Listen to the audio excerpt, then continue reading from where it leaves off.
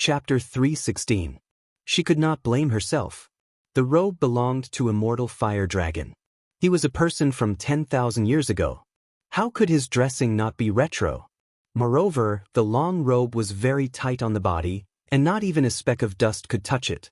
It was obviously a treasure, so how could Zhang Xiaohua be willing to change it? But thinking about other people's eyes, Zhang Xiaohua still had the intention to retreat.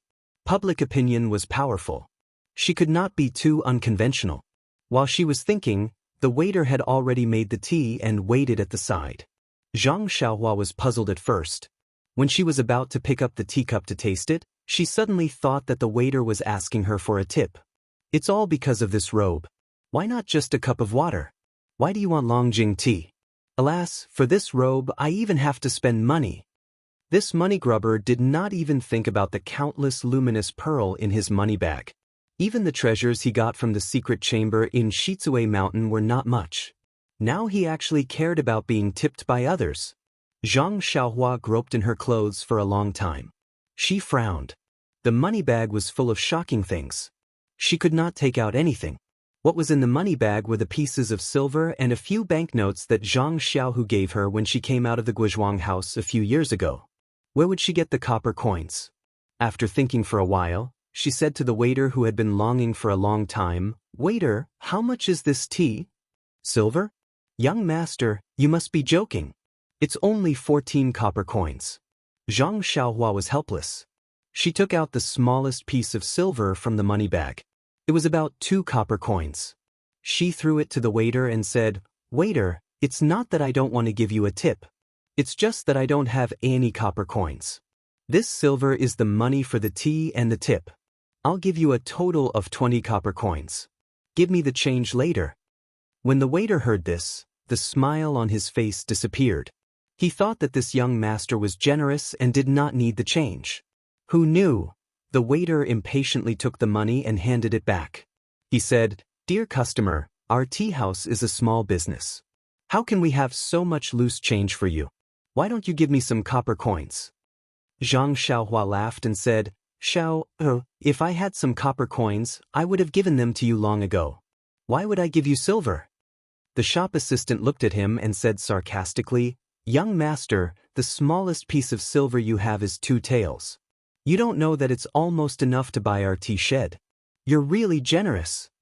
Hearing the word generous, Zhang Xiaohua suddenly understood that this snobbish shop assistant wanted her to give him all the money without asking for change. How was this possible?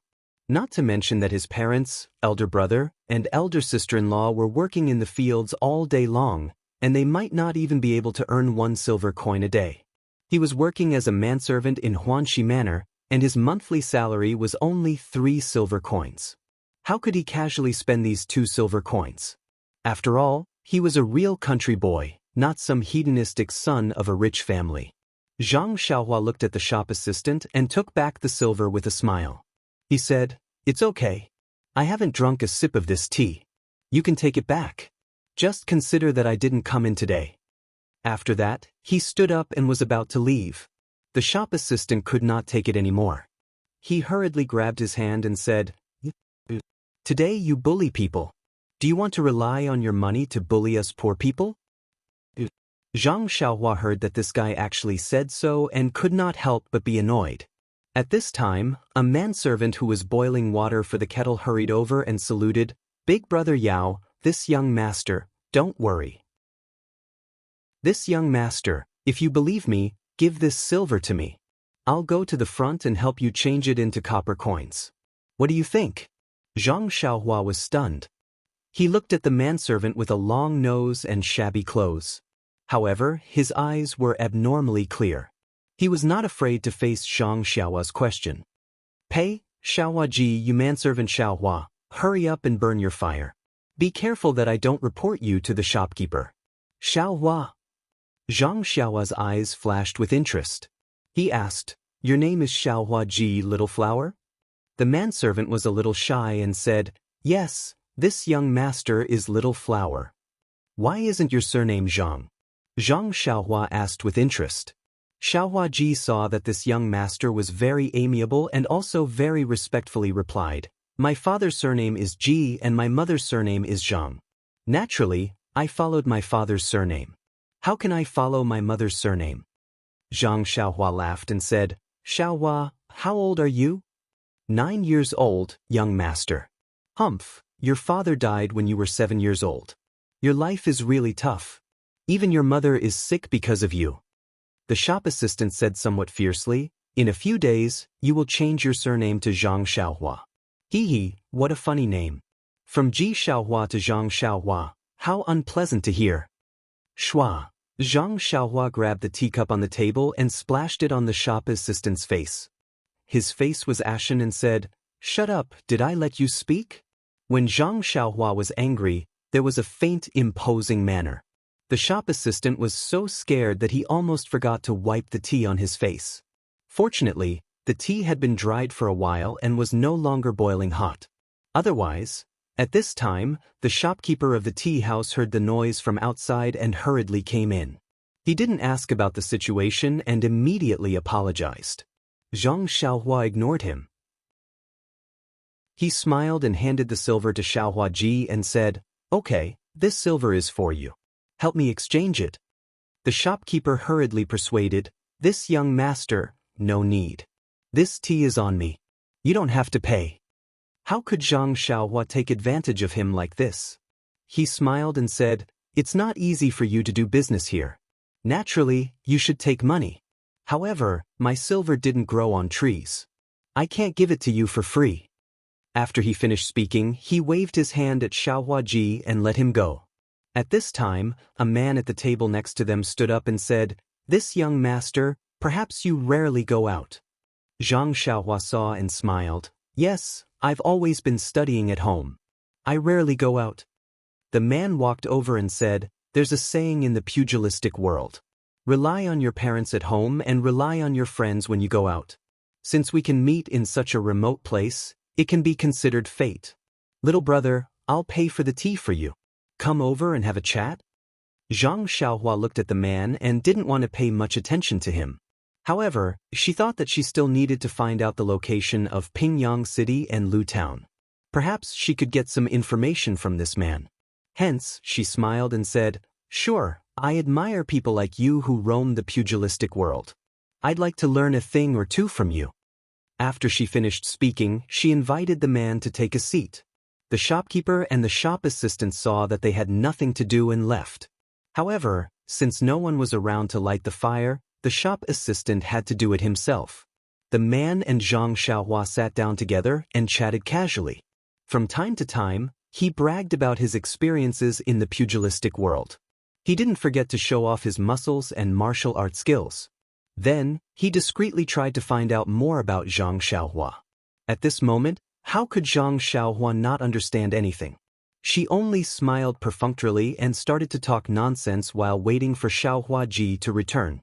After chatting for a while, the man saw the long sword by Zhang Xiaohua's feet. He smiled and said, Brother Wu, do you like swordsmanship?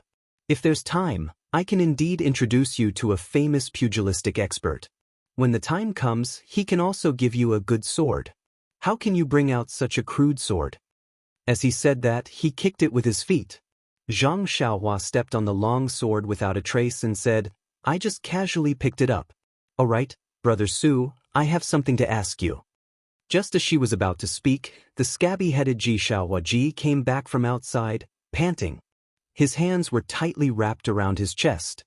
He ran all the way to Zhang Xiaohua's side and then heaved a sigh of relief. He took out an even smaller piece of silver and a large pile of copper coins from his chest and said breathlessly, Young master, please wait. This is 1 tael of silver and 100 copper coins. Zhang Xiaohua asked, Why did it take so long? Didn't you say it was just beside? I thought you took my money and ran away. Ji Xiaohua Ji's face turned red and said anxiously, How could I? The shops beside all have copper coins. I was afraid that it would be difficult for young master to take them, so I went to a few shops and finally found 1 tael of silver. Oh, young master, please count it. Zhang Xiaohua smiled. He had already used his divine senses to scan the whole pile of copper coins. Not a single one was missing. He said, No need, I believe you. Ji Xiaohuaji's face turned even redder. He smiled embarrassedly and continued to walk to the fire to boil water. Zhang Xiaohua kept all the copper coins on the table and did not take out a single copper coin. He then asked the man, "I want to ask Brother Su something. Do you know Pingyang City?" "Pingyang City?" The man was stunned and immediately said, I know. A few years ago, when I was running darts, I always went to Pingyang City. I'm very familiar with it. I see. I heard that there's a scenery called Calm Lake and Autumn Moon in Pingyang City. I've admired it for a long time and really want to take a look. But I don't know how to get there. Is it? The scenery you mentioned is in the south of Pingyang City. It's really not bad. My martial brothers in Pingyang City often invited me there to admire it. As for how to get to Pingyang City, you see, from this road to the west, pass through Songning Town, walk for another day, then head north. Walk for another 17 or 18 days and you should reach there. I know. Thank you very much, Brother Su. I still have some matters to attend to, so I won't take up any more of your precious time. With that, he cupped his hands and picked up the long sword at his feet. He shouted to the shopkeeper, "Shopkeeper, this Master Su has paid for my bill." Then he walked out in big strides. He left the man who was sitting at the old table behind him. He raised his hand and opened his mouth. He wanted to say something but could not. He wanted to wave but could not. He looked awkward. The shopkeeper walked forward and smiled. "Thank you, Master Su. It's a total of 20 copper coins." The man shouted, "What nonsense is this, Long Jing? It's no different from drinking plain water. Do you think I'm that white sheep? Here, it's 10 copper coins. Take it or leave it." With that, he threw out a large sum of money from his pocket. Just as the shopkeeper was collecting the money, the mangy-headed page boy who was boiling water also rubbed his hands and gritted his teeth. He seemed to have made a decision. When he saw that the shopkeeper was not paying attention, he ran out in a flash. Chapter 317. Zhang Xiaohua was able to drink a pot of top-grade Longjing tea without spending a single copper coin in the tea shed. Regardless of whether these tea leaves were truly Longjing tea or whether he really needed to drink tea, the feeling of taking advantage of others was very satisfying for Zhang Xiaohua. "Do you think I don't know what you're trying to do? Do you really think I'm an inexperienced young master? My face has been exposed to the wind and sun on this deserted island. Do you think I've become a pretty boy?" Zhang Xiaohua touched his cheek and was somewhat pleased with himself. Just as he was about to withdraw his divine sense, he suddenly saw the scabby-headed Ji Xiaohua hastily running out from the side of the tea shed. He was very astonished. He had a good impression of this manservant. Of course, without the comparison of the shop assistant, Zhang Xiaohua might not have been able to see how outstanding this manservant was. At the very least, he had exchanged 100 copper coins for himself and hadn't embezzled a single copper coin. He also hadn't been waiting to ask for a tip, right? Ji Xiaohua exited the straw shed and stood on the main road. He first looked around anxiously. After some thought, he ran in the direction of Songning Town. Zhang Xiaohua was now 18 years old and was in the middle of growing. At this time, he was already a head taller than the average person. However, there were many people on the main road. With Ji Xiaohua's height, how could he possibly see him? Zhang Xiaohua didn't know if this scabby-headed brat was looking for him, but he still slowed down his footsteps and revealed his figure through the gaps of the crowd. His black robe was rather conspicuous. As soon as he revealed his figure, Ji Xiaohua's eyes lit up. He first looked back and didn't see anyone, so he quickly ran over. Zhang Xiaohua's back was facing him, so he only used his divine sense to observe. Seeing the little guy's face covered in sweat as he rushed towards him, he couldn't help but feel a little puzzled. Could it be that he was asking for a tip? Thinking of this, his right hand involuntarily covered his chest. When Ji Xiaohua saw Zhang Xiaohua's black figure, her eyes lit up with joy. Just as she was about to shout, she covered her mouth with her hand and secretly looked back, left and right. Only then did she quicken her pace and catch up. Seeing this situation, Zhang Xiaohua had a little understanding in her heart. This manservant with the same name as her probably had something to tell her. Sure enough, after Ji Xiaohua caught up with Zhang Xiaohua, she didn't dare to speak loudly. She only tugged at Zhang Xiaohua's sleeve and said, "Young master, this little one has something to say to you." Then she looked around and scurried to a big tree on the side of the road like a kitten. Then she looked back and waved at him anxiously with her small hands. Zhang Xiaohua found it very funny, but she was also slightly touched. No matter what this servant came to her for, as long as he didn't want to harm her, she would give him a little reward. Well, how much should she give him? Was this a problem? Seeing Zhang Xiaohua walking over leisurely, Ji Xiaohua was a little anxious. She wanted to go over and tug at him but didn't dare to. She could only look back and stomp her feet. When Zhang Xiaohua was behind the big tree, she said anxiously, "Young master, you must not believe what that man said just now." Zhang Xiaohua looked at her with interest and smiled. "Ji Xiaohua, why should I believe you? Don't believe him? Besides, do you know where Pingyang City is?" When Ji Xiaohua heard this, her face flushed red. Her childish voice was a little high-pitched as she said, "It's okay if young master doesn't believe me. I also don't know where Pingyang City is. However, you must not believe him. Every time he gives directions here, he will first go west, pass through Songning town, and then go north. I think this Pingyang City might not be a place he has been to before. Besides," Ji Xiaohua gritted her teeth and said, "he often stays in the tea stall. I heard the shopkeeper call him Master Su. I don't know anything else." When she finished, she saw that Zhang Xiaohua didn't believe her. She stomped her feet slightly and gritted her teeth. "I only know this much. I don't dare to say anything else. Young master is so young. It's better for you to go home early. I'm leaving." When she finished, she turned and ran towards the main road. Zhang Xiaohua was quick to react. She grabbed his arm and said, "Ji Xiaohua, you spent so much effort to tip me off. Don't tell me you don't want me to reward you?" When Ji Xiaohua heard this, there wasn't a trace of embarrassment on her face. She said mockingly, "Young master, since you don't believe me, why should I make a fool of myself? Instead, you will think that I'm lying to you." Zhang Xiaohua smiled. "Of course I believe you. That calm lake and autumn moon in Pingyang City is just something I made up." "Oh." Ji Xiaohua was first elated, then disappointed. He said, "Since young master knows that I'm lying to you, then I'm relieved. I still have to go back to tend to the fire. Young master, you should go home quickly." Zhang Xiaohua still didn't let him go. She asked, "I still want to know why you risked being found out to tell me this? Aren't you afraid that Master Su will find trouble with you?" Ji Xiaohua scratched his scabby head and said, "This, young master, I can't explain it clearly. Maybe it's because you splashed the tea on Gui Er's face just now. This guy always bullies me and even badmouths me in front of the shopkeeper." Following that, she said in a desolate tone, "How would Master Su notice someone like me? Even if he did, I only have a mother who has been ill for a long time at home. Even eating is difficult for her. How would he be able to do anything?" Then, she shook off Zhang Xiaohua's hand with all her might and said, "Young master, I have to go back quickly. The shopkeeper already said that if he finds out that I did anything wrong, I won't be allowed to boil water in the tea shed. Hold on to me. I'm sure the shopkeeper has already found out by now." "Then what do you say?" Hee, I'll say that I have diarrhea. I can control the heavens and earth, but I can't control my shit and fart. I'll beg and beg. At most, I'll kowtow a few times and suffer a few kicks from him.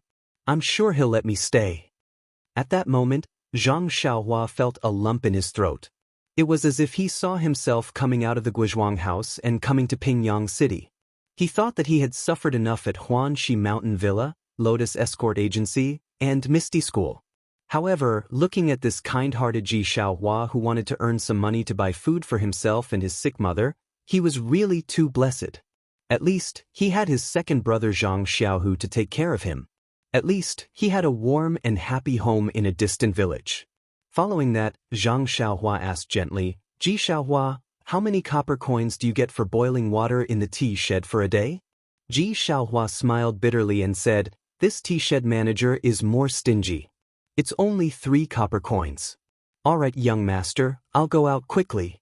If I'm any later, I won't be able to cover up this lie. After saying that, he wanted to run again. Zhang Xiaohua quickly grabbed him and said, "Don't panic, don't panic. It's been hard on you to come here. How about this?" Hearing this, Ji Xiaohua's eyes were filled with anticipation and shyness. Zhang Xiaohua looked at the child's round and clear eyes and said, "You go back to the tea shed first. Tell the tea shed manager that you want to take a few days off. As for me, there's something that I want you to help me with. I'll give you 10 copper coins a day. What do you think?" When Ji Xiaohua heard that he wanted him to go back to the tea shed first, his heart immediately sank. However, the words that followed made him extremely happy. He said, "Really? Young master, what do you want? You actually want to give me 10 copper coins a day? And you don't have to worry about this. Anyway, it's a very important matter. You go and take a leave first." "This, young master, I won't do things like murder and arson. Do I look like that kind of person to you? Besides, can you do things like murder and arson?" Ji Xiaohua grinned and said, "Young master, please wait for a moment. I'll be back soon." Then he ran out like a wisp of smoke. Not long after, he came back with a small cloth bag. Zhang Xiaohua smiled and said, "You took a leave so easily?" Ji Xiaohua said, "That gray air has been watching me for a long time. Before I could say anything about taking a leave, I was chased out. I didn't even have to say the words that I thought of just now." After saying that, he opened the small cloth bag and took out a half-eaten thing that was the size of a fist. He took a hard bite and swallowed it with difficulty. He said vaguely, "It's a pity that I can't drink the boiled water in the tea shed."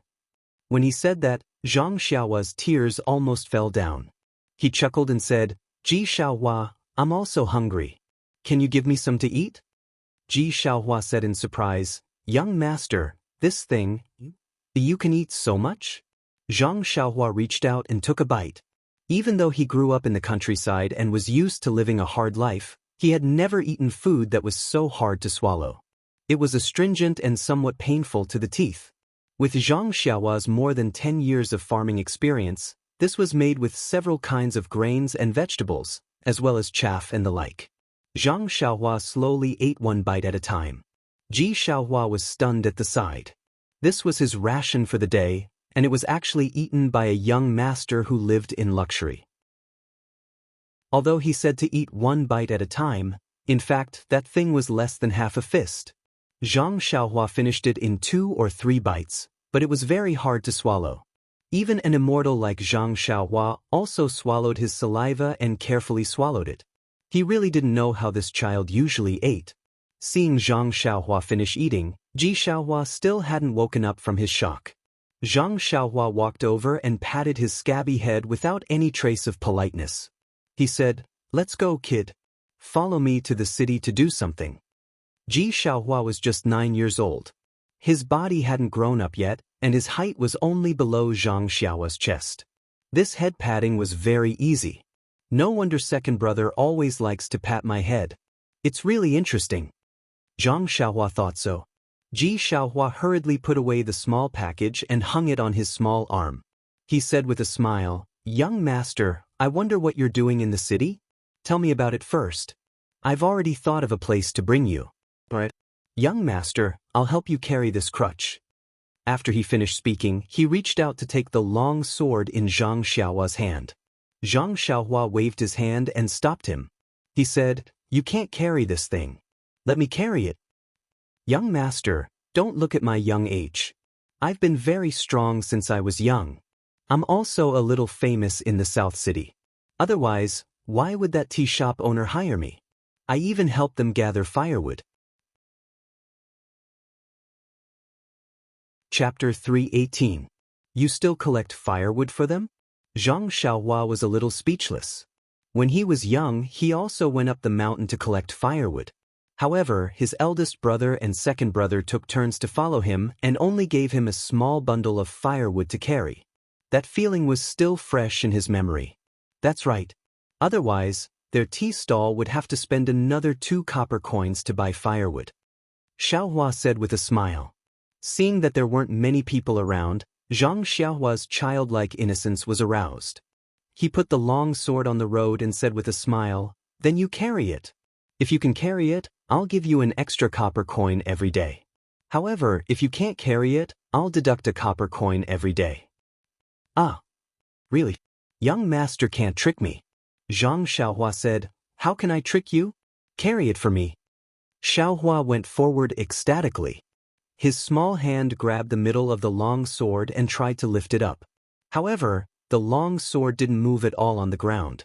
Xiaohua was shocked. He took the small bundle from his shoulder and walked to the side of the long sword. His two hands grabbed the two sides of the long sword and tried to lift it up.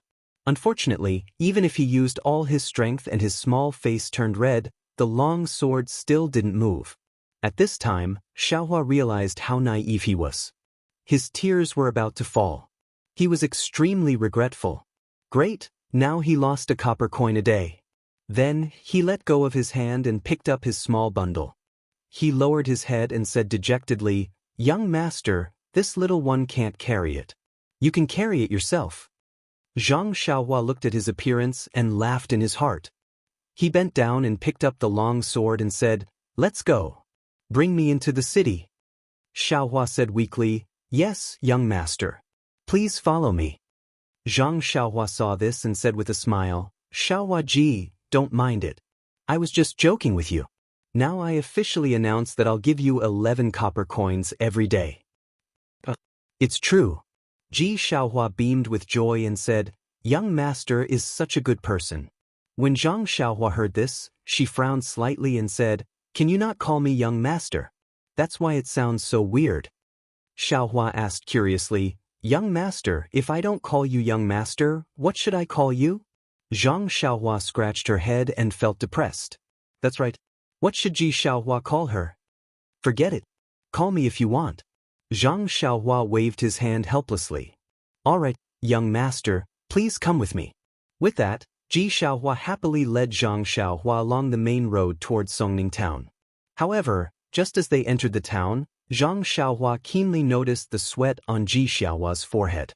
Zhang Xiaohua found it very strange. They had just walked for a while. Logically speaking, this child often walked, so how could he be so tired? While she was puzzled, Xiaohua Ji stopped and wiped the sweat on her forehead.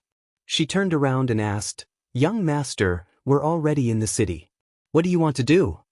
As she spoke, the fragrance of a steamed bun wafted over from a nearby store. The child couldn't help but look over and secretly spit. "Oh." Zhang Xiaohua instantly understood and couldn't help but secretly want to hit herself. That thing just now must be Xiaohua Ji's ration for today. He hasn't eaten yet, but I ate it first. I wanted to let him have a good meal at noon, but I didn't expect that he hasn't eaten in the morning. The sweat on his forehead is probably from hunger. With this thought, Zhang Xiaohua smiled and said, "The first thing to do after entering the city is of course to eat. This young master hasn't eaten breakfast yet. Let's go, I'll treat you to some steamed buns." With that, she walked towards the steamed bun store first. Although Xiaohua Ji was young, she had been outside for a few years. How could she not know Zhang Xiaohua's thoughts at this time? Looking at Zhang Xiaohua's back, she gratefully followed. Unfortunately, she didn't know that the young master in front of her was just a fake. Otherwise, she would have dragged him to a restaurant long ago. The vendor selling steamed buns was also a perceptive person.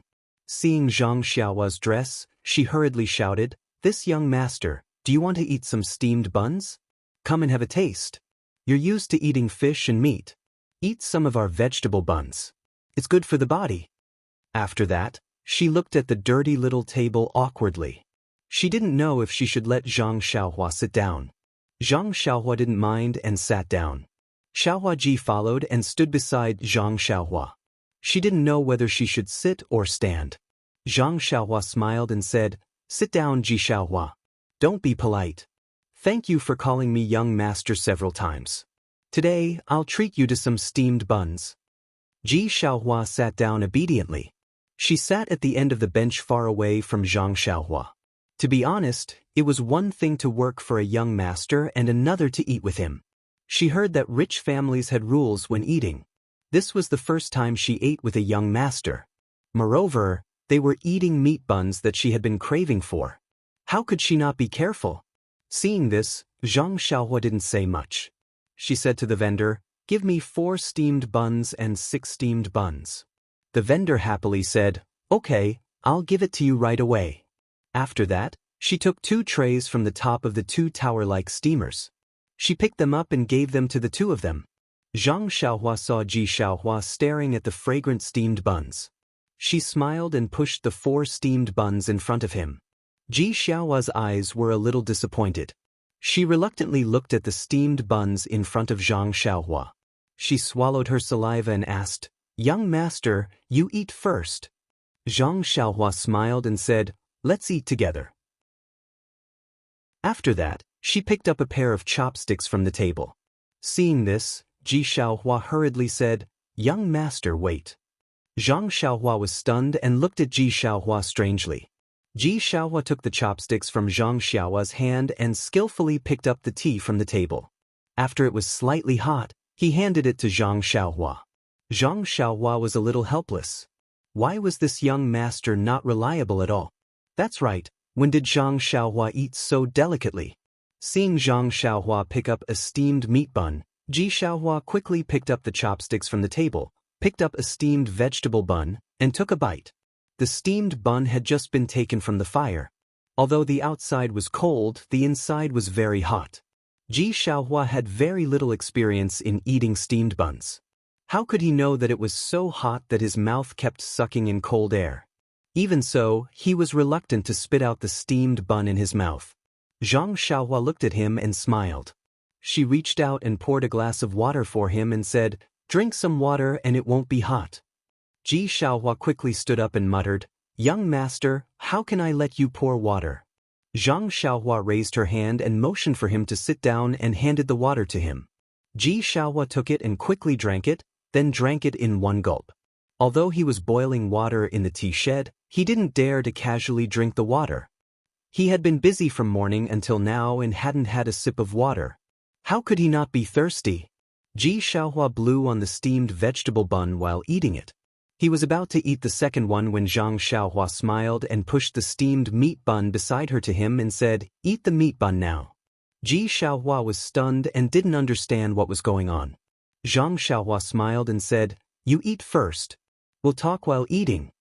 After receiving the order to eat, how could Ji Xiaohua still be reserved? He picked up the meat bun and began to eat. Fortunately, he had the experience of eating the steamed vegetable bun just now, so his mouth wasn't scalded by the meat bun. Zhang Xiaohua saw that he was eating happily and said, "When I was young, the first time I ate a meat bun, I scalded my mouth and had diarrhea. Later, I heard people say that if the stomach doesn't eat meat for a long time, it's best to eat some vegetables first and then eat meat. That's why I let you eat a meat bun first." Ji Xiaohua suddenly understood. With a meat bun in his mouth, he muttered, "Young master knows a lot." Zhang Xiaohua curled her lips. Nonsense, how could he not know the experience that was exchanged with diarrhea? After Ji Xiaohua ate 3 meat buns, Zhang Xiaohua didn't let him eat anymore and said, "Okay, if you eat too much, your stomach will feel uncomfortable. Pack up the rest of the buns. It won't be too late to eat when you're hungry later." Ji Xiaohua was overjoyed and hurriedly and carefully put away the rest of the buns. Seeing Ji Xiaohua's careful appearance, Zhang Xiaohua felt very strange and asked, "We'll eat in a while, you don't have to be so serious." Ji Xiaohua looked up and said seriously, "I'm already full. I want to bring this back for my mother to eat." The word, mother, made Zhang Xiaohua's nose sour again. She didn't know who was missing her, or who thought that she had already passed away and was sadly missing her mother. He waved his hand and said to the vendor, "Waiter, pack up 2 more trays of steamed buns for me, 1 for vegetables and 1 for meat." Ji Xiaohua curiously asked, "Young master, you didn't eat a single one just now. Could it be that you're waiting to eat on the road?"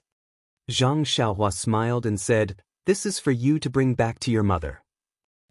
Ji Xiaohua couldn't believe her ears and said, "Is this true?" "Yes, why would I lie to you? This is 40 copper coins. Young master, you're so generous?" 40 copper coins? I thought it was 36 copper coins. AI, This world is not like the old days. Forget it, I'll be generous this time. Zhang Xiaohua paid the bill. Xiaohua nimbly packed up the steamed buns and asked, "Young master, it's time to get down to business." Zhang Xiaohua looked at the things in his hands and said with a smile, "Don't worry, my business is very easy. Take back the things in your hands first, then we'll talk." "Okay, mother probably hasn't eaten anything either. It's just right to send it back now." Xiaohua was overjoyed at this turn of events. Ji Xiaohua's house was in the south of Songning City. Although it was in the city, it was a shabby little courtyard with leaky little houses everywhere. It was even worse than Zhang Xiaohua's Guizhuang house. Zhang Xiaohua didn't enter the house and just stayed in the courtyard. He didn't feel any discomfort, but Ji Xiaohua wouldn't let him in no matter what, saying that it would be too slow to treat Zhang Xiaohua. Zhang Xiaohua's divine sense had already swept through the shabby house. There was only a middle-aged woman with grizzled hair inside. She was curled up on the bed and coughed from time to time. Although she tried her best to endure, how could she endure it? In Zhang Xiaohua's divine sense, he seemed to see that woman spit out traces of blood. Zhang Xiaohua sighed and thought of his grandmother. Wasn't she like this in the past? Therefore, the peak of martial arts should be comparable to the 5th or 6th layer of the Immortal Path's Qi refining stage. Moreover, the Qi of heaven and earth was insufficient now, so magic could not display its power. Of course, it was inferior to martial arts. Of course, Zhang Xiaohua now felt that he couldn't compare with Peng, Chang'eng and the others, but he was belittling himself. He already had the earth escape, the fire escape, and the flying sword. He was already in an invincible position.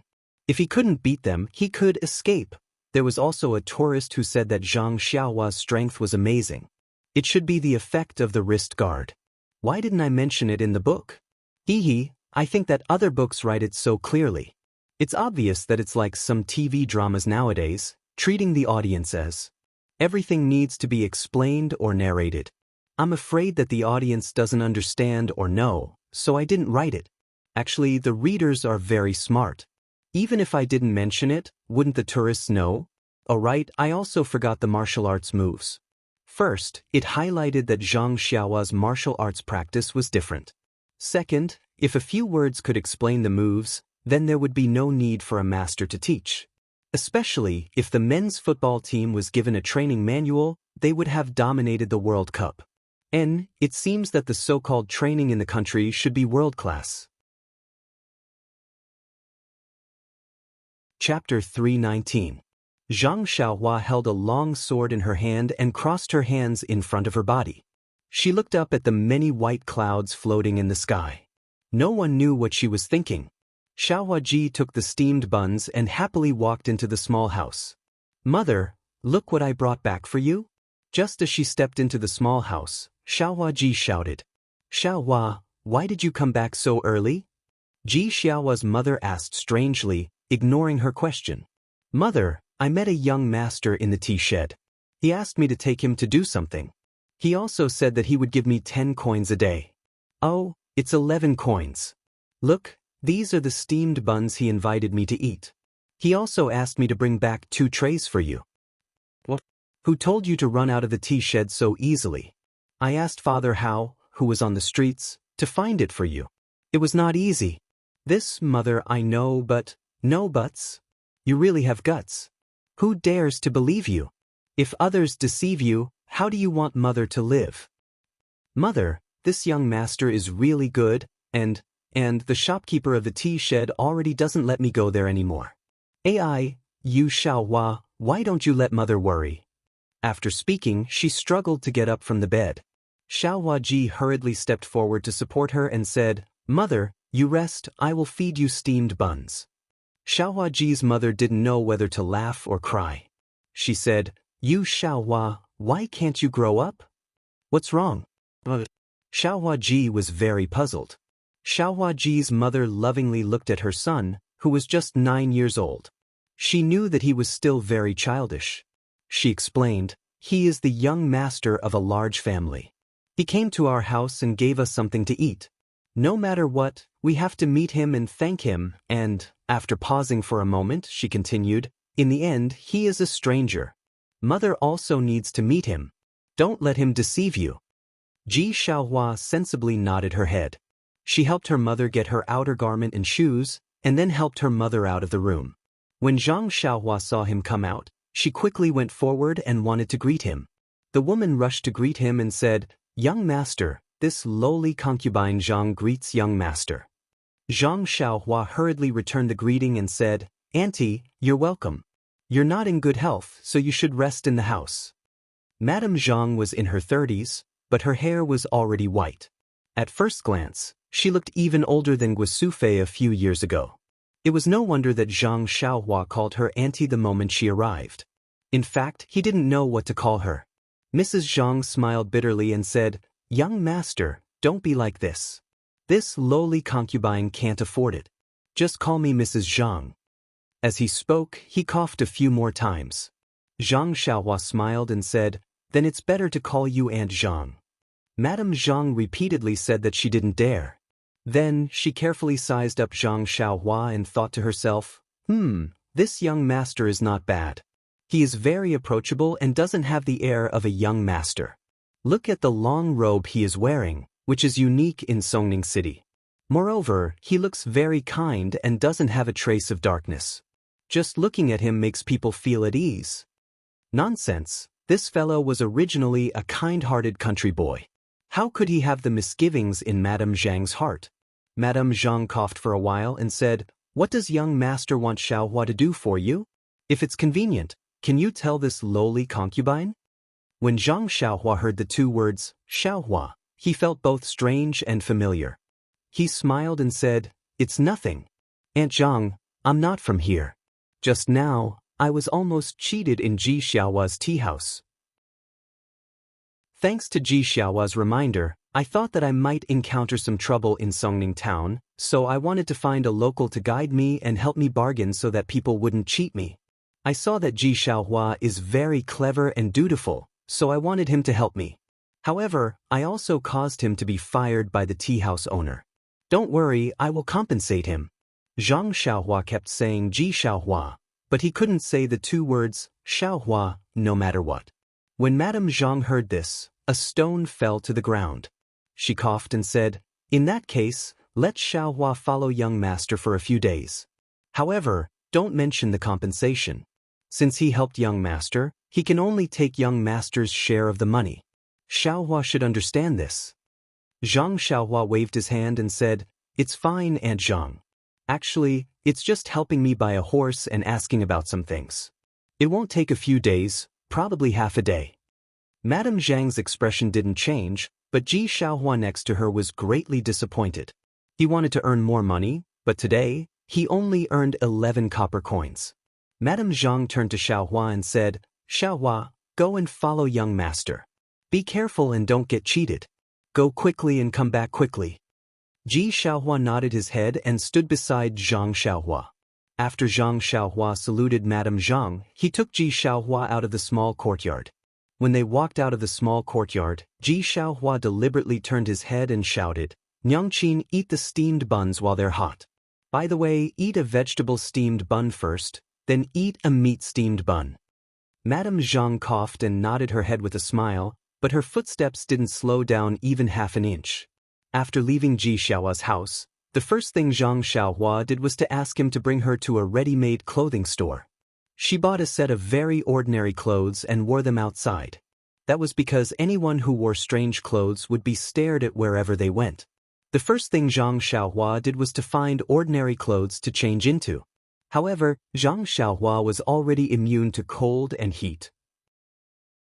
That black robe was obviously a good thing. He took it and was willing to take it off. He just wore it inside. As the saying goes, people rely on their clothes and horses rely on their saddle. When Zhang Xiaohua changed into ordinary clothes, he immediately became ordinary.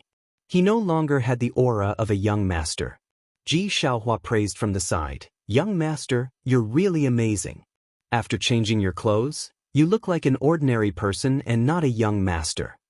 Zhang Xiaohua curled his lips and secretly said, "Isn't this nonsense? He doesn't look like a young master. He's just an ordinary person. Where did this young master come from?" After changing the clothes, the effect was obvious. On the street, no one looked at the two ordinary young people. Even when Zhang Xiaohua and others came to the horse market to choose horses, no one paid attention to them. Fortunately, Xiaohua was a local and was very familiar with this place. Not long after, he helped them find a shop with a good reputation. The shop assistant's attitude towards the two was average and didn't discriminate too much. This made Zhang Xiaohua very satisfied. However, when it came to choosing horses, the shop assistant was very dissatisfied. No matter what horse the shop assistant recommended, the tall and seemingly inconspicuous young man shook his head and didn't even take a step closer. After looking at 8 horses in a row, the shop assistant was very tired. Even Xiaohua, who was standing at the side and preparing to help bargain, was full of doubts. In the end, the shop assistant couldn't take it anymore and asked, "Brother, are you here to make trouble or to buy horses? I've already taken 8 horses, and you said no after taking a look. You didn't even walk close. How do you know that it's not to your liking?" Zhang Xiaohua smiled and said, "It's not that I can't forget you, but these horses are not suitable. The horses I want are not ordinary horses." The shop assistant was surprised and said, "If it's not an ordinary flattery, then what should it be like?" After thinking, Zhang Xiaohua said, "It should be the kind that can carry heavy loads." "Heavy loads?" The shop assistant was stunned and said, "How heavy should it be?" "Oh, 3 to 4,000 caddies." "What? 3 to 4,000 caddies, not 3 to 400 caddies?" The shop assistant said in disbelief, "Are you sure?" Zhang Xiaohua smiled bitterly and said, "Yes, it's 1,000 caddies, not 100 caddies." The shop assistant shook his head like a rattledrum and said, "That's impossible. I've never heard of a horse that can carry 3 to 4,000 caddies. You want a cow, right?" "Oh no, the legendary camel." Ji Xiaohua, who was standing at the side, seemed to understand at this time. She looked thoughtfully at the long sword in Zhang Xiaohua's hand. The shop assistant only thought that Zhang Xiaohua was tricking him and didn't take it to heart. He was about to greet the other customers when Xiaohua hurried forward and said with a smile, "Big brother, don't misunderstand. My family's young master has some special requirements. Otherwise, he wouldn't have come to your shop. Is your shopkeeper here? Perhaps the old man has some ideas?" Ji Xiaohua was not very old. In the eyes of the waiter, he was just a clever page boy. The waiter pondered for a while and then went into the inner room. Not long after, a tall and sturdy man came out from the inner room. He frowned and looked at the inconspicuous Zhang Xiaohua from head to toe. Then he asked, "Young master? The horse you want is really not available in this shop. Why don't you go to another stables to look?" Zhang Xiaohua thought for a moment and cupped her hands and said, "Then I'll have to trouble shopkeeper. By the way, can you let me see your best horse?" The sturdy man hesitated. Ji Xiaohua smiled and said, "Shopkeeper, don't be afraid. If it suits my family's young master, you will be rewarded. Quickly go and bring it over." When Zhang Xiaohua heard this, she also understood the shopkeeper's meaning. She wanted to take out the banknotes from her purse and show it to the shopkeeper, but he didn't know how much the best horse cost. If she rashly took out the banknotes, if it was less, wouldn't it be very embarrassing? Seeing Ji Xiaohua deal with it so calmly, she pursed her lips and smiled without saying anything. The sturdy man hesitated for a moment and said with a smile, "It's okay. I just want to take a look. Young master, please follow me to the back to take a look." Zhang Xiaohua looked at Ji Xiaohua with satisfaction and followed the sturdy man to the back. After turning a few small aisles, they entered a large courtyard. At a glance, there were dozens of tall horses in this courtyard. However, they couldn't use their divine sense to recognize the horses. Otherwise, wouldn't Zhang Xiaohua be able to sweep them away? Just when Zhang Xiaohua was overwhelmed, the sturdy man turned around and said, "Young master, please come with me." After that, he brought Zhang Xiaohua to a stable in the corner facing the sun. He saw that there was a tall and beautiful date red horse tied to the stable.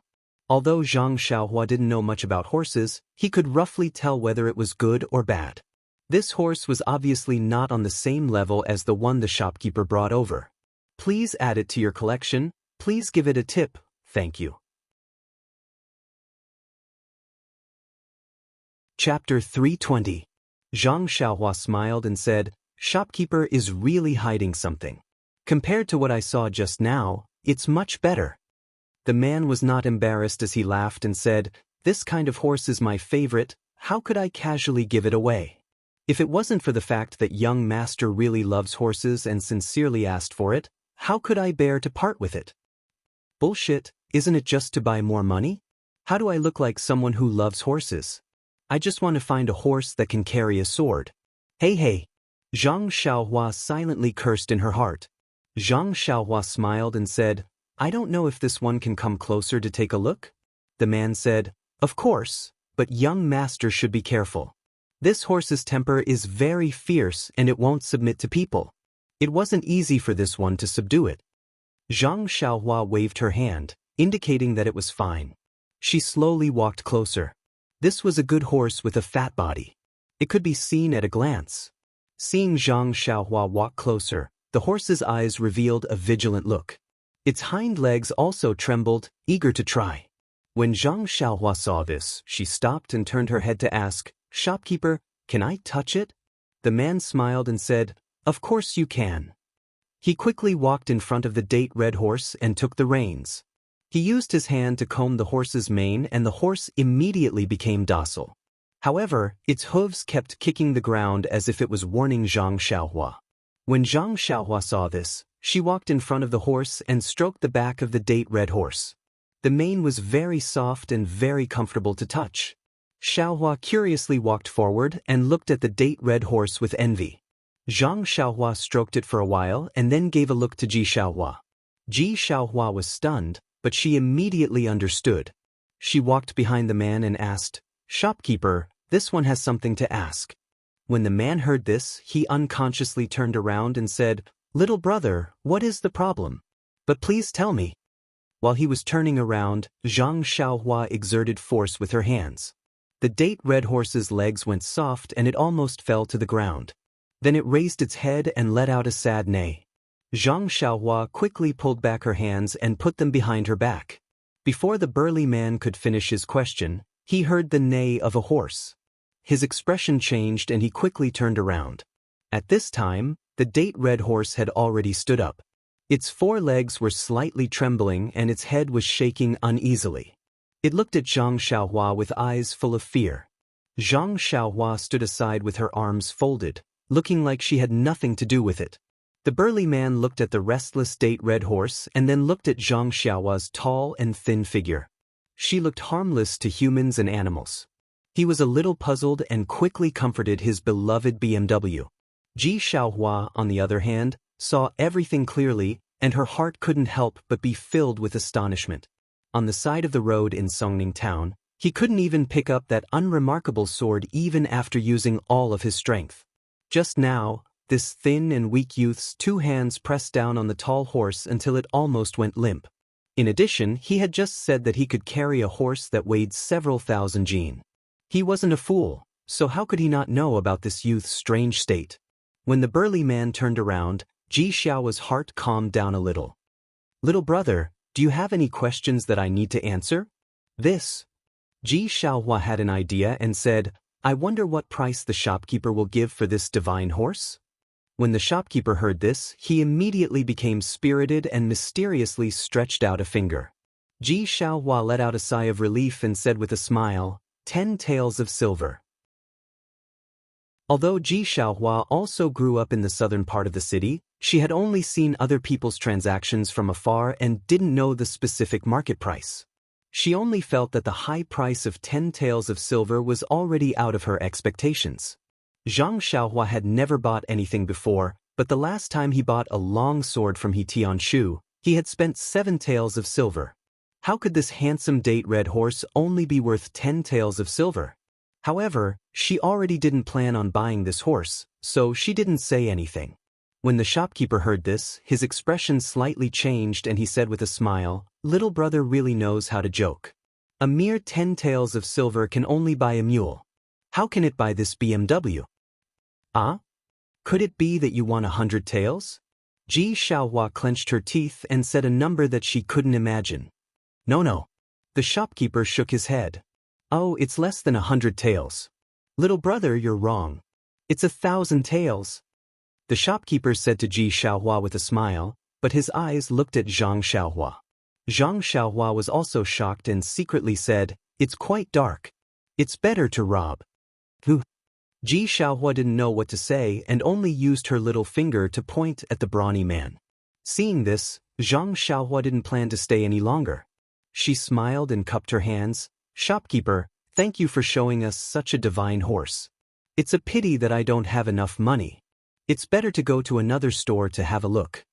After saying that, he smiled and led Ji Xiaohua back the way they came. Seeing this, the shopkeeper hurriedly followed and said, "Young master, if you don't have enough cash, you can let the waiter follow you back to get it." Seeing that Zhang Xiaohua ignored him, he said, "Well, seeing that young master really wants to buy it, I have to reluctantly give it up. 800 taels, I can't go any lower. Young master, what do you think?" After that, he actually followed Zhang Xiaohua and lowered the price again and again until it was 200 taels. Zhang Xiaohua actually didn't know how much the horse was worth. She just made up her mind not to buy it. She let the shopkeeper keep lowering the price, but she didn't say anything. Finally, when they reached the door, the shopkeeper was anxious and said, "Young master, how much are you willing to pay?" Zhang Xiaohua stopped and wanted to haggle with him for 10 taels. But after thinking about it, why bother? It wasn't easy for others to buy it. She didn't plan to buy it. Why did she have to tease him? Thinking of this, she shook her head with a smile and went straight out. Seeing Zhang Xiaohua like this, the shopkeeper didn't chase after her. He shrugged, changed his expression, and continued to do his business. Zhang Xiaohua walked for a while with Ji Xiaohua. Suddenly she stopped and asked, "Ji Xiaohua, aren't you leading me? Why did you let me walk in front?" When Ji Xiaohua heard this, she hurriedly smiled apologetically and said, "Young master walked very fast. This little one couldn't catch up." After saying this, she hurriedly walked in front and led Zhang Xiaohua to another place. At this moment, in Ji Xiaohua's eyes, Zhang Xiaohua was no longer a kind-hearted and good-natured hedonistic son of rich parents. Instead, he was a person covered in a mysterious halo. After walking for a while, as expected, there was the sound of a horse neighing again. However, Ji Xiaohua turned around and said, "Young master, the Jade Gate Horse Company we just went to is the largest in Songning town and has the best reputation. If there isn't anything to your liking, I reckon that the other two places don't have it either." Zhang Xiaohua nodded and said, "I was careless. I didn't think that the horse couldn't bear the weight." Ji Xiaohua was speechless. This sentence sounded a bit like a young master's. Indeed, the other two places didn't have as many horses as the previous one. The horses didn't look as good as the previous one and the starting price was even higher. Zhang Xiaohua couldn't be bothered to try it out. After a few words, he left. When Ji Xiaohua saw that she didn't help Zhang Xiaohua, she was unhappy and walked with her head lowered. Looking at the sun in the sky, Ji Xiaohua forced a smile and said, "Young master, what do you think is next?" Seeing that Ji Xiaohua wasn't happy, Zhang Xiaohua smiled and said, "The next thing is simple. I want to know how to get to Pingyang City or Lu Town. Where do you think I should go?" When Ji Xiaohua heard this, she thought for a while and said with a smile, "This little one knows. Young master, please follow me." After saying this, she brought Zhang Xiaohua to the front of a tea house. Zhang Xiaohua didn't understand and said, "Can this kind of information be found in this tea house?" Ji Xiaohua smiled and said, "Young master, don't be anxious. In this Jing city, there are only tea houses and wine shops that are well informed. But if you have to follow along, it's better for you to go by yourself. Why would you need me? Please take a seat in this tea house, brew a pot of good tea and enjoy it carefully. Wait for me to go and find out for you. What do you think?" Is that so?" Zhang Xiaohua really didn't enjoy such treatment. He touched his chin and said with a smile, "Okay, Ji Xiaohua, if you can find out more details, I'll reward you with more copper coins." Ji Xiaohua smiled and said, "That's good. Young man, come with me." Afterwards, Ji Xiaohua led Zhang Xiaohua to the tea house and ordered some tea for him. She asked around in the tea house and then quickly ran out again. Zhang Xiaohua sat under the sun, basking in the warm sun as he tasted the fragrant tea and waited quietly. It seemed that at this moment, he finally understood the true meaning of silver. In his mind, he removed the equating sign between silver and food. Sigh. He sighed and looked away from the steam rising from the teacup to the bustling crowd on the street outside the tea house. He couldn't help but feel a sense of realization. Humans, in the blink of an eye, Zhang Xiaohua seemed to be in a trance. His consciousness rose up high and watched the people on the street. Gradually, there were more and more people on several streets. Later, he saw the entire Songning town and the entire town. He also seemed to see Xiaohua running around busily. However, these people slowly became as small as ants in Zhang Xiaohua's eyes. Their actions were extremely laughable. Zhang Xiaohua's consciousness rose higher and higher. He felt like a white cloud floating in the sky. Everything on the ground had nothing to do with him. His heart only yearned for that freedom. In the tea house, Zhang Xiaohua's body held the teacup in his left hand under the sunlight. He didn't move at all and didn't even blink. He actually had an otherworldly appearance. There was a faint flicker of brilliance and sometimes, there was even a hint of transparency. Zhang Xiaohua's consciousness rose higher and higher. He actually saw the sea, the ships on the sea, and the islands that were like black dots. In Zhang Xiaohua's heart, there was no trace of emotion. He just rose up like that. Suddenly, a thunderous voice resounded through the world. "Young master, what are you doing?" In the blink of an eye, Zhang Xiaohua's consciousness, which had floated high, suddenly fell down. The situation just now seemed to be rewinding. He fell to the ground. In an instant, he fell from the ninth heaven to the tea house. Zhang Xiaohua's body didn't move. His eyes immediately lit up. He blinked and saw Xiaohua beside him looking at him with a face full of fear. The boiling hot teacup in his hand was already cold. The noon sun had already passed the top of his head. Chapter 321. Zhang Xiaohua smiled. Only then did he realize that the boiling hot teacup in his hand had already turned cold. The noon sun had already passed over his head, and his body, which was sitting under the sunlight, was gradually moving into the shadows. That fleeting moment had actually taken such a long time. Zhang Xiaohua couldn't help but frown. He felt that it had only been a few breaths of time. This feeling was really very strange. After carefully savoring that mysterious feeling, Zhang Xiaohua had a kind of understanding in his heart. It was an indescribable feeling. Then, with a thought, he secretly checked the cultivation of the Heart Sutra. Sure enough, the stagnant cultivation had already shown signs of loosening. It was as if he could see the light of the sixth layer. Zhang Xiaohua was very emotional. In the past, he had to painstakingly absorb the vitality in vitality stones in order to advance a little. Just now, in just a few breaths of time, his cultivation, which had been unable to advance no matter how much vitality he absorbed, had advanced a solid step forward. It seemed that the cultivation methods of the middle and early stages of the qi refinement realm were still very different. Thinking about the situation just now, Zhang Xiaohua still felt some lingering fear. He wasn't too sure if the situation was lucky or unlucky. He only knew that if Ji Xiaohua had called him a little later, perhaps his consciousness really would have flown beyond the 9 heavens. Misfortune is where fortune lies. Fortune lies where misfortune lies. Zhang Xiaohua looked at Ji Xiaohua's childish and anxious face and felt very emotional. He had only come to Songning town to inquire about the way home, but he had met this child who had the same name as him and so many things had happened. The improvement of his mental state and the increase of his cultivation were real matters. All of this was inextricably linked to Ji Xiaohua. However, what could he do for him? Although he knew how to refine pills, he only had a pile of fasting pills. He didn't have any immortal pills for living people or pills for curing illnesses. Although he cultivated the path of immortality, he only knew how to kill people. What could he help him with?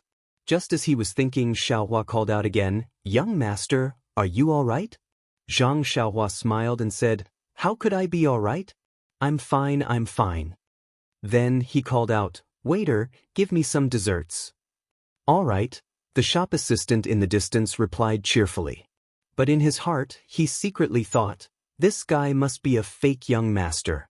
He didn't even drink a cup of tea and sat there for the whole afternoon. Isn't it because he's afraid of eating too much snacks?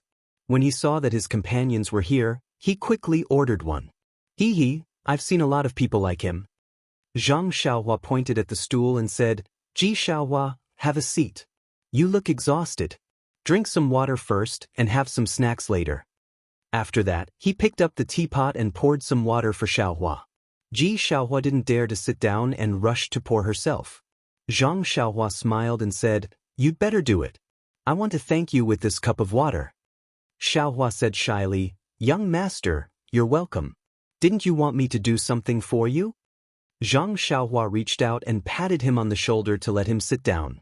She put the poured tea in front of him and said, I have something else to thank you for. Xiaohua said in surprise, Young master is amazing. You already know? Zhang Xiaohua asked curiously, What do I know? Is this not what young master is talking about? Xiaohua said as she carefully took out a piece of white cloth. What is this? Zhang Xiaohua asked. So young master doesn't know. Know what? How would I know? If you don't tell me, of course I don't know. Only if you tell me will I know. Zhang Xiaohua was in a good mood and chatted with Ji Xiaohua. At this moment, the waiter served the fragrant pastries. Zhang Xiaohua pointed at the pastries and said, This is also to thank you. Eat to your heart's content. Xiaohua stuck out her tongue and swallowed her saliva. She said, Young master Xie, you should take a look at this first. Zhang Xiaohua took the white cloth and unfolded it. On the upper right corner were the words Songning Town, and on the lower left corner were Pingyang City and Lu Town. In the middle were a few other names. In between these names, there were many lines drawn. Could this be the route from Songning Town to Lu Town and Pingyang City? Looking at Zhang Xiaohua's surprised expression, Ji Xiaohua was very pleased. As he ate the desserts, he said, Young master, the Pingyang City that you mentioned is really far away. I've asked a few people and they all told me different things. However, this route is what most of them said. Moreover, it's really a coincidence that someone in Lu Town had gone there to sell silk before and found out about it. Silk? Why didn't I know that Lu Town produces silk? Hee, young master, it's just fake silk. Subsequently, Xiaohua continued, I could have come back earlier, but I thought that if I told you, you might forget in a while. I wanted to draw one myself, but it was like a cat scratching. I had no choice but to find a street artist to help me draw it. Following that, she took a big bite of the crispy pastry and said angrily, That guy actually took advantage of the situation to increase the price and asked me for 3 copper coins. It's more expensive than a New Year's painting. Oh, young master, I'll pay for these 3 copper coins. You don't have to worry about it. I didn't even manage to buy a horse just now. I feel sorry for making you come here for nothing. Zhang Xiaohua listened with interest. Hee, if you paid for it yourself, why did you tell me the price of this white cloth? This guy is really clever. He's much better than me when I was young. However, looking at the very detailed lines drawn on the white cloth, why would Zhang Xiaohua care about this little trick? It was smart of him to only do this little trick. There were many lines on the white cloth, but Zhang Xiaohua already understood them with just a glance. They were deeply imprinted in his mind. However, he still carefully folded the white cloth and kept it in his arms. Seeing this, Xiaohua smiled even more brightly, as if she had received the biggest reward for her hard work. After eating half of the pastry, Xiaohua stopped eating. Zhang Xiaohua asked curiously, It's already noon. Is this enough for you? It's enough, it's enough. I'm small and my stomach is small. I'm already full. Okay. Now that you're full, come with me to do something else. After Zhang Xiaohua finished speaking, he got up and was about to leave. At this moment, Xiaohua asked softly, Young master, can I take the rest of the pastry away? Zhang Xiaohua stared blankly and said repeatedly, Yes, of course you can. Xiaohua hurriedly took out a very clean handkerchief from his arms and carefully wrapped up the remaining pastry, keeping it in his arms. Zhang Xiaohua smiled and didn't say anything, letting the waiter settle the bill.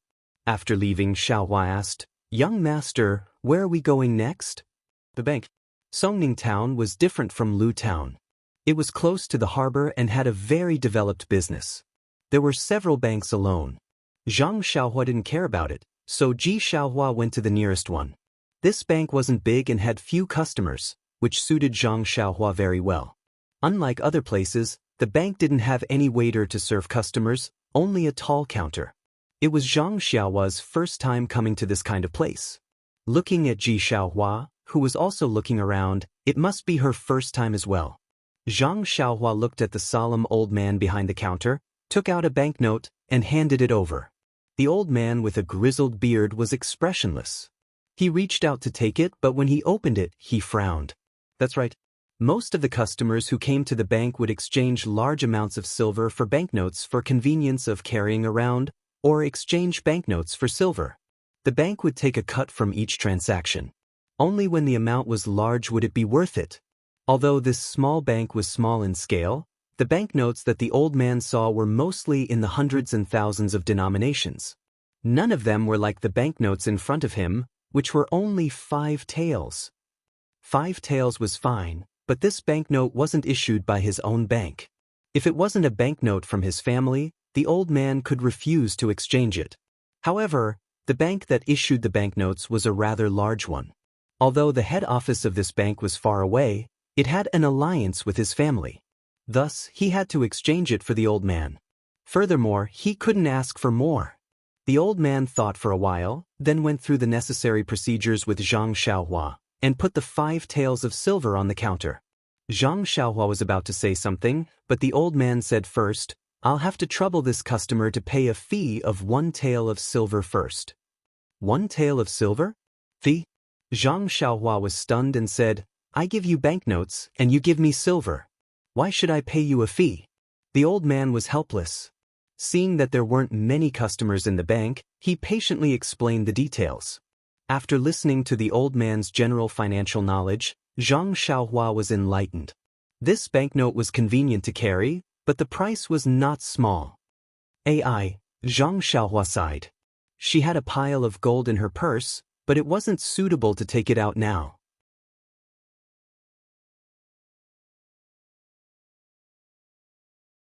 Chapter 322. The old man from the bank was a little dumbfounded. He sat there for a moment, not knowing what to say. After a long while, he muttered, "Could it be that this guest came to our bank to find trouble?" Zhang Xiaohua was surprised. "I'm just taking my money. Who wouldn't have the patience to find trouble with you? Then take the money and go. Why do you need so many copper coins?" Zhang Xiaohua was even more surprised. "What's wrong with copper coins? I just like to spend copper coins." "What's wrong? Your bank is so big, but you don't even have 5 strings of copper coins?" The old man was also choked by her words. Zhang Xiaohua was right. The bank was famous for money. How could they not have some copper coins in reserve? However, the transactions in this bank were usually gold and silver. If you took a large amount of silver or gold notes, it was very normal. But the person in front of them took 5 taels of silver notes and wanted to exchange them for 5 strings of copper coins, which was a big sum of 5,000 copper coins. This was unprecedented. "Are you a bank or not? Do you have copper coins?" Zhang Xiaohua was a little impatient. The old man came to his senses and confirmed, "Guest, do you really want to exchange them for copper coins?" "Yes, I want to exchange them for copper coins." The old man still persuaded, "Guest, when you go to the market to spend, you can just use the scattered silver. Why do you have to go through so much trouble?" Zhang Xiaohua insisted, "Isn't the wall of your bank written, 'Above guest'? Can't you satisfy this small request of mine?" The old man looked at the 4 big words on the wall and had no choice but to stand up and say, "Xiao San, Xiao Si, go and give this guest 5 strings of copper coins." Wait. Zhang Xiaohua thought of something and took out 2 banknotes from his bosom. "By the way, old mister, can I trouble you to exchange one of these banknotes for a copper coin and the other for a copper coin?" "Ah." The old man was stunned. "Why do you want to exchange them?" "Don't tell me your bank doesn't have any copper coins?" "Sigh." The old man sighed helplessly. He waved his hand and said, "Xiao Si, you two go to the back and see if there are enough copper coins in our treasury." Fortunately, It didn't take long for them to hear groaning and groaning behind them. The two of them carried out a bunch of copper coins and walked to the back of the counter with great effort. They then used a lot of strength to place the coins on the tall counter. At this moment, the two of them had never complained more about who designed such a tall counter. Seeing the small mountain of copper coins on the counter, Zhang Xiaohua felt a little dizzy. He had never thought that 10 taels of silver could be exchanged for so many copper coins. Looking at the dozens of small pieces of silver on the side, they were also worth half of this mountain of copper coins. In an instant, Zhang Xiaohua's almost zero knowledge of finance was added with another thick stroke. Looking at so many copper coins, Zhang Xiaohua smiled and asked, "Old man, can your bank give me a big gunny sack?"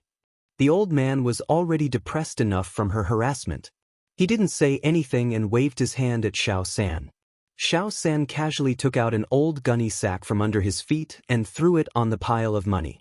Zhang Xiaohua didn't mind and happily took it. He put the 10,000 copper coins into the gunny sack and carried it with his hand. Then, he turned his hand and grabbed the dozens of small pieces of silver on the counter and put them into his bosom. Then, he quietly stood there. The old man saw that Zhang Xiaohua still didn't leave and frowned. "Guest, is there anything else?" Zhang Xiaohua was a little surprised. He opened his mouth to say something, but the old man quickly said, "Guest, you should hurry up and do your own things. Our bank really doesn't have any spare copper coins. Even if you want to exchange, you can't." Hearing this, Zhang Xiaohua chuckled and said, "Since you really don't have any, I won't exchange. However, your bank should carry more copper coins. Maybe I will exchange them tomorrow." The old man sat behind the counter and rolled his eyes. He almost fainted. He repeatedly waved his hand and said, "Guest, please walk slowly. I still have things to do, so I won't stand up." Zhang Xiaohua smiled and said, "You really want me to leave now?" "Yes, guest, you should hurry up and leave." At this time, the old man no longer cared about the guest is above all shop rules on the wall and said what was in his heart. "Okay, I will leave now." After that, Zhang Xiaohua easily picked up the big sack and turned to walk out of the bank. Behind him, Xiaohua was also puzzled. As soon as they walked out of the bank, Xiaohua quickly caught up with Zhang Xiaohua and whispered, "Young master, did you make a mistake just now? It seems that..." Before Ji Xiaohua finished speaking, Zhang Xiaohua looked back and took Ji Xiaohua to run. He didn't care about the direction. After turning several intersections, he stopped and said with a smile, "I made a lot of money. I made a lot of money today. Today's money is worth a month of my time in Huanxi Mountain Villa." "Young master, what are you talking about? Why can't I understand? Is it because the bank doesn't have a commission?" Zhang Xiaohua didn't explain to him and said, "You are just a child. What do you know? Let's go." At this time, in the bank, the old man just got out of his impetuous state and was leisurely tasting the fragrant tea. He seemed to feel that something was missing in his heart. Suddenly, he put the teacup on the table and asked, "Xiao San, Xiao Si, when you gave the young man the money just now, did you take out the commission?" The two of them looked at each other and explained, "The commission has always been taken by you. Of course, we will not snatch it from you."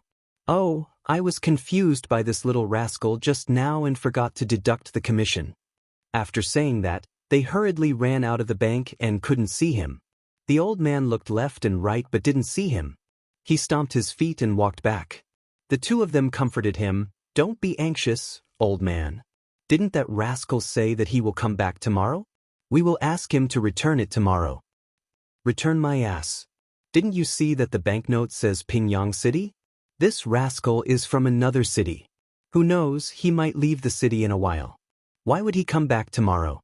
The two of them pursed their lips and said, "So, old man knew that he was from another city. That's why you said that the commission was 1 copper coin. It's not like you don't have a share in it.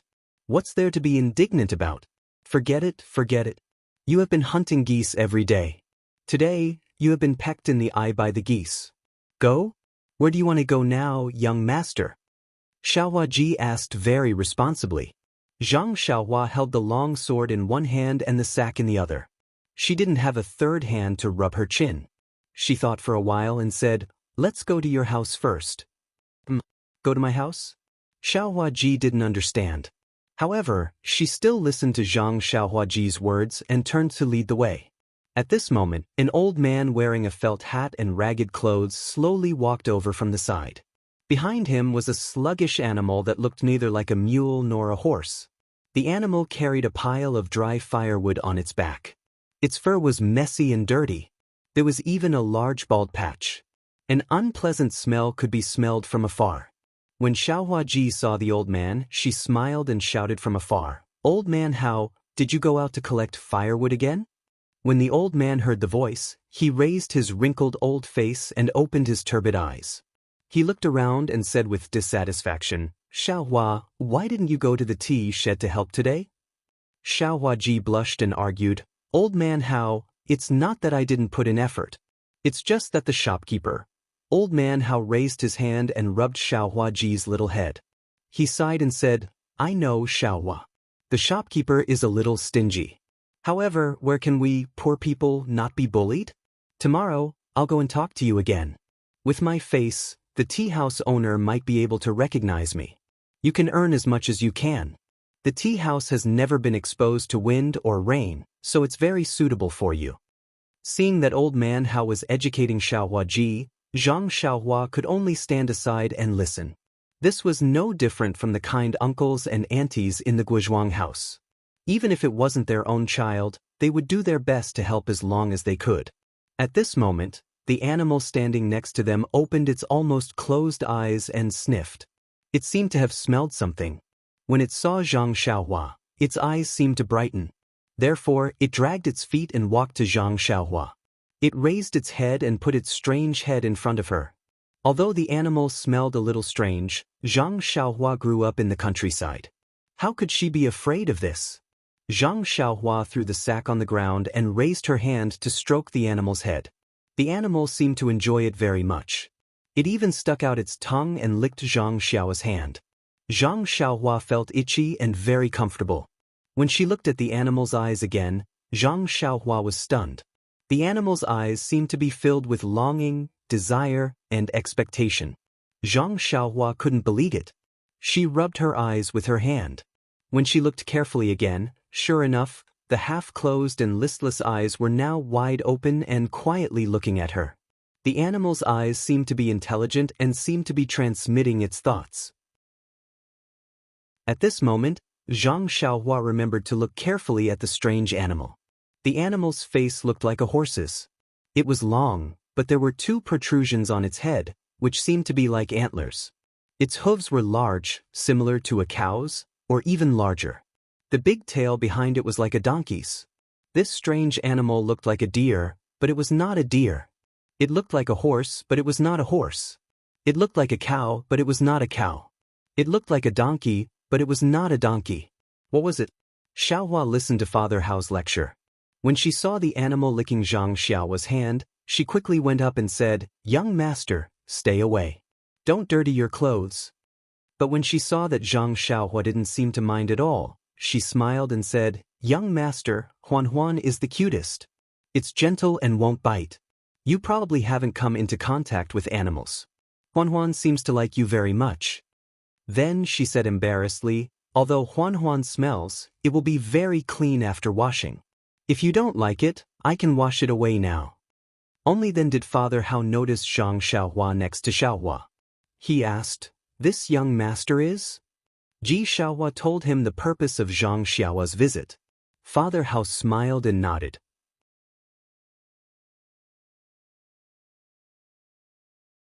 Chapter 323. Huan.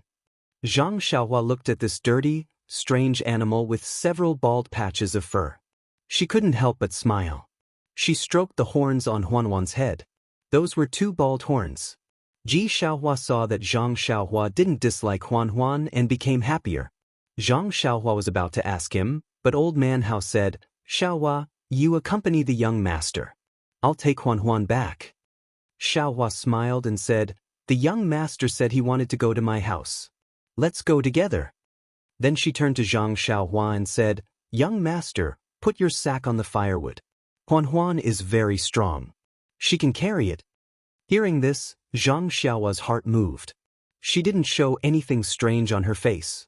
She reached out to pick up the sack from the ground and put it on Huanhuan's back. Sure enough, the animal didn't seem to feel anything. As the three walked, Ji Xiaohua told Zhang Xiaohua about Huanhuan. It turned out that Huanhuan didn't belong to Old Man Hao. Last year, when Xiaohua went to the mountain forest outside the city to collect firewood, she picked it up from a ravine. When Ji Xiaohua met Huanhuan, the horns on Huanhuan's head had been cut off. There were also a few arrows on its body, leaving a lot of blood. It didn't look like it would live. Ji Xiaohua happened to have some wound medicine with her. She applied it on Huanhuan and brought it back little by little from the mountain forest. However, Ji Xiaohua and Madame Zhang weren't good at raising animals, so they handed it over to Old Man Hao. After treatment, it was finally saved. Ji Xiaohua named it Huanhuan. Xiaohua's family didn't usually need this animal, so they left it with Old Man Hao. Every day, it would help Old Man Hao carry some things. During the busy farming season, it would also help other people in the fields. At this point, Xiaohua's heart also moved, and she said sincerely, "Young master, Huanhuan is very good at carrying things, but I don't know if it's to your liking. However, it's not like a horse, it's good at running, and if you ride it..." At this point, he couldn't continue. He really hoped that his Huanhuan could help Zhang Xiaohua, but if Zhang Xiaohua really rode this thing that was neither a donkey nor a horse, wouldn't she be ridiculed to death? Huanhuan seemed to be able to understand Xiaohua's words and was extremely unhappy. She struggled against the reins in his hands and let out a long cry to express her objection. Xiaohua Ji quickly patted Huanhuan's back to express her sympathy. Zhang Xiaohua was also depressed. Yes, who didn't like to wear bright clothes, ride a tall horse, and swagger through the streets? But even a tall horse couldn't carry a long sword. Even if Huanhuan could carry a long sword, if it couldn't run as fast as a tall horse, what use would he have for it? Right now, I just want to find a proper way to go home. Carrying such a heavy sword, even if I take a carriage, it's still inconvenient. I can only travel alone. Since I can't buy a horse, I can only travel alone. Alas, it's easy to use lightness skills in the forest where there's no one, but it's extremely inappropriate to use lightness skills along the main road. I've never heard of people in the martial arts world using lightness skills to travel along the official road in broad daylight. Yes, they don't use lightness skills to travel because they're afraid of exhausting their internal strength, but I'm not afraid. I have primordial stones to replenish the energy of heaven and earth. Why would I be afraid of running out of vital qi? Thinking of this, Zhang Xiaohua's eyes unconsciously lit up. But then he thought, if I used the levitation skill to travel from Songning Town to Luzhen Town, my name would have spread throughout the martial arts world. Forget it, I'll keep a low profile. If I'm looking for trouble for no reason, it's better to use the usual method to go back. There must be a reason why people in the martial arts world don't use lightness skills to travel. There must be a reason. Then, Zhang Xiaohua touched his chin and looked at Huanhuan. He didn't know if this monster could carry a long sword. Well, the most important thing was, could it run fast enough? As for whether riding this monster was ugly or not, he threw that thought to the back of his mind. He had ridden a donkey in the Guizhuang house before, so it didn't seem to be a bad thing. Thinking of this, Zhang Xiaohua asked tentatively, "Xiaohua Ji, how heavy can Huanhuan carry?" "Young master, you have to ask Old Man Hao about this. I've never used Huanhuan like this." Old Man Hao, who was walking slowly in front, turned around and said, "Young master, I'm not boasting, but Huanhuan is really the best animal I've ever seen." The mule squeaked when it carried a little bit of firewood, but Huanhuan didn't respond at all. It's even good at plowing the fields. Not only can it walk steadily, but it also plows deeply. It often does the work of other cows for 2 days. Several farmers near the city want to buy it, but Xiaohua is unwilling to part with it. That's why I've been keeping it. After saying that, he sighed and said, "Actually, young master, to tell you the truth, how can this old man not know Xiaohua's thoughts? My house is so bare. If I have Huanhuan as my companion, it won't seem lonely. Moreover, I can use Huanhuan to carry firewood every day. When the farm is busy, Huanhuan can help me get some pocket money. If I sell Huanhuan, this old man's life will be more difficult." Xiaohua Ji blushed and said, "Old Man Hao, I'm not so noble. When I saw Huan plowing the fields, I wasn't in a good mood. I knew it didn't like plowing, so I didn't sell it. If it entered someone else's house, wouldn't it have to plow the fields every day? Zhang Xiaohua smiled at the side and didn't say anything. The ugly Huan seemed to like Zhang Xiaohua very much. As it walked, it rubbed against Zhang Xiaohua. It sniffed his body and snorted from time to time. After walking for a while, Zhang Xiaohua asked tentatively, Xiaohua ji, you like Huan so much. If I want it, are you willing to sell it to me? Xiaohua ji stopped and slowed down. Looking at Zhang Xiaohua's seemingly serious expression, he panicked first. He lowered his head, looked at the ground, and then at the reins in his hand and said, Young master, really want it, but Huan can't run fast but he was a little incoherent, but then he raised his head, and his eyes became firmer. He said, Young master, if you really want to buy it, give me more money. Old man Hao relies on Huan to live. It seemed that Xiaohua ji really didn't want to part with this ugly animal. His words were a little incoherent, but his heart couldn't stand Zhang Xiaohua. At the last moment, he was a little ruthless and made a decision. However, ordinary people would think that the previous refusal was just for the sake of the final increase in the price. After all, this animal was his, and old man Hao was just raising it for him.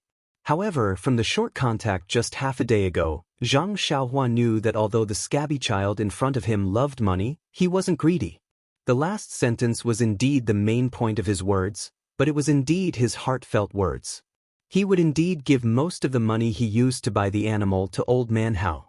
Therefore, Zhang Xiaohua asked again, Xiaohua ji, but Huan is yours. Why did you give the money to old man Hao? Xiaohua ji also asked strangely, Young master, although Huan is mine, I can't raise it. Old man Hao is helping me raise it. I have to give the money to old man Hao. What's so strange about this?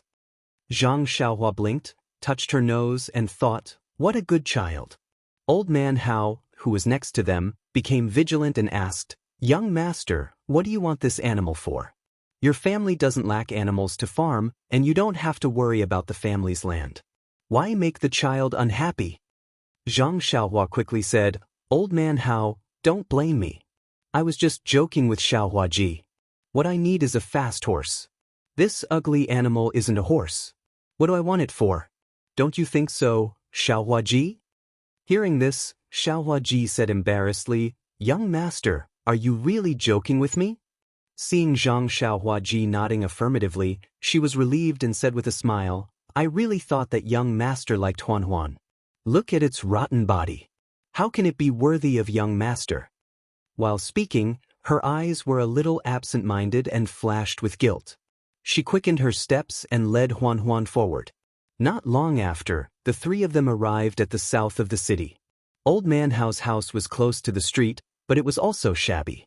The inside was even dirtier and smelled very bad. It was even worse than Ji Xiaohua's house. Zhang Xiaohua didn't care. She stood at the door and took down the sack on Huan's back.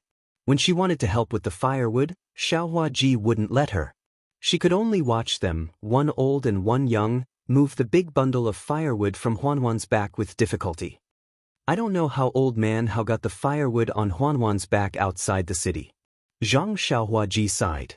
When Ji Xiaohua ji led Huan to the corner of the courtyard where flies were everywhere and the stench was endless, Huan wasn't as docile as usual. It stood on all fours like nails. No matter how hard Ji Xiaohua ji tried, she couldn't move it at all. Later, old man Hao also joined in. The two of them tried together, but the odd beast only shook its head left and right. Its eyes stared at Zhang Xiaohua at the door and didn't move. Zhang Xiaohua also looked at it in surprise. Just now on the street, he read Huan's emotions. Perhaps it was just a momentary illusion. At this moment, the desire and unwillingness in Huan's eyes were reflected in Zhang Xiaohua's eyes. When Ji Xiaohua ji saw this, she was so anxious that tears almost fell. Her small face flushed red. She mustered all her strength and pulled on Huan's reins, looking at Zhang Xiaohua ji Hao uneasily from time to time. Sigh. Zhang Xiaohua ji Hao sighed. He turned around, picked up the sack, and left the courtyard. After a while, the light in Huanwan's eyes disappeared. Her eyes dimmed again, and she closed them again, revealing a slight gap. She moved her feet slowly. Under Ji Xiaohua's command, she walked to the dark corner and stopped moving. She let the flies crawl all over her body. The donkey-like tail behind her was too lazy to move, let alone the swill in front of her that was already rotten. No matter what, she couldn't open her mouth. Ji Xiaohua clearly saw that in the corner of Huanwan's eyes, there was a sparkling and translucent teardrop.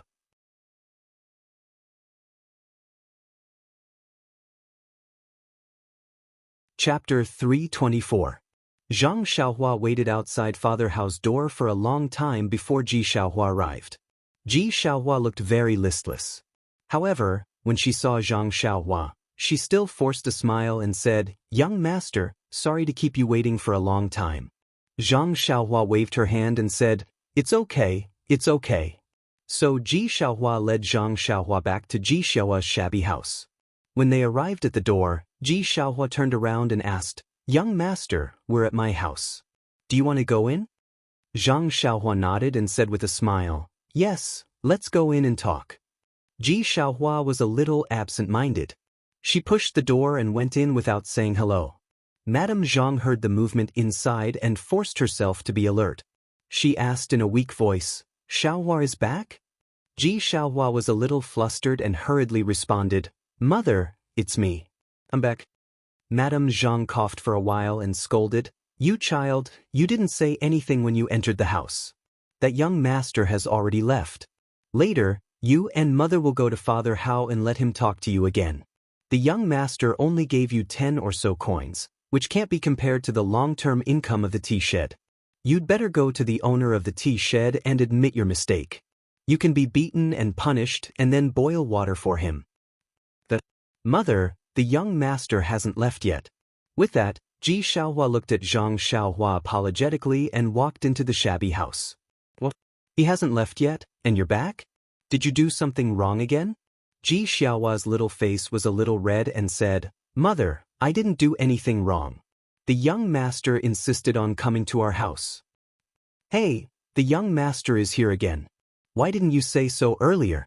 Xiaohua, come and help mother up." When Zhang Xiaohua heard this, she wanted to stop him, but after thinking for a moment, she stood there with a smile and didn't move. At this time, she heard Ji Xiaohua's voice inside the room. "Oh, mother, why haven't you eaten the buns from this morning? It's already noon, you must be starving. I'll heat it up for you now." Then there was a burst of coughing, and then a gentle voice said, "Xiaohua, you must be hungry. Go and heat up the buns. You can eat them. Nyangqin just drank last night's corn.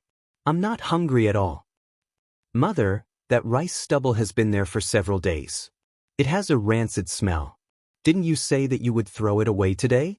That's why you didn't let me eat it?" "It's okay.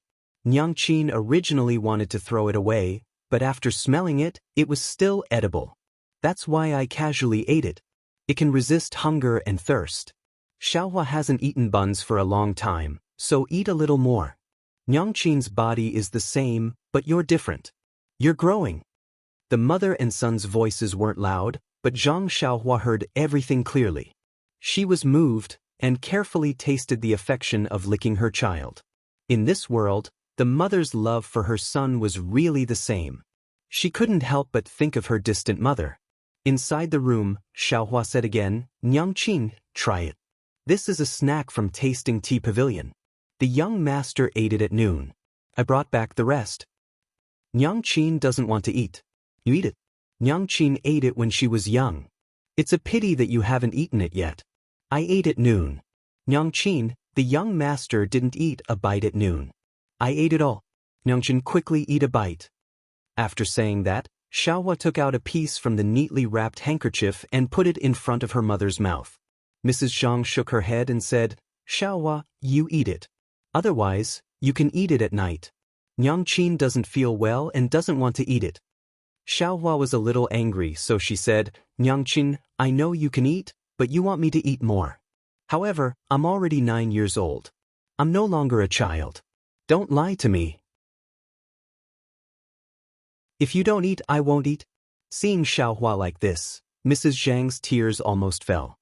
She forced a smile and said, "Oh, Xiaohua, good girl.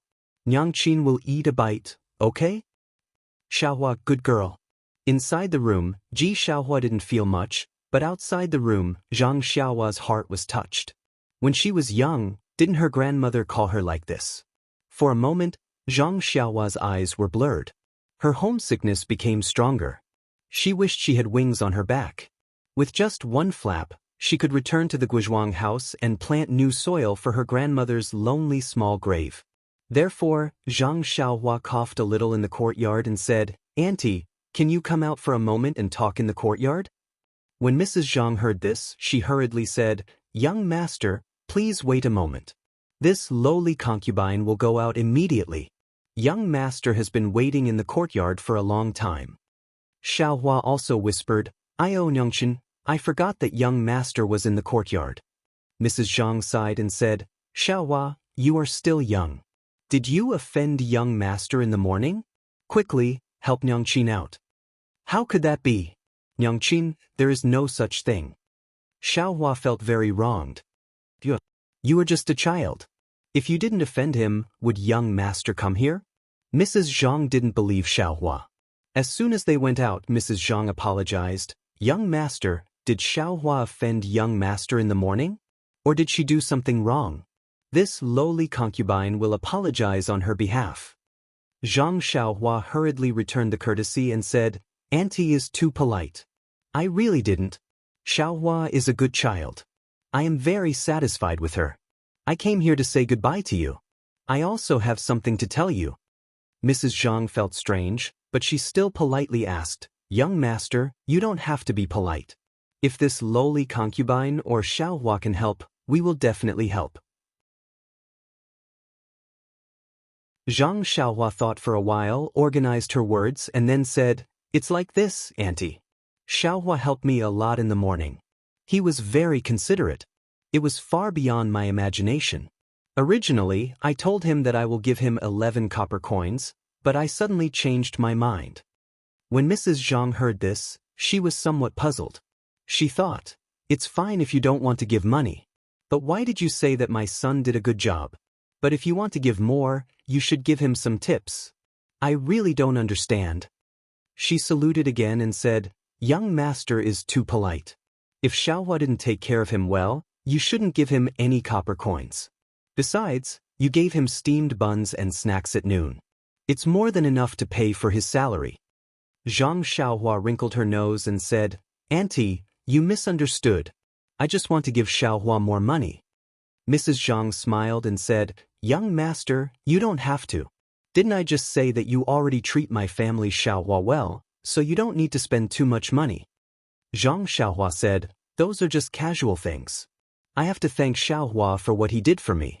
You don't have to refuse." Mrs. Zhang smiled and said, "In that case, this lowly concubine won't refuse. Xiaohua, come and thank the young master." Xiaohua stepped forward and saluted Zhang Xiaohua. "Thank you, young master." Zhang Xiaohua nodded and said, "You don't have to be too polite.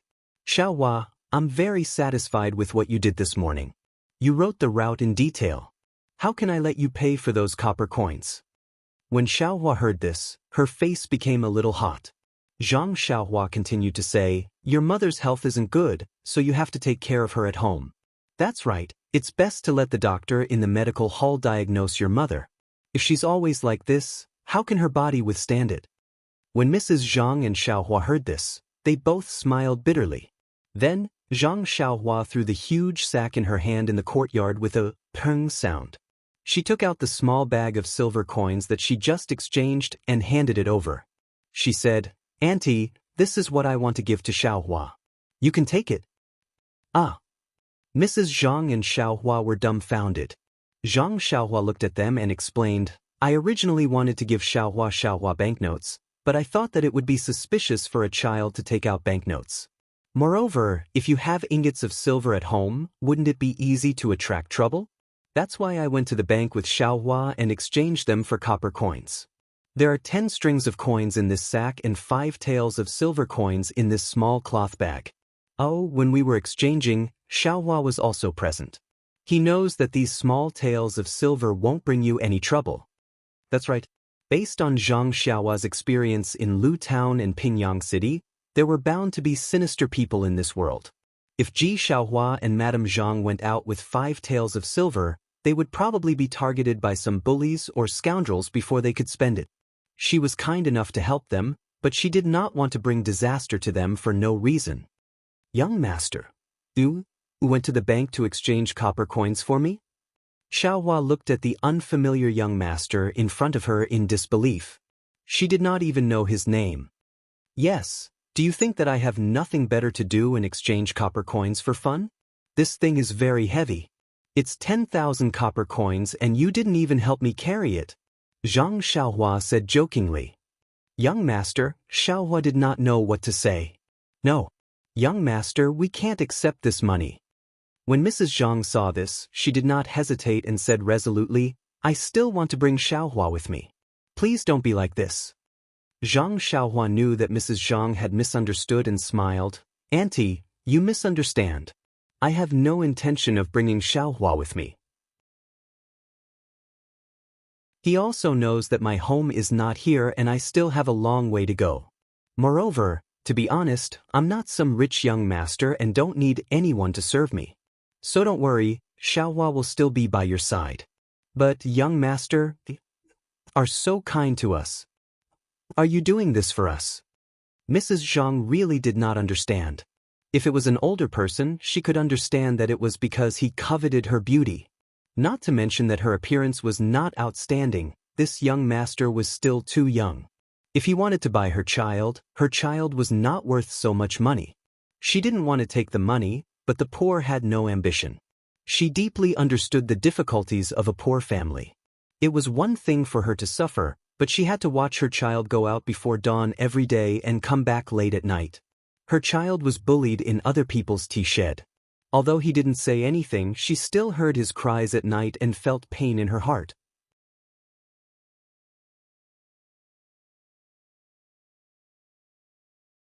Chapter 325. But now, right in front of her, someone suddenly threw out so much money for no reason. He only said that he would give it to them without asking for anything in return. How could she refuse? In fact, even if this person had some ulterior motives, she would still consider it carefully.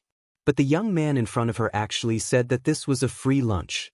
Madame Zhang felt like she was hit in the head by a pie in the sky. And she felt dizzy. She tried her best to stop coughing and stared straight at the young man who was taller than her by a head. She stared at his pure eyes. After a long while, she felt a little disappointed. Those pure eyes were like the white blue sky. And even clearer than the blue sky. In that purity, she could see the hot blood in the young man's heart. This time, Madame Zhang really believed that this young man didn't ask for anything in return. She just somewhat believed. Xiaohua, who was next to him, excitedly confirmed again, Young master, you really want to give all this money to this little one? Really? Zhang Xiaohua turned his head to look at the young man with a scabby head and said with a smile, Of course, it's true. When you came to the tea house to eat snacks, I had already decided. When Xiaohua heard this, he jumped up in an instant and cried, Young master, I'm sorry, I was wrong, I misunderstood you. Wait.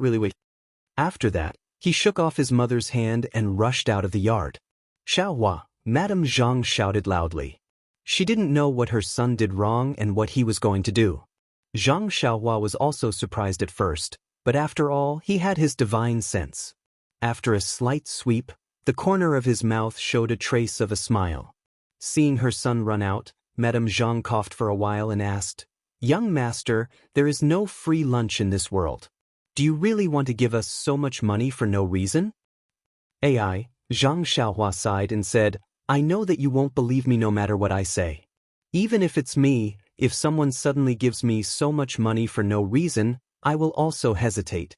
Perhaps only a few years ago, when I still haven't walked out of the farmland, I will foolishly believe in such a good thing. Young master, why don't you tell me, maybe I will believe you? After thinking for a while, Zhang Xiaohua said, Actually, it's very simple. I'm not the young master of a rich family like you think. I'm the same as you. Oh, I'm a bit worse than you. You live in the city, my home is in the countryside. As for me, I haven't seen my mother for several years. Seeing Xiaohuaji has such a good relationship with you, it reminds me of my mother. If I were Xiaohua, of course, I would be happy. Madame Zhang listened thoughtfully. Zhang Xiaohua continued, in addition, Xiaohuaji really helped me a lot. He may not know it himself, but he really helped me a lot. I really don't know how to express my gratitude. If I have any panacea, I will not hesitate to let you take it, but I don't. I only have some money, but I really don't dare to give you more money, so I can only give you this little. Just in one morning, my Xiaohuaji helped you so much? Madame Zhang didn't believe it. It was just a route, how could it be worth such a big fuss? Zhang Xiaohua smiled and said, yes, it's really like this. If you don't accept my gratitude, it will have a great impact on me. So, aunt, for me you have to accept my kindness. How could Madame Zhang believe these words? She only thought that Zhang Xiaohua was making excuses. But she didn't know that these words were really true and there was no exaggeration. Of course, there is another reason. Zhang Xiaohua was about to say, but a smile appeared on the corner of his mouth. It seems that Xiaohuaji is really a good child. While Madame Zhang was puzzled, Xiaohuaji held Huan and walked to the door. Xiaohuaji put Huan outside the door and walked in with tears on his face. When he saw Zhang Xiaohua, he was even more sad. He cried and said, young master, this little one didn't know that young master was so good to this little one. You treated this little one like this, but this little one still hid it from you. I really can't stand it. Zhang Xiaohua patted his shoulder and said gently, Ji Xiaohuaji, don't be like this. I want a horse, not a cow that can carry things. Although Huan can carry things, it may not be able to carry the things I want to carry. Moreover, it can't run fast. Besides, a gentleman doesn't take what others like. You should keep Huan for yourself. No, young master, Huan can run. Really, it runs very fast. Really? Zhang Xiaohua looked at Huan who had just been washed outside the courtyard and didn't dare to believe it. Yes, last year Huan and I met a wild dog outside the city. It wanted to bite me, so Huan carried me back. It ran so fast that even the wild dog couldn't catch up with it. It runs really fast. Seeing that Zhang Xiaohua didn't believe it, Xiaohuaji pulled Zhang Xiaohua and said, young master, if you don't believe me, you can ride it and see. Hearing this, Zhang Xiaohua immediately became interested. In fact, he really hoped to have something to ride on. If this David's deer could be made, it would really solve a big problem for him. Walking in front of Huan seemed to know Xiaohua's intention. Her eyes were wide open and she sniffed Zhang Xiaohua's scent affectionately. Zhang Xiaohua looked at Huan's broad back and pressed her hands on it. Huan didn't seem to feel anything. Overjoyed, Zhang Xiaohua looked at Huan and smiled. Huan, I'm going to press harder. Can you do it? Huan understood Zhang Xiaohua's voice and blinked her eyes. Zhang Xiaohua laughed and pressed down hard. With Zhang Xiaohua's strength, Huan's legs went soft, but she immediately stood up strong. There was a trace of unyielding and grievance in her bright eyes. Zhang Xiaohua was overjoyed again. He used a lot of strength this time. His arms had the strength of more than 10,000 pounds. This was beyond Zhang Xiaohua's expectation. Moreover, looking at Huan's eyes, the weakness in her legs was a kind of humiliation.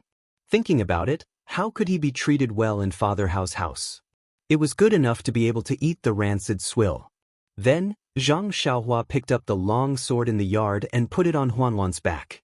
Huan's back only sank a little, but her four legs were still standing firmly. Zhang Xiaohua kicked off and her body floated up. Huan's four legs moved and she ran toward the street. Although she wasn't as fast as a galloping horse, her speed was still very impressive. I've really picked up a treasure. Zhang Xiaohua muttered in her heart as she rode Huan back. At the door of the small yard, Xiaohuaji, with tears on her face, and Zhang Xiaohua, with a happy expression, were waiting for Zhang Xiaohua's return. Zhang Xiaohua jumped down from Huan's back and walked into the yard. He smiled and said, Xiaohuaji, it seems that you and I are really fated. You, as an oddball, can be of great help to me. Xiaohua Ji said embarrassedly, young master, don't praise me. In fact, when you went to buy the horse, I thought of Huan Huan, but I didn't dare to believe you and couldn't bear to part with her. In the end, this little one still had selfish motives. However, young master still treats this little one so well. This little one is really sorry. Zhang Xiaohua waved his hand and said, don't have the heart to harm others, but don't have the heart to guard against others. This saying is right. How can I blame you? However, now that you've given me Huan Huan, you've given me another problem. Xiaohua Ji asked curiously, why is that? Zhang Xiaohua said, originally, I could repay your help by giving you some money. If you give me Huan Huan, won't I owe you a lot? But if I give you more money, won't I be causing trouble for you? Xiaohua Ji was very puzzled and said, young master, I don't understand. It's naturally good to have more money. How can it cause trouble? Young master, I didn't mean to ask you for money. You've already given us so much. Just take Huan Huan as a gift from me. Zhang Xiaohua Ji thought for a moment and took out 2 banknotes from his arms. He handed them to Ji Xiaohua and said, I don't deserve a reward without any effort. I'll use these banknotes to exchange for your Huan Huan. How could Ji Xiaohua Ji accept them? He repeatedly refused. Even Madame Zhang coughed and tried her best to stop him. Seeing this, Zhang Xiaohua Ji was moved. He took out a banknote and said, since it's like this, I won't give it to you. I'll trouble you to go to the ox and horse market with this banknote and help Father Hao buy a cow or a mule. Didn't you say that Father Hao needs Huan Huan to live? If I take Huan Huan away, how will Father Hao live? This. Xiaohua Ji was a little hesitant. At that time, he only felt guilty and didn't think too much. Now that Zhang Xiaohua Ji mentioned it, it was really a problem. However, he looked at the big sack on the ground and said, young master, didn't you already give so much money? It's enough to buy animals. Zhang Xiaohua Ji shook his head and said, that's for you. If you use these copper coins to buy a mule, you won't be able to carry it. You can find a place to put the copper coins and use them for daily use. I pawned these banknotes. You can directly buy a mule and say that you exchanged it with Huan Huan. I think there won't be any problems. Xiaohua Ji still looked at his mother, who was coughing nonstop. Madame Zhang sighed and said, young master gave too much. Zhang Xiaohua Ji said with a smile, if you don't accept the banknotes, I don't want Huan Huan. Seeing his mother's tacit agreement, Xiaohua Ji still raised his hand to take it. Then, Zhang Xiaohua Ji said, Auntie, is there a spare room in the house? Madame Zhang was stunned. She pointed to a shabby shed next to them and said, young master, is that okay? It's a stove used for cooking. Zhang Xiaohua Ji said with a smile, okay, wait a moment. After saying that, Zhang Xiaohua quickly walked into the courtyard, leaving Ji Xiaohua and his wife standing in the middle of the courtyard with a puzzled look on their faces.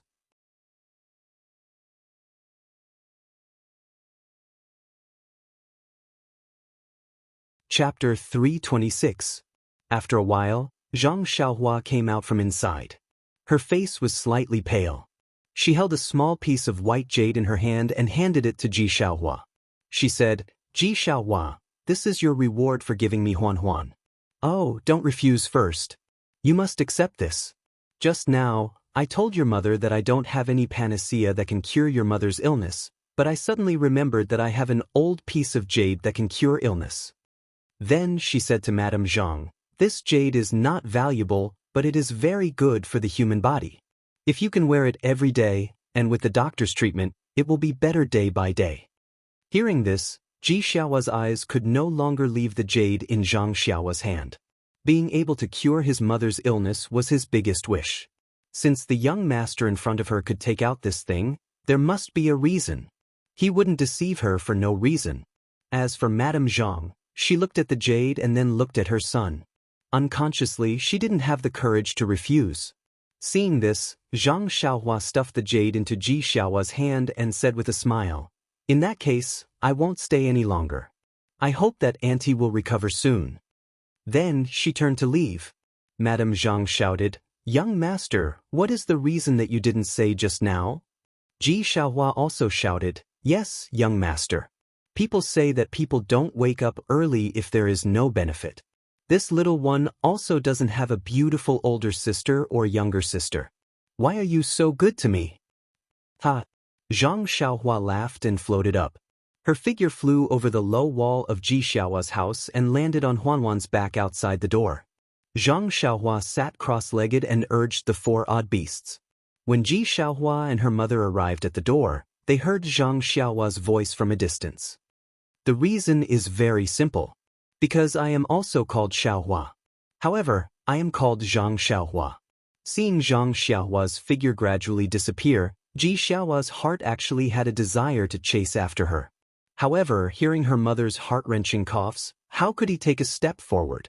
It wasn't that he didn't think that Zhang Xiaohua was an unusual person. He knew that the long sword that was too heavy to lift was extraordinary. Now, he actually saw him fly over the wall like a bird. He knew that he was more magical than he thought. Pingyang City, Lu Town, Huanxi Manor, Zhang Xiaohua. Ji Xiaohua muttered and memorized the route map he gave Zhang Xiaohua in her mind. Then, she turned around and supported her mother. Mother, you should go back to the house. The wind is strong outside. After entering the courtyard, she took out the jade and handed it to her mother.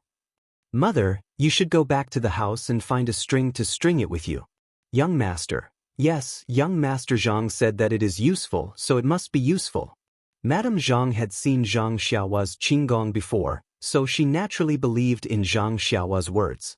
She reached out to take the money, but their gazes immediately fell on the large pile of copper coins in the courtyard. With Ji Xiaohua, a 9-year-old child, and Madame Zhang's body that had been ill for a long time, it was extremely tiring to move these 10,000 coins into the house and hide them in a secret place. However, doing this kind of work was tiring but happy. Zhang Xiaohua sat cross-legged on Huanhuan's back. Huanhuan was so happy that it could jump up and walk quickly along the main street of Songning Town, heading out of the city. Huanhuan walked very steadily. Zhang Xiaohua didn't feel any bumps at all on its back. Huanhuan walked very quickly, not much slower than an ordinary horse. However, the people on the street were all pointing fingers at Zhang Xiaohua. That was because Huanhuan, which didn't look like anything, carried a large pile of firewood back from outside the city every day. Many people had seen it with their own eyes. Huanhuan's stinky body and strange appearance were obvious to all. Now, there was a young person sitting on it, and Huanhuan was running quite happily. How could people not be surprised? There were even people who covered their mouths and sneered. However, this is also good. So many people saw me ride Huanhuan out of the city. When old man Hao or Xiaohua go to buy a mule or a cow, it'll be a good excuse. At this time, Zhang Xiaohua was still thinking about the safety of Ji Xiaohua and the others. It had to be said that Zhang Xiaohua had indeed matured and grown up. She was worthy of his tall and thin stature. Zhang Xiaohua had already memorized the route on the white cloth that Ji Xiaohua gave him. When they arrived at the city gate, he got off the odd duck. After asking the passers-by carefully, he sat on the odd duck again and patted Huanhuan's head. The odd duck immediately galloped away, leaving behind many people at the city gate who were pointing and gesticulating. On the spacious road, there were few pedestrians, but Huanhuan ran very happily. Its eyes were full of excitement, and its 4 hoof-like feet kept exerting force. It seemed that this kind of galloping days was the life it wanted. However, after a long while, Huanhuan's speed didn't slow down, but there were some slight beads of sweat on its neck. Zhang Xiaohua was very considerate and noticed it. He patted its head slowly with his hand. Huanhuan really understood his meaning and slowed down its pace, moving forward leisurely. This Huanhuan is really a strange creature. No, what kind of animal is this odd duck? Not only can it carry thousands of kilograms of things, but its speed is also not much slower than a horse. The most rare thing is that Huanhuan seems to understand my intentions. I don't need to speak. As long as I pat its head, it immediately knows my thoughts. Can such an animal still be called an animal? Even if it's called a spiritual beast, it's still worthy. It's just that this spiritual beast has been spoiled by old man Hao. It only knows how to carry firewood all day long. What it eats is even worse than a pig's. God has pity on it. It's really a pearl covered in dust. If I didn't happen to meet it, wouldn't Huan Huan die of old age in the pigsty? Thinking of this, Zhang Xiaohua couldn't help but stroke the back of Huan Huan's neck. Huan Huan seemed to understand Zhang Xiaohua's meaning. It let out a long howl that split the sky, full of joy. Zhang Xiaohua smiled and said, "Let's go, Huan Huan. I'll call you Huan Huan in the future. If you follow me, I won't treat you unfairly. Oh, I forgot to ask Xiaohua what to feed you. You haven't eaten properly for many years, so I have to take good care of you. Otherwise, you'll collapse from exhaustion before we reach the Guozhuang house. That would be very bad." Huan Huan was also happy to hear this. It growled in a low voice, but it didn't know what it wanted to express. Its feet didn't stop and it worked even harder. Presumably, it was also looking forward to the delicious fodder in a while. Although Huan Huan hadn't run for a long time and its physical strength was limited, they reached the western outskirts of Songning town by the time the sky turned dark. There were very few people. The forest by the roadside and the distant hills all revealed a kind of silence. The time for all living things to rest was coming. At this time, Zhang Xiaohua was somewhat regretful. It didn't matter to her. She had already abstained from eating, so it didn't matter whether she ate or not. However, she didn't know if Huan Huan could persist. She wanted to be free and unrestrained, so she just patted her butt and left, leaving behind the admiring stars of others. But now, she was in the middle of nowhere, so it wouldn't be too late to stay in town and leave tomorrow morning. However, at the thought of her mother who was far away, Zhang Xiaohua's heart was burning. How could she be willing to stay in this unfamiliar place for a moment longer? Just as she was thinking, she heard the crisp sound of a bell from the turning mountain on the quiet main road. Then, there was the noisy sound of horse hooves and a few people talking loudly. "Old man Su, don't tell me you've made a mistake. We've been waiting at the intersection for a whole day. If that kid didn't leave earlier than us or stayed in town, it's also possible that he didn't fall for your trick and left by the side road." A voice that Zhang Xiaohua was familiar with sounded, "That's impossible. That kid walked when he was young. If he went to Pingyang City, he would definitely buy a horse. I came straight to you after coming out of the tea shed. I've been waiting here since early morning. How could I let him leave in advance? It's also impossible to leave by the side road. When I passed by the pub, I asked the bystanders and they said that this is the way to Pingyang City. It's almost the same as what I said. However, the road that I gave him in the end was to head north and the correct route was to head south. But this fork in the road is still the same. From what old man Su said, he must still be resting in one of the inns in town. He, Xiao Jing, when we reach the town, go and find out where this young master is hiding. We'll go and get him out tonight. First, we'll take the banknotes from him, then we'll chop him clean and throw him into the sea." "Oh yes, old man Su, are your eyes playing tricks on you? Is this really a rich young master? Of course. Don't you trust my judgment? Just based on the retro robe that he's wearing, it's estimated that it's worth dozens of silver taels." Those few people spoke very loudly and didn't have any intention to care about others. The few horses turned and rushed towards Zhang Xiaohua. Those few people were also stunned when they saw Zhang Xiaohua. They didn't expect that there would still be people walking on this road at this time. Unknowingly, they stopped talking and only the clack clack clack of the horses' hooves could be heard.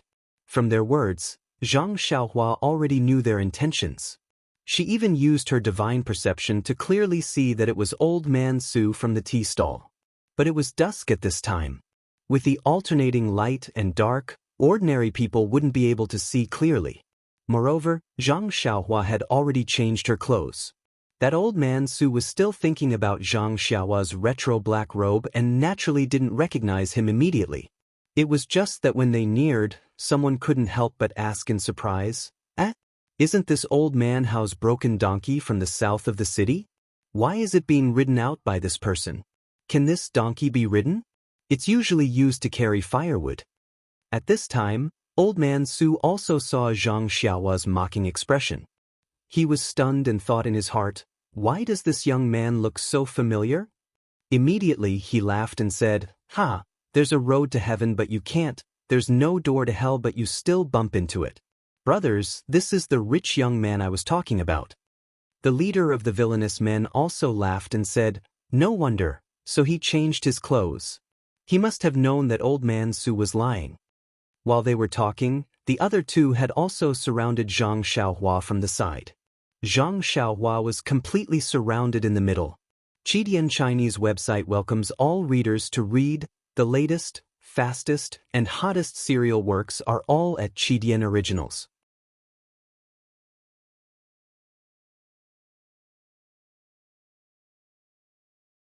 Chapter 327. Looking at the four people surrounding her, Zhang Xiaohua didn't seem to panic. She was still sitting cross-legged on the back of the David's deer. The four people looked at each other and pulled out their padao from their waist. Old Su grinned and said, "This young master, seeing that your skin is so soft and tender, I won't torture you anymore. Quickly, obediently hand over all the banknotes on your body, then I will give you a quick death. Otherwise, I will slice off all the flesh on your body."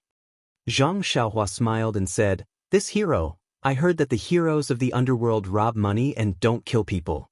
If I give you all the money on my body, will you spare my life?" Old Su didn't speak, but the evil man next to him laughed and said, "Could it be that this guy's brain is damaged from reading too much? We have been roaming around here for many years, and we don't leave anyone alive. If we only let you go, when the government comes to arrest us tomorrow, who will we find to reason with?" The two people behind him also said, "A few days ago, there was also a scholar who talked to us about benevolence, righteousness, and morality. He also advised us to turn over a new leaf. But when we cut off his finger, he kept calling us grandpa and begged us to let him go. Boy, don't tell me you also don't want to be tactless? Hurry up before the sky is completely dark. Let me give you a quick death. I can also find a place to bury you and let you have a place to rest." Seeing that Zhang Xiaohua was still calm and collected, the evil man said, "Xiao Jing, you go and help this young master on his way. We are in a hurry. Most likely, the banknotes are on his body. We will find them in a while." The people behind Zhang Xiaohua raised their padao and chopped over without hesitation. Seeing this, Zhang Xiaohua didn't move. He only took out an item from his bosom. It was hard to see clearly in the darkness. Moreover, the item disappeared as soon as it was taken out. Then, Xiao Jing, who had raised his saber to hack at Zhang Xiaohua, fell to the ground with a putong sound. The padao also fell to the ground with a clang sound. The evil man and old Su were on the other side, so they couldn't see clearly. However, the person next to Xiao Jing clearly saw a black light fly from Zhang Xiaohua's side and hit Xiao Jing's throat. Xiao Jing immediately fell off his horse, and the black light shot towards him like lightning. The evil man was shocked and said, "What kind of sorcery is this?" Before he finished speaking, the black light was already in front of his eyes. He didn't have time to dodge and immediately fell to the ground. Seeing the two people opposite them fall from their horses, how could the evil man and old Su not know that they met a tough opponent? They immediately turned their horses around and didn't care about each other. They patted their horses and left. Zhang Xiaohua laughed at the back and said, "Since you came, why leave?" She pointed her finger. The black light changed direction and stabbed at the evil man's throat. It was the small sword in his hand. Using an Immortal's flying sword to kill a bandit was really using a sledgehammer to crack a nut. The evil man didn't resist at all and immediately fell from his horse. But this delay allowed old Su to run far away. The David's deer couldn't hear Zhang Xiaohua's signal. It had already swung its hooves and directly chased after them. Unexpectedly, it wasn't the slightest bit slower than the fierce horse. Zhang Xiaohua laughed and said, "You are really anxious. Dealing with this kind of person, are you afraid that he will run away? It's just that, since it's convenient, you can run away." Hearing this, Huan ran even faster. Not long after, it had already caught up. Zhang Xiaohua sat steadily on the back of the David's deer and said slowly, "Old Su, you have killed so many people. Don't tell me you are not afraid of retribution?" How could old Su dare to slow down his horse? While running, he begged for mercy, "Young master, I have eyes but failed to recognize Mount Tai. Today, please spare my life. I will immediately put down my butcher's knife and become a Buddha." Tomorrow I will accumulate virtue and do good deeds. I will be a good person. What do you think? Zhang Xiaohua said, when you killed people, did you think about today? When you wanted to kill me just now, did you think about today? Heaven is watching. It's not that you won't get retribution, it's just that the time has not come. When the time comes, you will definitely get retribution. After saying this, Zhang Xiaohua patted the head of the David's deer again. Huan ran even faster. It had already passed Old Su and went forward. Old Su was overjoyed. He immediately pulled the reins of the horse and slowly moved away from Zhang Xiaohua. He cupped his fists and said, "Many thanks to the hero for letting me go. I will go back. Tomorrow I will open the barn to provide food to the poor." In his heart he thought, this person is really strange. Do you think this is a horse race? Once I stop, you will overtake me. Who knew that Zhang Xiaohua's leisurely words came from the front? You bastard, when did I say I will let you go? If I let you go, what will the scholar who was tortured to death by you 2 days ago think? What will the people who were killed by you all think? I have already said that it's not that you won't get retribution, it's just that the time has not come. Today is the day you will be beheaded. When Old Su heard this, he did not care about anything else. He turned his horse around and ran back. Seeing that he was about to reach the foot of the mountain, he was overjoyed. Suddenly, he saw a black light rushing towards his throat. Before he could react, he felt a chill in his throat. His vision turned black and he immediately lost consciousness. Just like the 3 people before him, he fell into the dust. However, he was even more miserable. When his body fell, his feet were still in the stirrups. The horse was still running until it reached the city gate. Who knew how many sins Old Su had committed? How could he still have a human form? At that time, Zhang Xiaohua naturally did not know about this. He just sat on the back of the David's deer and muttered in a low voice, "This group of people is really hateful. They don't have any manners. I just said a few words and they want to fight. This young master still wants to make them take out the banknotes in their arms first." And Zhang Xiaohua, this guy, actually became addicted to being a young master. He even changed the way he addressed himself as, "this young master." The corpses of the 4 people were all discovered the next day. Seeing that the 4 people were killed with a single sword strike, the officials knew that it was a vendetta in the Jianghu. After a little investigation, they discovered that these 4 ordinary people who usually did not show themselves in Songning town were actually the murderers of many murders. This set off a huge wave in Songning town and strengthened the government's determination to clean up. In one fell swoop, several underground forces in Songning town were swept clean.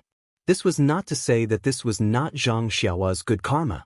And Ji Xiaohua, who knew the truth of this matter, worshipped this young man who had the same name as him as a god.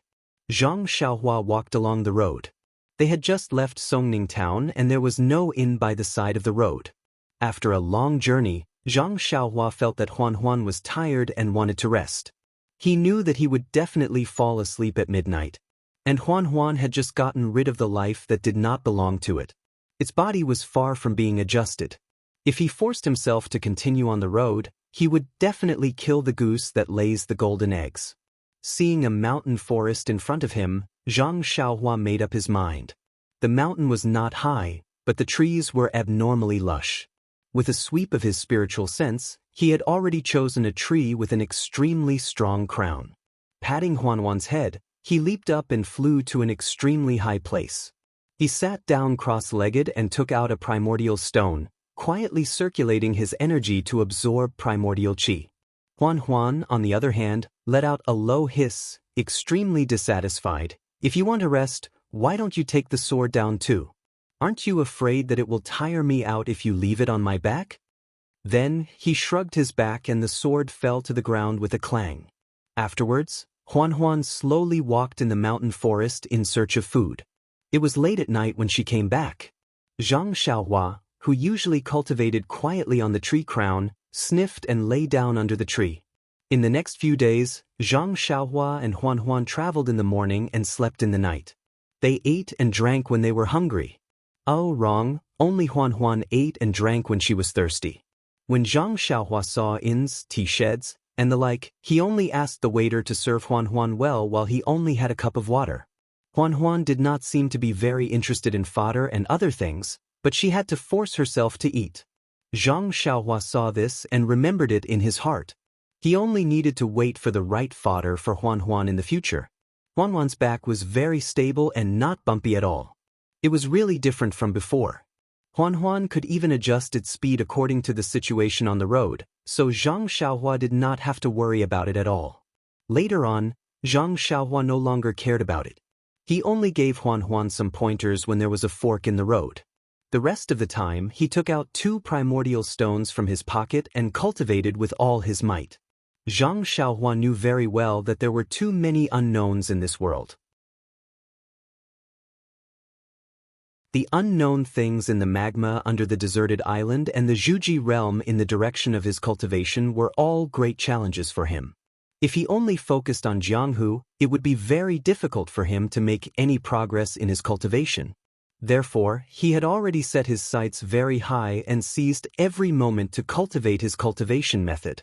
Ever since the situation in the tea house, Zhang Xiaohua's bottleneck to the 6th layer of qi refining showed signs of loosening.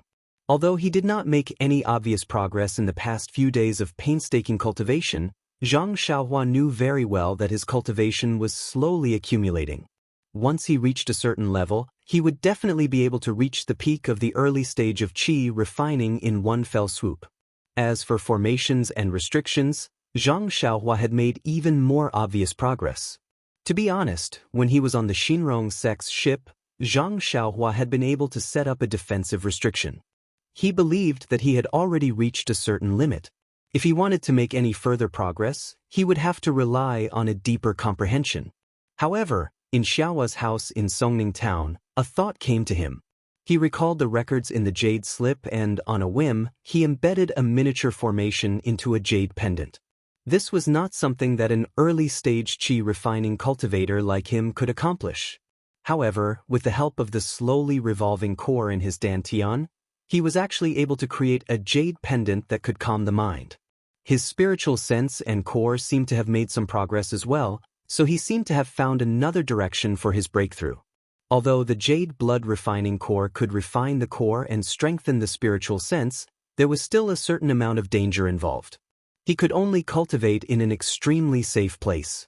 He spent his days on the road trying to comprehend the miniature formation and using some worn-out jade to practice. Although he had only been on the road for a few days, he had made great progress. On this day, it was already late and they were in the middle of nowhere. Zhang Xiaohua had already gotten used to it and was preparing to find a suitable place to rest. Suddenly, he heard a voice from a concave slope ahead of him. "Thief from the Misty School, where do you think you're going?"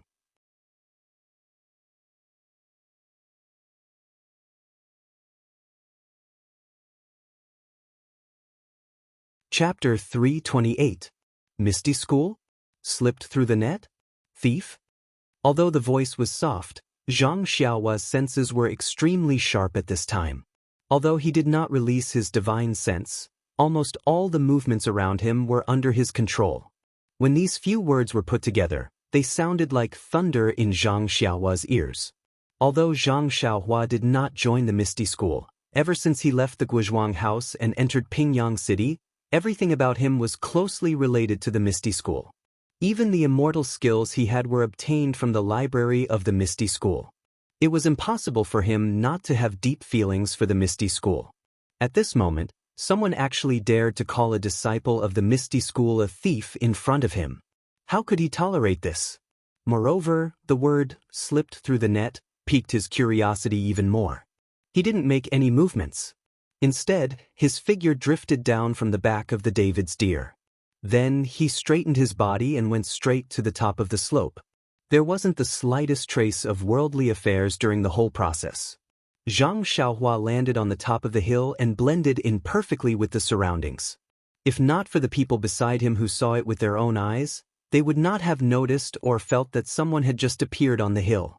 Zhang Xiaohua crouched on the hill and quietly poked his head out. On the other side of the hill, there was a large open space. There were 3 people dressed in martial arts attire, holding swords and padao. They surrounded a young man of about 24 or 25 years old. The young man was holding a long sword and the tip of the sword was trembling slightly. His brocade robe was already in tatters and flesh could be seen in many places, revealing blood-red wounds. The clothes around the wounds were also stained with blood.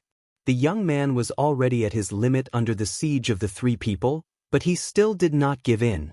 At this moment, the three people seemed to be interrogating him for something before they could take a break. One of them laughed and said, "Misty schoolboy, we've been following you for so long. We didn't expect you to see through us. Hee, you're not going to run anymore?" That person didn't answer. He only took the time to adjust his breathing and recover the internal energy he had expended. Another person sneered, "Don't waste your time. Do you think we can't tell what you're doing? Even if you have full inner strength, how can you be a match for us brothers?" The last person continued, "It's better to let him rest. In a while, he can use ethereal steps to escape from our hands and back to their nest." Hee, that's perfect. We're following behind him. Isn't it because we want to know where his lair is? Hearing their words, Zhang Xiaohua's frown deepened. What's going on? At this time, the young man from the Misty School seemed to have seen the situation clearly. He stopped adjusting his breath and lowered the tip of his sword. He smiled and said, "The rumors in Jianghu say that the Alliance of the Righteous Path is named after the Righteous Path. Presumably, they all say that they do things righteously and reasonably. Unlike today, they are outnumbered and have no sense of shame." Rumors in Jianghu? When the three heard this, they laughed and said, "Are you blind? How can you believe the rumors in Jianghu? Moreover, Jianghu has always respected strength. If your Misty School's strength was strong enough, the rumors in Jianghu would naturally revolve around your Misty School. How can you let others have something on you and let us destroy your entire school?" Buzz. Zhang Xiaohua's head was about to explode when he heard the sound. Destroy the school? Don't tell me the entire Misty School was destroyed by others? Then what happened to second brother? In an instant, Zhang Xiaohua thought of his second brother, Zhang Xiao. He was about to straighten his body and go down to ask about it. But his mind changed. The Misty School's destruction wasn't something that happened today. What's the use of being anxious now? It's better to wait and see. Sure enough, the disciple of the Misty School sorrowfully said, "If you want to condemn someone, you can always find a pretext. You've been drooling over my Misty School for a long time. You're just looking for an excuse to annex it. What martial arts secret manual? It's all a lie you made up." Hee, whether or not there are martial arts secret manuals is not something small people like us can know. In any case, your Misty School's destruction is an indisputable fact. Sigh, as expected of a school with an inheritance. Even when surrounded by us, you still manage to escape from Misty Mountain Villa. Brother, how have you been these 3 years of hiding your name and changing your surname? Why don't you obediently come with us to the Righteous Alliance? From then on, you can walk openly in Jianghu. We brothers will use our lives to guarantee that you'll definitely have a considerable position in the Righteous Alliance. Hearing this, Zhang Xiaohua was even more shocked. The Misty School has already been destroyed for 3 years. Isn't that the same time I was on the deserted island? I don't know if second brother also escaped like this person. And in a moment, I'll save him and ask him. Thinking this, he gently took out the small sword from his bosom and used his divine sense to control it in the air, waiting for an opportunity. That Misty School disciple smiled and said, "I don't know what position you 3 brothers have in the Righteous Alliance." One of them hesitated and said, "We're all disciples of the Golden Hall under the Righteous Alliance's 6th Alliance Master. If you're willing to come with us, we'll definitely report it to the Hall Master and record it as a great merit." That Misty School disciple thought for a moment and said, "It's not that I don't believe you 3 brothers, but your positions seem to be low.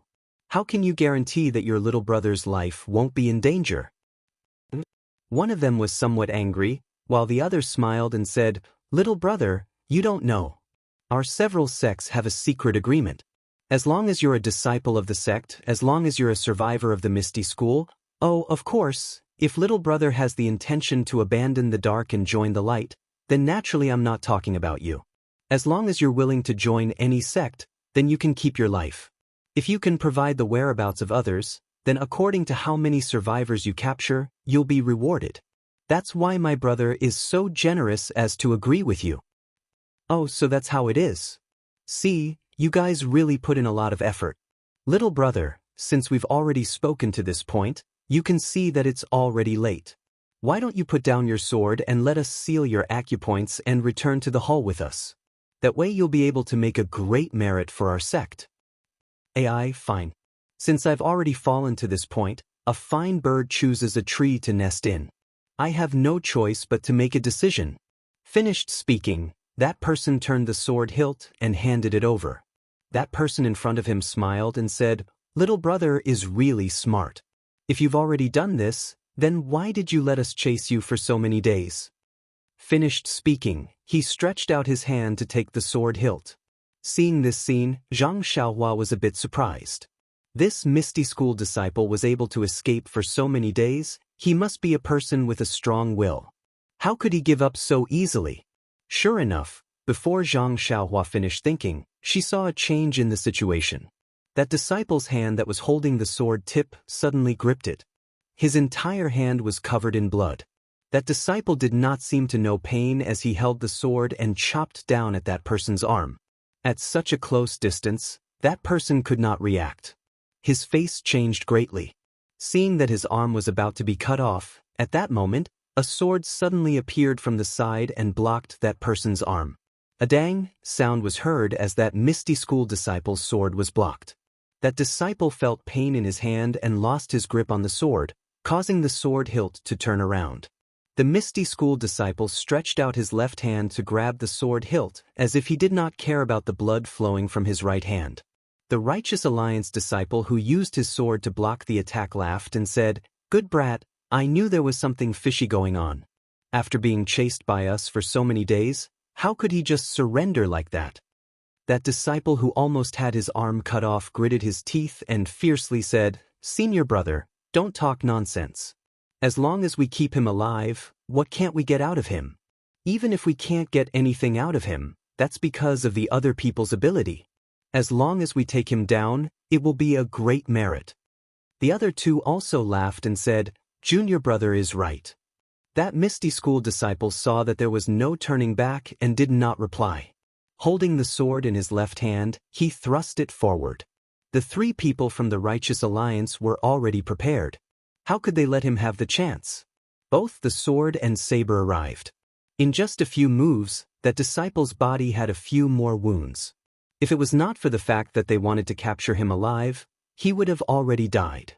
Seeing this, that Misty School disciple swung the sword in his left hand and used a night battle in 8 directions to force the three people back. Then, looking at the night sky, he bitterly smiled and said, "Leader O, this little one is a disciple of the Misty School in this life. I hope to be your subordinate in the next life." Saying this, he pulled the sword in his left hand back and was about to cut his own throat. Seeing this, the three people surrounding him were shocked. They hurriedly went up to stop him. But how could it be too late? At this moment of crisis, they saw an object coming from afar. A black light flashed and hit the sword in the Misty School disciple's hand. But with a kacha sound, that sword was actually broken into 2. Then, that object did not slow down and stabbed into the ground. In the darkness, it seemed like a dagger. The three people from the Righteous Alliance were shocked and turned around to look. They saw that not far away on a hillside, a thin figure stood up from the ground. Then he actually used Qinggong to fly on grass. Like a gust of wind, he floated down and in an instant, he was in front of everyone. At this time, everyone saw clearly that this was a slightly tall youth around 15 or 16 years old. That person entered the field and did not pay attention to the three people from the Righteous Alliance. Instead, he stared at the Misty School disciple and asked, "What did you say? What happened to the Misty School?" The ethereal sect disciple's sword was first broken by the flying dagger and the web between his thumb and index finger on his left hand was cracked. Then, he was shocked by the young man's superb lightness skill. Most importantly, the young man was so young. Seeing him staring at him and asking questions, he did not know what to say. At this time, the three people surrounding the Misty School disciple moved slightly and expanded their encirclement. They quietly surrounded the youth. Then, one of them clasped his fist and asked, "May I know which sect this Xiaoxia is from?" "I am a disciple of the Righteous Alliance's Jianghu Hall. I am here to handle some matters." Xiaoxia. Cheat-In website welcomes all readers to read. The latest, fastest, and most popular series of works are all at Cheat-In Originals.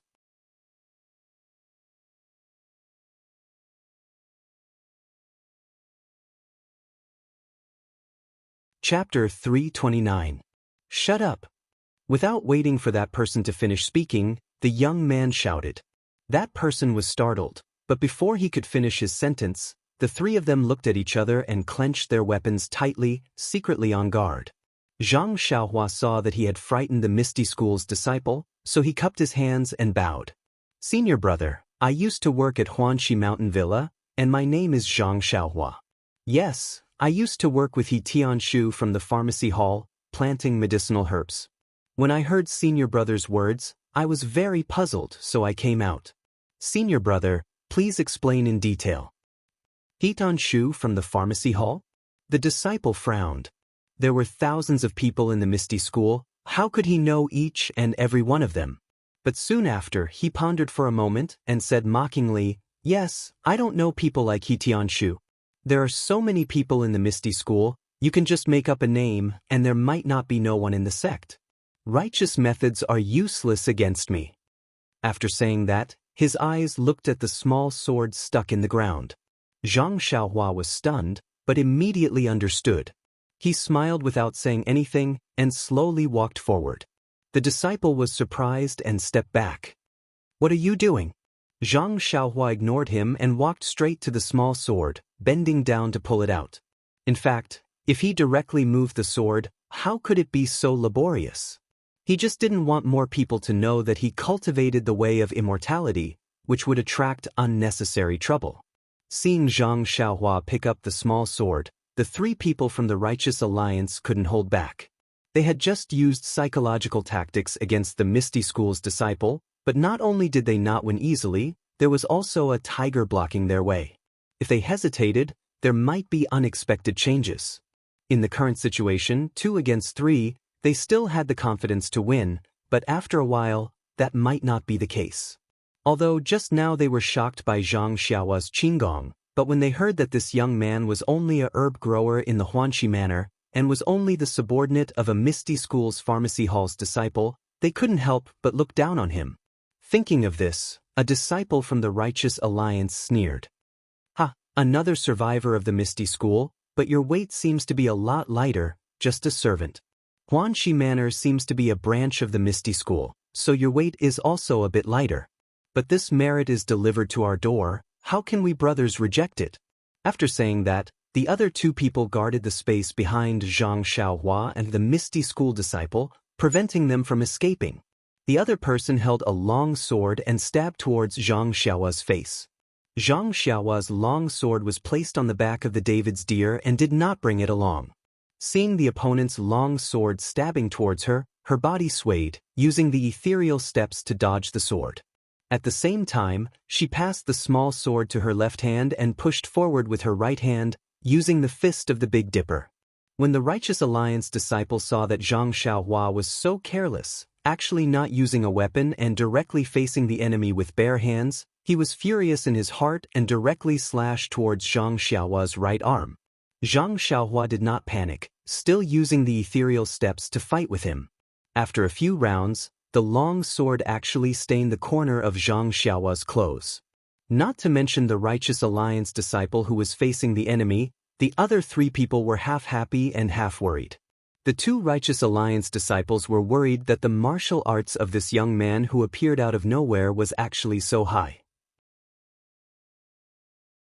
How was he a servant? He was even more powerful than the Misty School disciple just now. They were afraid that this mission would be ruined. And the Misty School disciple was happy that this young man who called himself Zhang Xiaohua was using the Misty School's ethereal steps. He had deliberately used it, wasn't it, to tell him his identity? Seeing that he could keep his life, how could he not be happy?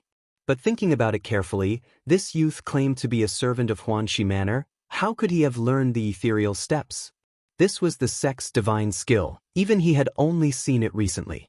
Looking at this youth's skill, he had been in Misty School for more than 10 years, how could he not have heard of it? Could this be a trap set by the Righteous Alliance? Not to mention that after the Misty School's disciple thought about it, the situation on the field did not change. Zhang Xiaohua only used the Big Dipper Fist and ethereal steps to tangle with the Righteous Alliance's disciple. In the past, when Zhang Xiaohua was not proficient in martial arts, she used these two martial arts to defeat the young experts of the Dalan Temple in the martial arts exhibition. In these few years, how could Zhang Xiaohua's martial arts progress be imagined by an ordinary person? Not to mention the ethereal steps and Big Dipper Divine Fist, even the ordinary Arhat Fist and Six Directions Fist would have a miraculous effect when used against the enemy under the effects of divine sense. This Righteous Tao Alliance disciple was far from being a match for them. Seeing that his attack had no effect, the Righteous Alliance's disciple was somewhat anxious.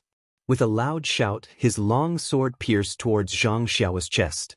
Zhang Xiaohua dodged to the side again, and the disciple's left arm also lifted up at the same time. With a "so" sound, an arrow was shot straight towards Zhang Xiaohua's body that was still in the air. The Misty School's disciple who was watching by the side also exclaimed in a low voice. This kind of concealed weapon that was shot in the air was the hardest to guard against. Presumably, the number of martial arts experts that were injured by this move was not small. But the next thing that happened made the four people present dumbstruck.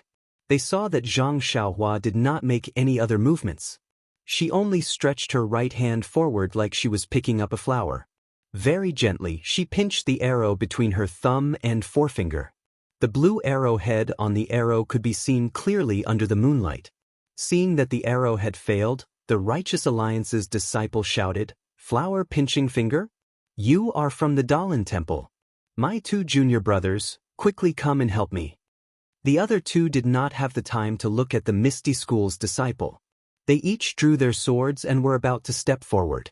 At this time, a light laugh came from the field and said, "Since you came down to attack, then don't blame me for returning an eye for an eye." Ha!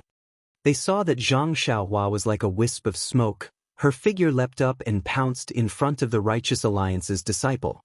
That disciple hurriedly held his sword horizontally, wanting to block, but that sword seemed to pierce through the void and did not seem to have any strength. Zhang Xiaohua's figure was like a ghost. She leapt up, the small sword in her left hand very naturally extended forward, then immediately retracted, her figure somersaulting backwards to meet one of the Righteous Alliance's disciple who was brandishing his blade. Similarly, her figure also leapt up, the small sword piercing out from a strange angle. The target was the disciple's throat. That disciple was unable to stop in time. He moved upwards, sending his throat to the tip of the small sword.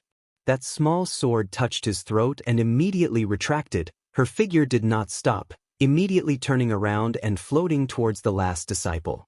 The last disciple was a smart one. Seeing that the situation was not good, he did not move forward at all. Instead, he leaned and leapt out of the field. By the time Zhang Xiaohua turned around, she was already quite a distance away. Zhang Xiaohua had already announced her name. Naturally, she did not have any mercy. She used the levitation technique. Her body seemed to float in the air, floating on the ground. In a few blinks of an eye, she had already caught up to that disciple. She lifted her leg and lightly kicked that disciple's back. That disciple had started early, so his qinggong was passable. He was rejoicing. Who would have thought that there was no sound of wind behind him? But his back seemed to have been hit by a 1,000-gene-heavy object. He saw stars, spat out a mouthful of blood and immediately lost consciousness. His body flew diagonally far away before collapsing to the ground. Zhang Xiaohua kicked out, no longer paying attention to him. She kept the small sword, clapped her hands, and walked back with a smile. That Misty School's disciple seemed to have seen a monster. He looked at the ordinary, thin-looking youth walking towards him in disbelief. He said, "You? In the end, he did not finish his sentence. Zhang Xiaohua looked at him, sat cross-legged on the ground, and said with a smile, "Senior, the annoying flies are gone, this world is quiet, you can tell me about the Misty School." Then, looking at his bloody right hand, he said, "Senior brother, you'd better clean up the wound on your hand or the wound on your body. I don't have any experience in this area, and I don't have any medicine or anything like that on me." At this time, that Misty School's disciple came to his senses and said, it's fine, it's just a small matter, brother, wait a moment, I can handle it myself." After that, this disciple methodically took out something from his chest, applied medicine on the wound on his body, hand, and other places. He was very skilled. After waiting for him to finish, he came forward and saluted again, saying, "Brother, I was really rude just now, but in the past few years, my Misty School's disciples have been in danger, so I had to be careful. By the way, brother, what did you say you were called?" Zhang Xiaohua laughed involuntarily and said, "I'm the servant of the Huanxi Manor's herbs. My name is Zhang Xiaohua. I've been working with He Tianshu in the Huanxi Manor's pharmacy." "Oh, brother, you're called Zhang Xiaohua. I'm Chu Yunfei of the Divine Machine Hall."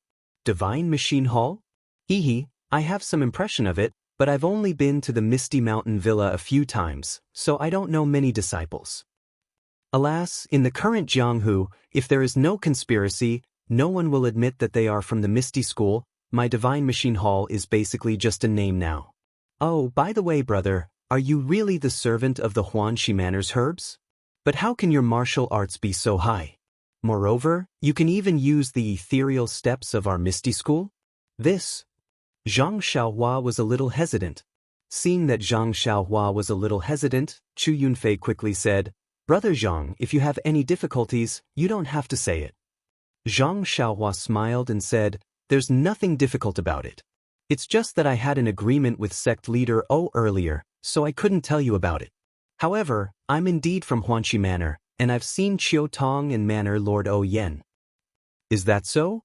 Then I won't ask further. By the way, I just heard that the disciples of the Righteous Alliance said that the Misty School was destroyed. Where is Master O now? How is the Huanxi Manor now? What's going on? I only heard a few words just now, and I'm confused. Senior brother, please clear my doubts." Chu Yunfei smiled bitterly and said, "Brother Zhang, have you not been in Jianghu for a long time?" Zhang Xiaohua nodded and said, "Yes, I've been trapped in a place." After leaving the Huanxi Manor, I haven't been in Jianghu for 4 or 5 years. Alas, I see. Brother Zhang, the Misty School was destroyed 3 years ago. Master O.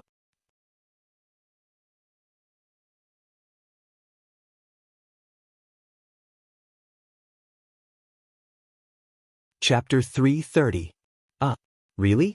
But I don't know what happened. No matter what, the Misty School is still a big sect in Jianghu. How can it be destroyed just like that? Moreover, all the thousands of disciples in the Misty School died for the sect? Chu Yunfei bitterly smiled and said, "In this world, there is no sect that can stand forever. My Misty School has been declining for a long time. To be able to stand for 10,000 years in this unpredictable Jianghu is already a miracle. I heard that a long time ago, there was an extremely powerful Shindao sect. It seemed to be 100 times stronger than my Misty School, but wasn't it also destroyed before us? However, less than half of the elite disciples of the sect managed to escape. The rest of the disciples died on the spot." Buzz. Zhang Xiaohua suddenly stood up and said in a trembling voice, "Only less than half of the elite disciples managed to escape? The rest died for the sect? Then did a disciple called Zhang Xiaohu manage to escape?" "Zhang Xiaohu?" Chu Yunfei was dazed for a moment and said, "Zhang Xiaohu, this name is very familiar. Let me think. I know. He used his connections to enter my Misty School. Later, he got lucky and was accepted by Marshal Uncle Wen." "Yes, it's that lucky guy. Did he also manage to escape?" At this time, Zhang Xiaohua didn't care what other people said about her second brother. She hurriedly asked. Chu Yunfei decisively replied. Zhang Xiaohua exclaimed. She clenched her teeth and clenched her fists. Just as she was about to ask which sect attacked the Misty Mountain Villa, Chu Yunfei said another sentence. Zhang Xiaohua almost fainted. However, Zhang Xiaohu doesn't seem to have died. Zhang Xiaohua nearly fell to the ground with a thud. He thought to himself, "Senior brother, can you not speak like that? Can't you finish your sentence in one sentence?" Zhang Xiaohua stepped forward and asked, "Then, where is Zhang Xiaohu now?" "Well, I'm not sure if Zhang Xiaohu is dead or not." This time, Zhang Xiaohua fell in front of Chu Yunfei. Even the Righteous Alliance's 3 experts hadn't been able to force back Zhang Xiaohua. But Chu Yunfei had done it. Zhang Xiaohua forced herself to get up and thought to herself, "My senior brother from Misty School, can we be more specific? Although this little sweetheart of yours has been tempered with immortal cultivation techniques, it still can't withstand your torment." Seeing Zhang Xiaohua lose her composure, Chu Yunfei felt embarrassed and said, "Little brother, are you too tired? Those 3 Righteous Alliance's disciples are not ordinary experts. They have been chasing me for several days. If you are tired, you should take a rest first." Zhang Xiaohua waved his hand and said, "Senior brother Chu, it's better if you don't. If you have the time, please tell me about the Misty Sect. I will be very grateful." So it's like this. Actually, what happened at Misty School that day is known by everyone in Jianghu. You can find anyone to inquire about it. Sigh, sad things should be told to sad people. Brother, listen to senior brother tell you about the sad things. Thus, the 2 of them sat on the ground. With Chu Yunfei's tireless narration, Zhang Xiaohua learned about the events of that year. It was an autumn 3 years ago. It was the day when all things were competing with each other. But in this day of harvest and looking forward to the future, Misty School's sect leader Peng was sitting on a chair with a headache. He had the urge to use his thumb to fiercely rub his temples. Ever since he subdued Shui Yupeng a year ago and gave her the position of vice sect leader of Misty School, he firmly controlled the Luo Shui gang under the Misty School. The strength of the entire Misty School greatly increased. The results greatly stimulated the ambitions of the 6 Misty Tigers. They all wanted to make contributions that no one had ever made in their lifetime. However, just as Peng finished organizing the resources of the Luo Shui gang, coordinated the water and land forces of the Misty School, and prepared to revive the Immortal Dao and once again set his sights on Jianghu, he felt that it was difficult to move forward.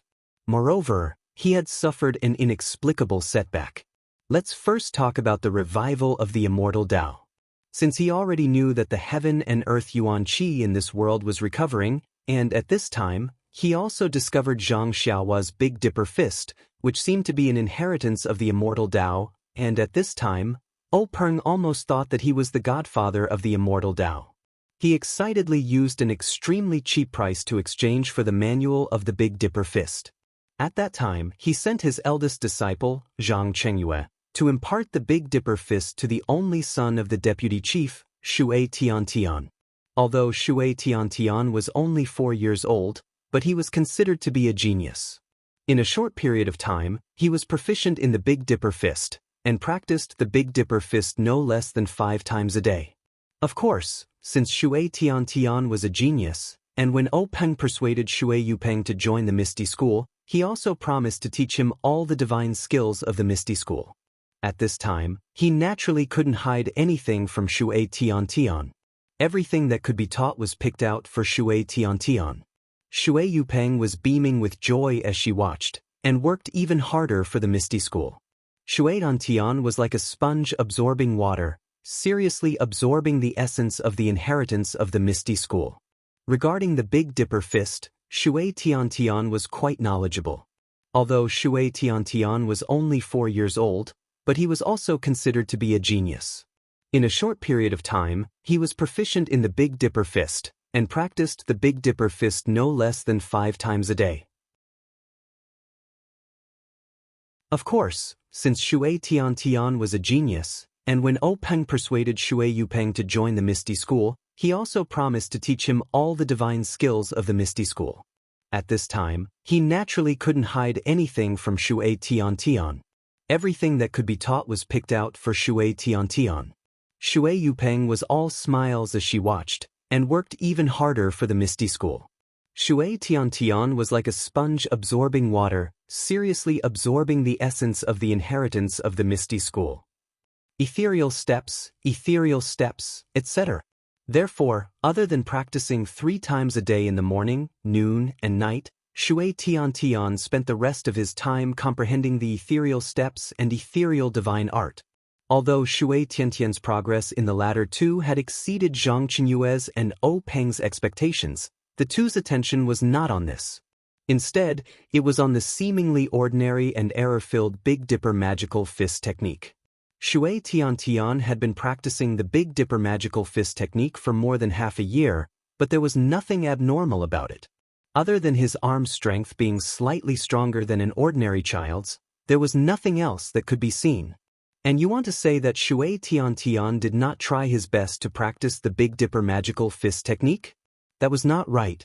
The Big Dipper magical fist technique was the fist technique that he had learned.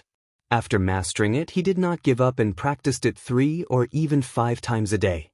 If it was any other fist technique, not to mention 3 times, even 1 or several times a day would not be a small number. After all, the people of the martial arts world still emphasized on internal strength.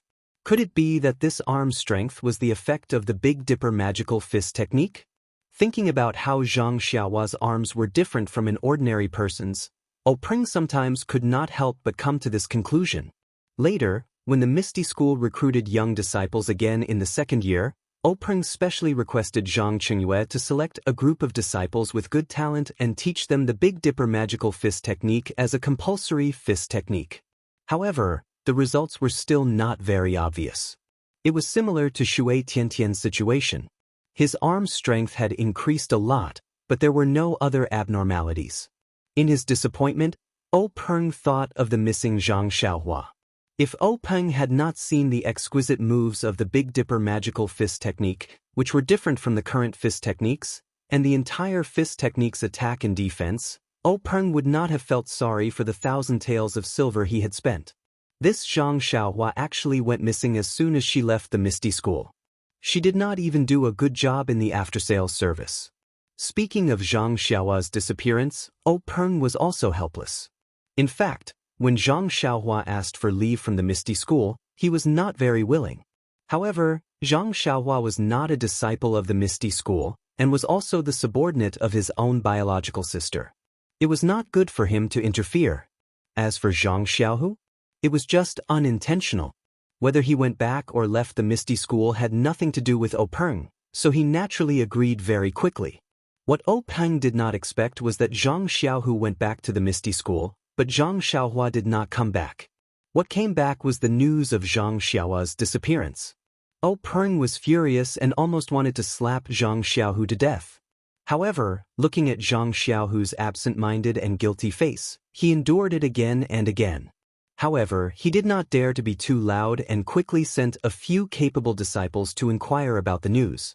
In fact, before Zhang Xiaohu returned to the mountain, he risked his life to inquire about Zhang Xiaohua in Shizue Mountain. After he settled Li Jinfeng's family and waited for a day in Lu Town, he still did not see any trace of Zhang Xiaohua. He felt something was wrong and did not dare to return to the Guizhuang house. Instead, he went straight to Shizue Mountain.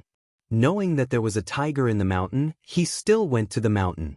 His own biological brother was there, so why would he care about his own safety? At that time, he only blamed himself for not staying, but left his younger brother behind. He also blamed himself for not being able to stay for his younger brother because of his poor martial arts. But since things had turned out this way, what was the use of more self-blame? It was not until Zhang Xiaohu went to Shizue Mountain without hesitation that he found that the whole mountain was in chaos. Some people were fighting with their fists, some were fighting with their swords, and most of them were running down the mountain with small cloth bags on their backs. Zhang Xiaohua crouched on the side of the road, looking at this and that. None of them were good people, and he was surrounded by people, so he did not dare to show up casually. It was not until the sky was getting dark that he stopped an older bandit.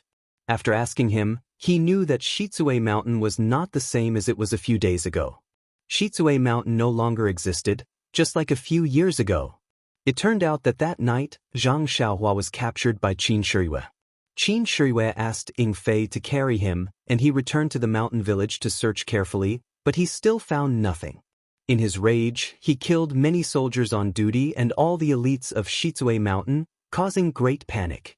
After Qin Shiyue left, these mountain bandits swarmed to find their fort master. Unfortunately, their fort master was also killed in his own room. Then, the mountain bandits were in a mess, thinking that their mountain village had provoked a martial arts master and someone was coming to seek revenge. The whole mountain village was like a group of dragons without a leader. Well, the whole front half of the dragon was gone, leaving only those with poor martial arts and undisciplined people. They did not have the awareness that the mountain village is their home. Some people even saw the open secret room and found some scattered jewelry in the corner. So, the internal strife of people dying for wealth and birds dying for food was really staged.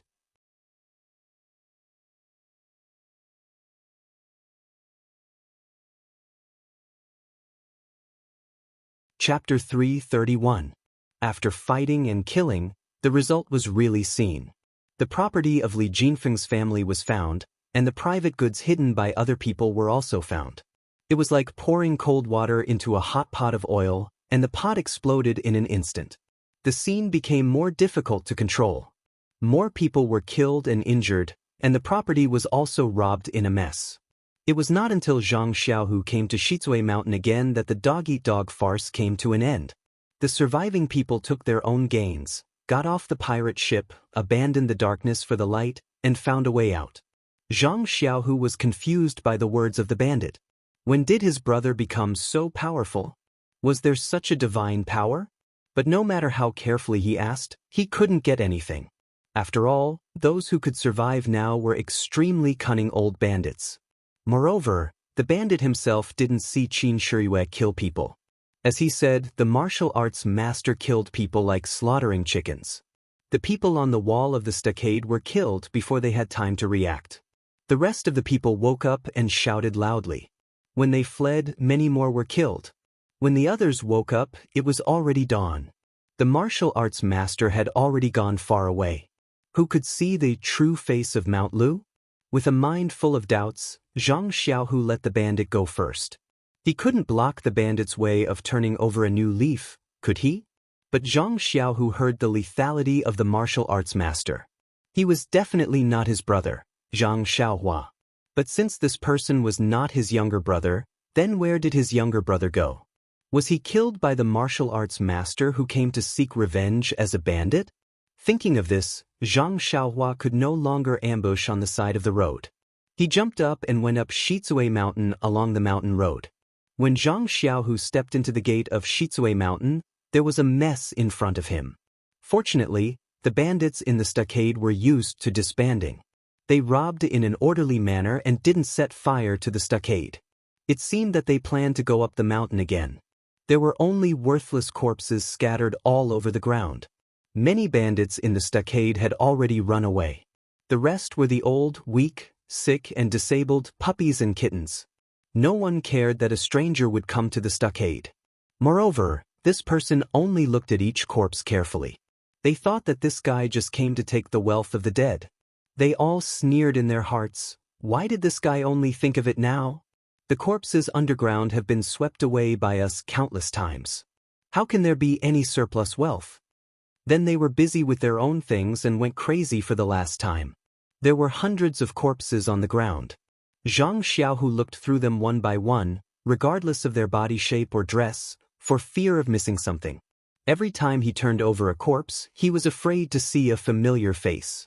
But after examining all the corpses, Zhang Xiaohu was overjoyed. Since there were no corpses, there must be hope of survival. So he worked hard again to look through all the places in the stockade, but still found nothing. At this time, he was completely relieved. Thinking of his brother's lightness skill, he must have run away. Right at that time, Zhang Xiaohu suddenly had a thought. Did Xiaohua go back to the Guozhuang house first? The steady Zhang Xiaohu did not immediately return home. Instead, he looked through all the corpses again until the sky brightened. After working all night, he was full of energy and rode back to the Guizhuang house. He was really looking forward to when he returned to the Guizhuang house. His younger brother would be holding a bowl of rice and squatting under a tree, laughing at him for coming back so late. How could he be so stupid that he didn't know to go back to the Guizhuang house first? But when he rushed back to the Guizhuang house and saw his mother and sister-in-law waiting for him at the village entrance, he knew that something was wrong. His heart turned cold. Xiaohua really did not come back. Zhang Xiaohu's mind turned countless times, but he did not have any good excuses. If he said that Zhang Xiaohua went back or did something else, how could he explain the empty date red horse beside him? But if he told his mother about Zhang Xiaohua's disappearance, how could he open his mouth? Guisufei, who was at the village entrance, was also bitterly waiting for her two sons to return. First, she comforted herself that Li Jinfeng's family was warm and wanted them to stay for one more day. But 2 days had passed. Which family would have such a reason to keep their guests? As a result, Guisufei could no longer sit still. She had been waiting at the entrance of the village the night before yesterday, hoping that her son would return. Last night, she also did not sleep well. At dawn, she had been waiting at the entrance of the village. When it was close to noon, she saw a familiar date red horse appear. Her heart was filled with joy, but she immediately saw an empty horse. That horse was missing her heart. When Zhang Xiaohu arrived at the village entrance and dismounted from the horse, Guisufei tightly grabbed Zhang Xiaohu's arm, gritted her teeth, and interrogated Zhang Xiaohua's whereabouts. Zhang Xiaohu's face was ashen. How could he dare to tell the truth at the village entrance? He only pulled his sister-in-law and dragged his mother back to the small courtyard. When the whole family was gathered, he told the whole story. When she heard that her own son, who was trying to save someone, had ended up missing, Guisufei could not help but feel sad. She knew that her son's actions were the actions of a man and were righteous. But after all, the person he saved was a stranger she had never seen before, and the one who went missing was her son, who she was worried about. How could she not cry? Zhang Kai and Mr. Liu had different feelings. After all, they were both born as strict fathers. They felt that for a child to do such a righteous and awe-inspiring thing, it was exactly what a man should do. They were quite proud. Even if they were on the side, they would still encourage and gladly go forward.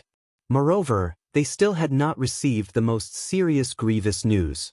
And Zhang Xiaohua had acted for righteousness, so she must be loved by heaven and earth. How could she die so easily? Alas, how could they know that heaven and earth were heartless and treated all living things like straw dogs? In this world, how much righteousness could be preached and how much good intentions could be rewarded? If Zhang Xiaohua had not been coincidentally lucky, she would have been captured and taken to the Dragon God sect long ago. Who knew what her ending would be? Everyone tried to persuade Guisufei, but they could not ease the knot in her heart. In the end, it was Mr. Liu, who was not involved in the matter, who probed, "Could we ask the Misty School to help Zhang Xiaohua?" This sentence was like an epiphany, waking Zhang Xiaohu up. Yes, his abilities were limited, but he had a powerful sect behind him. With such a great resource, how could he not make full use of it? After thinking about it, Zhang Xiaohu did not have the mood to stay at home. He packed his luggage and immediately set off from the Guizhuang house. He rushed back to the Misty School in Pingyang City overnight. He also made an appointment with his family.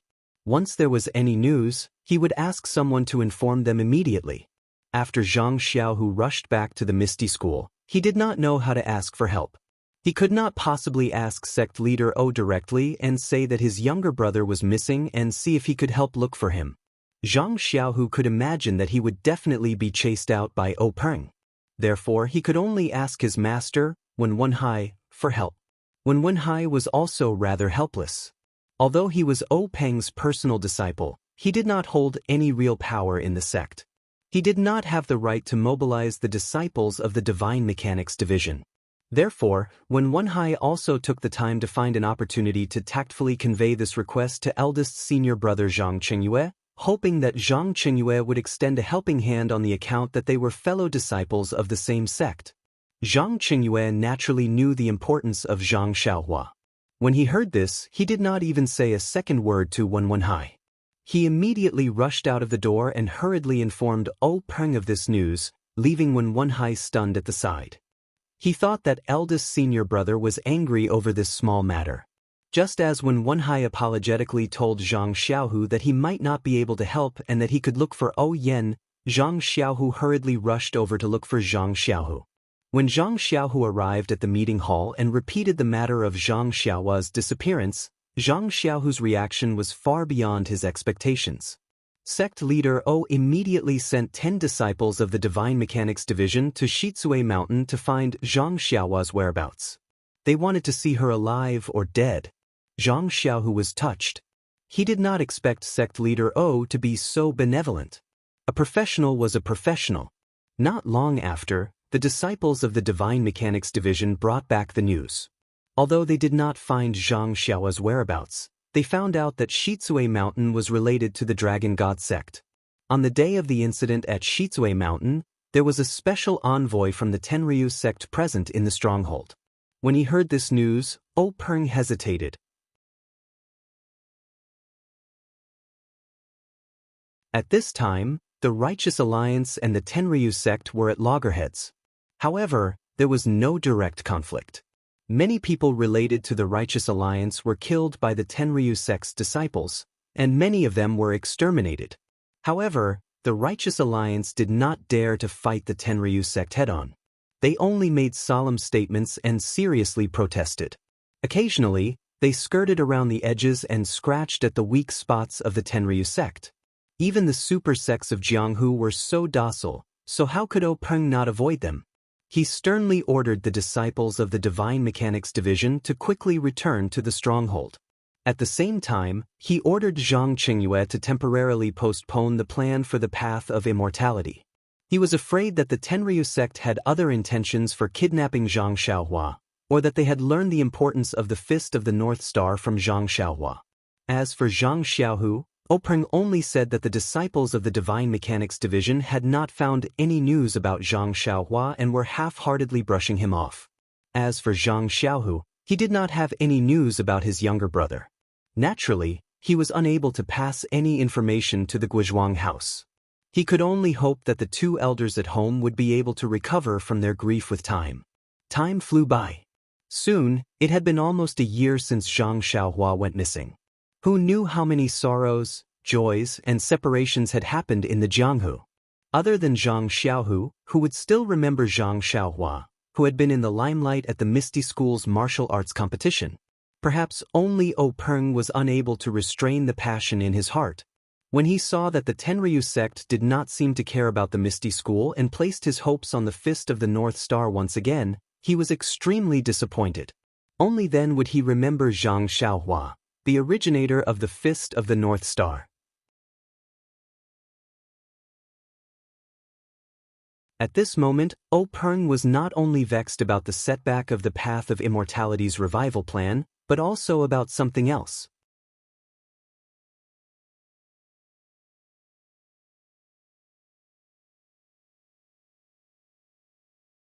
Chapter 332.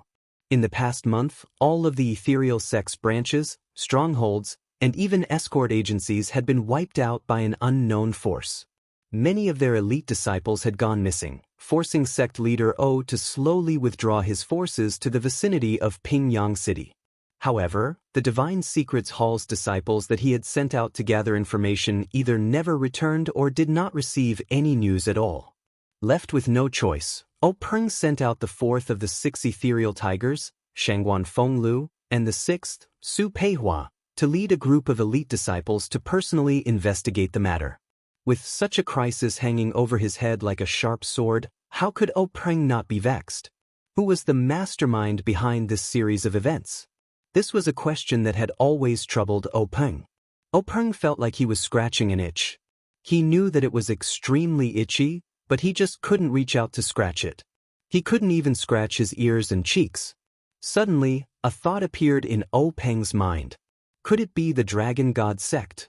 Could it be that after Zhang Xiaohua was captured by the Tenryu sect, he was tortured to extort a confession? Why torture him?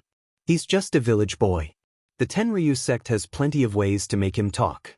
So, Zhang Xiaohua revealed everything about his Fist of the North Star?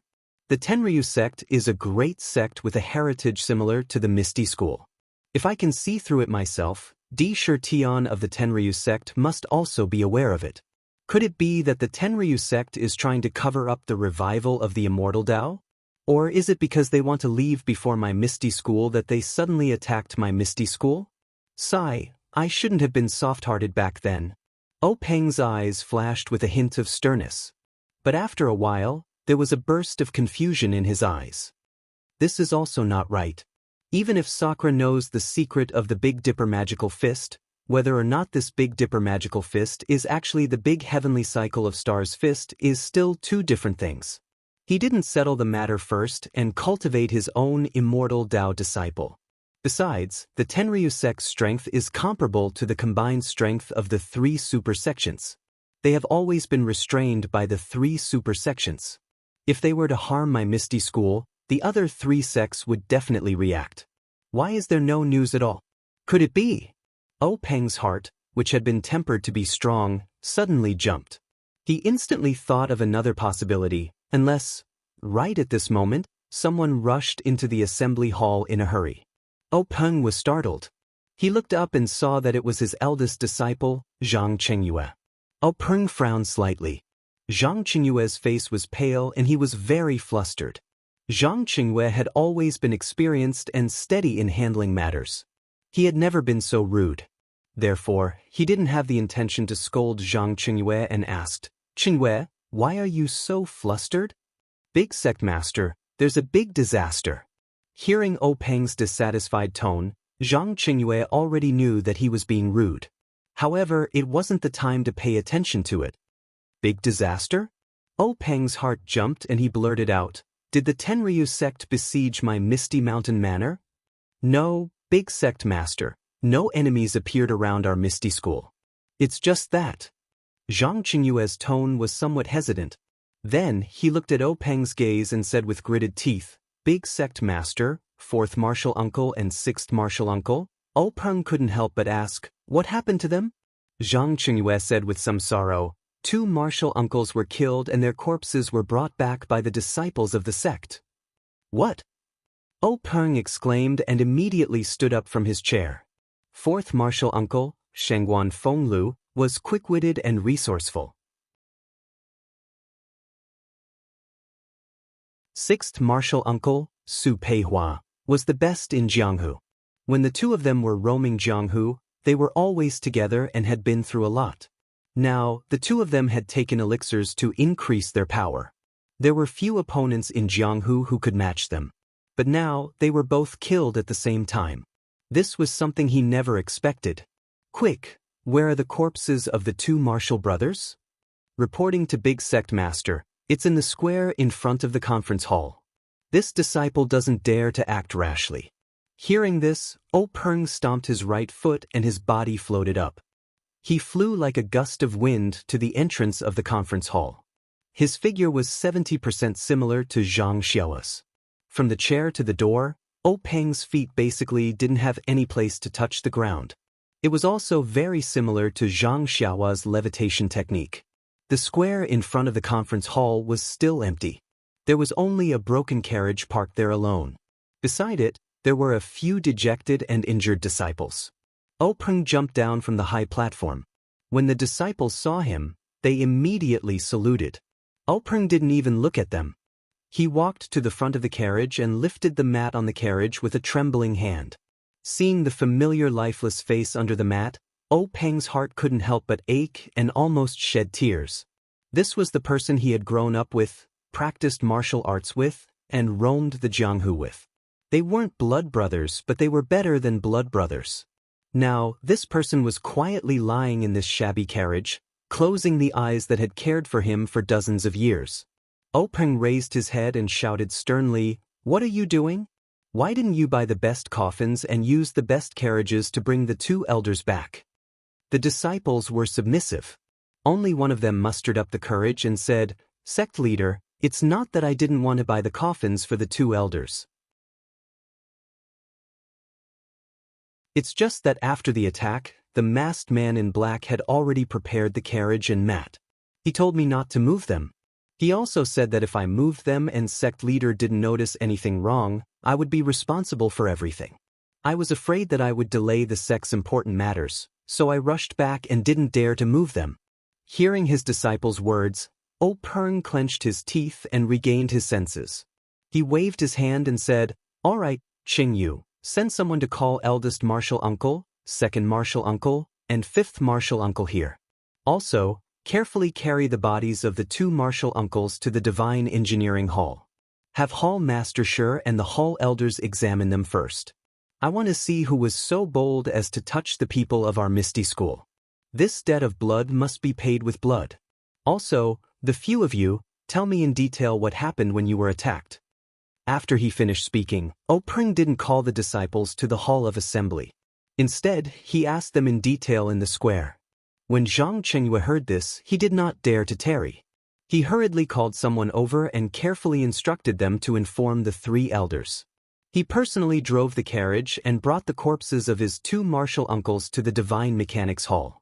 The attack on Shangguan Fenglu and the others was very old-fashioned.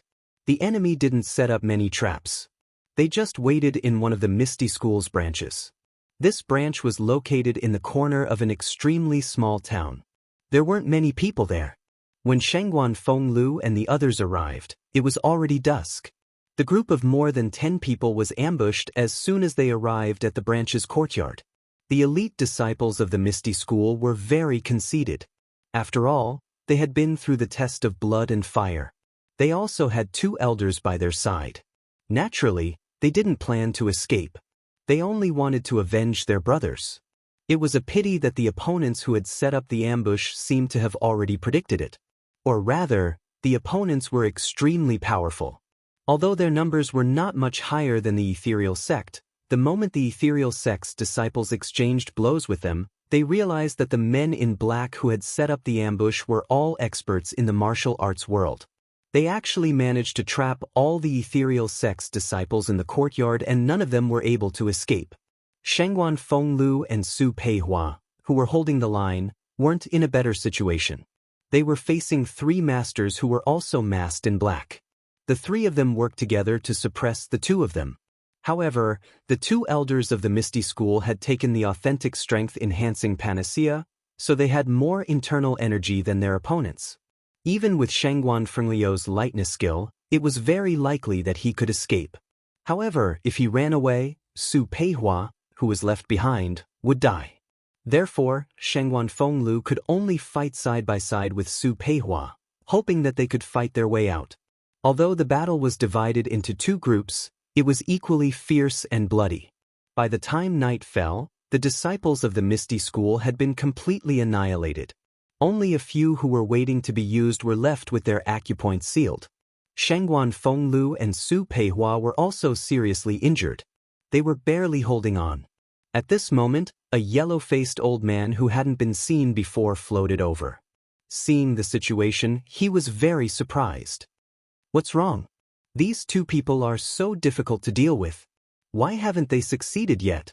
Shangguan Fenglu and Su Peihua were shocked when they saw this person. Just as they were about to call out his name, the yellow-faced old man came in and hit their chests with his palm.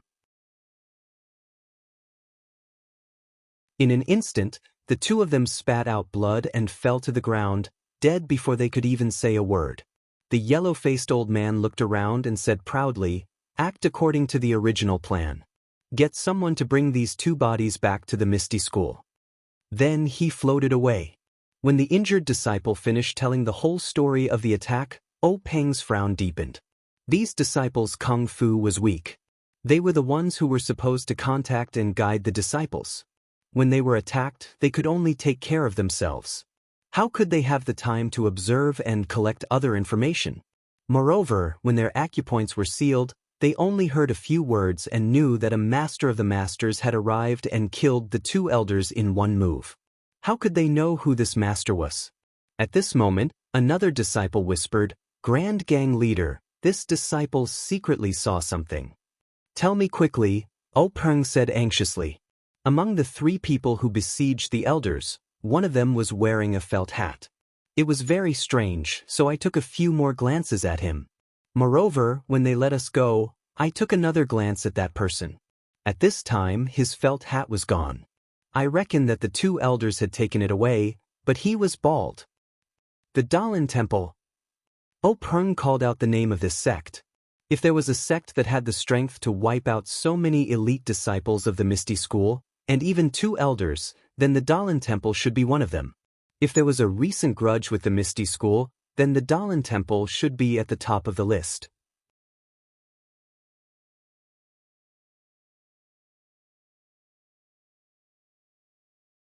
Chapter 333. At this time, from the corner of the square, 3 people quickly walked over. They were Misty sects Hu Yuni, Li Jian, Li Laoer, Lu Qingyang and Lu Lao. The 3 of them came together and looked at Peng and the several injured disciples with astonishment. They asked, "Big sect leader, do you have any clues? Who's the one playing tricks behind us?" Peng waved at the disciples to let them go back and recover. He then turned to look at the 3 brothers who had grown up with him. He bit his lip and tears welled up in his eyes. He opened his mouth but didn't know what to say. Hu Yuni was careful and asked immediately, "What's wrong, third? What happened?" Lu Qingyang smiled. "Third brother, what are you afraid of? The Misty School has been through more than 1 or 2 crises. Didn't we get through them all safely? Alright, we're a 4th and 6th. 6th still owes me 2 rounds of wine. That bastard's external skills are so bad that he's no match for me." His words seemed to have hit the softest spot in Peng's heart. Tears welled up in his eyes. Peng immediately turned his face away and swiped his finger in the air to cover it up. "They're at the Divine Mechanics Hall right now. Let's go take a look." That bastard 6th didn't look for me first. Damn it. Lu Qingyang was still careless and walked towards the Divine Mechanics Hall. Hu Yuni looked at Li Jian in surprise. He was about to ask Peng again when Peng also started walking and followed closely behind Lu Qingyang. A cold light flashed in Li Jian's eyes and he quickly followed. Perhaps he, who was the calmest, had realized something. Just as they reached the front of the Divine Mechanics Hall, they saw Zhang Qingyue rush out. He stopped when he saw the 4 of them and waited for Peng to approach before whispering, "Sect leader, Hall Master Shi and the others have seen it. Is it the Dalan Temple's technique?" Before Zhang Qingyue could reply, Lu Qingyang shouted, "What? The Dalan Temple's technique? Oh my, is Lu Qingyang injured? I told him to practice the Golden Bell Shield earlier. Now look, the old bald donkeys from the Dalan Temple are so cunning. Lu Qingyang is going to have a hard time. By the way, old 6th is injured. Why didn't he go to the pharmacy?" In an instant, Hu Laoda and Li Laoer, who were following behind him, seemed to have understood something. They rushed forward, ignoring Peng and Lu Qingyang, and rushed into the Divine Machine Hall. Peng raised his hand in an attempt to stop her, but he only managed to raise his arm a little before it fell limply to the ground. Old 5th Lu didn't understand and followed him in. Just as Peng was about to take a step forward, Zhang Qingyue said, "Grand Sect Master, the 2 martial uncles didn't die at the hands of the Dalan Temple. The 2 fatal palm prints on their bodies were from the Righteous Alliance's Grand Universe Palm." "Ah. Zhang San's Grand Universe Palm? How is this possible?" Peng was even more surprised.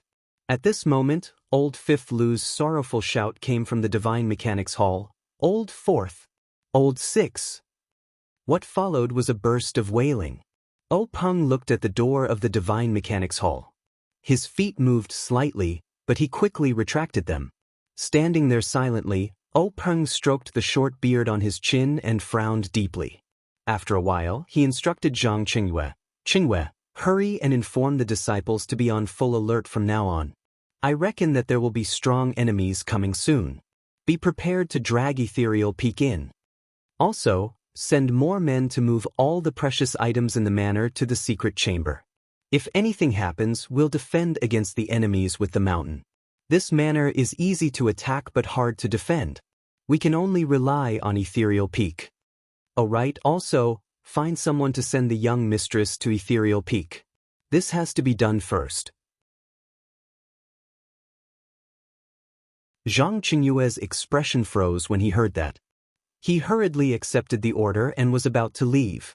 Openg stopped him and whispered in his ear. Zhang Qingyue was shocked and puzzled. He asked, "Master, are we really going to do this?" Openg nodded. "Let's do it. It's either the fish dies or the net breaks. Even if we die, we'll make sure that their efforts are in vain." "But, Master, will this person succeed?" "Sigh, man proposes, God disposes. Who knows?" Zhang Qingyue nodded and left with the order. Openg sighed as he watched Zhang Qingyue leave in a hurry. Then, he took a deep breath and tidied his clothes before walking steadily into the Divine Secrets Hall. In the Divine Secrets Hall, 2 tall wooden coffins were placed in the middle. Although the sun was shining brightly and a lot of sunlight shone in, it was still desolate. The Divine Secrets Hall's Shiukuan and 2 white-haired elders stood beside the coffins with their hands clasped behind their backs. They looked sad. Big Bro Hu and Li Lauer stood on the other side, staring at their 2 junior brothers in the coffins. No one knew what they were thinking. Only old Fifth Lu held onto Su Laoyo's hand like a child. Tears streamed down his face. Openg quietly walked to a corner of the coffins.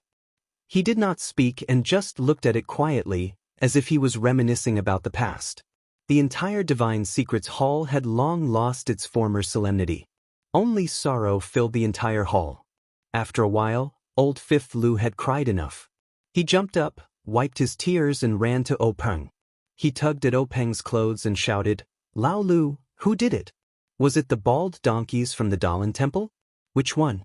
I must settle this with him today so that 6th brother can rest in peace in the underworld." Openg looked at Lu Qingyang and said softly, "Lao Lu, calm down and listen to me."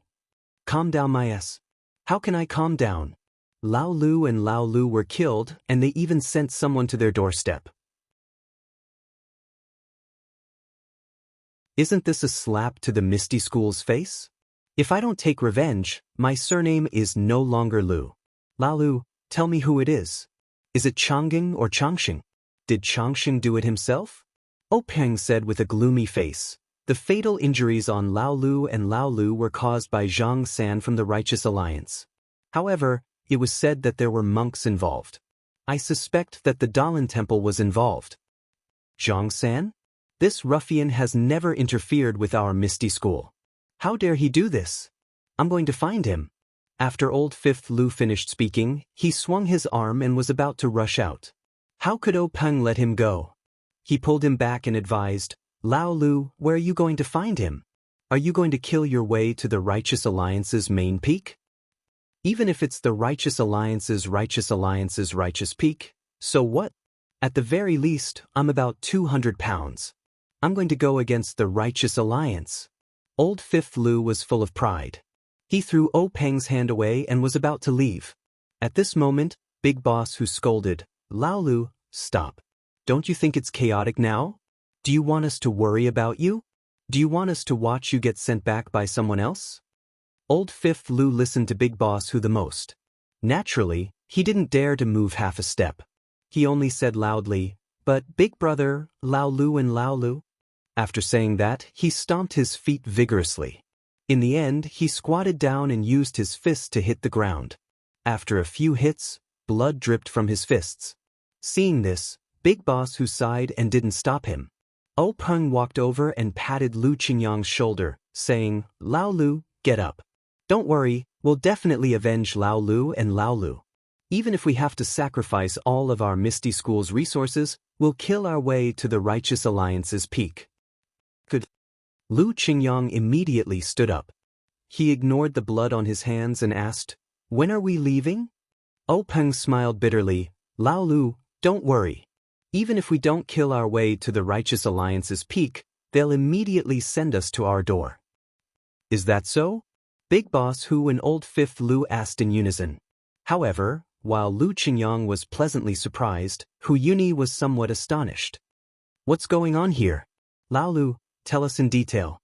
Big Boss Hu frowned and asked. After Openg explained the matter in detail, Big Boss Hu frowned even more and said, "If that's the case, our Misty School is now facing the most serious situation. If anything goes wrong, we'll be in danger of being exterminated. However, why would the Righteous Alliance join hands with the Dalan Temple? Oh Peng smiled bitterly. I'm just guessing. I don't have any real evidence. Maybe that baldy is just a baldy? Our Misty School can't afford to offend either of these two sections. Just one of them is enough for us to deal with, let alone two sections. I can't find any reason for the two sects to join hands against our Misty School. Could it be that they're shifting the blame to others? What Big Brother said makes sense. There's another possibility, which is the Tenryu sect. Hearing this, Hu Yuni gasped and said, the Tenryu sect is a colossus. It's an existence that can contend with the entire Righteous Alliance. When did we get into such trouble?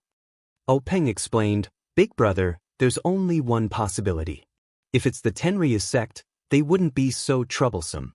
They could just directly attack us. This method isn't their style. But if it's not them, then it's the Righteous Alliance. The grand heaven-earth hand isn't something that ordinary people can imitate. Yes, Big Brother, it's most likely the Righteous Alliance. But they have no reason to do such a heinous thing in Jianghu. Could it be? At this point, the two of them said in unison, it's the secret plane? But we've kept the news about the secret plane very well. Even the Hall Masters know very little about it. How could they leak it? Alas, Big Brother, we didn't leak it, but we can't guarantee that the Yenming Villa, the Tan family, and the Wan Jianfeng didn't leak it. But it's not very likely.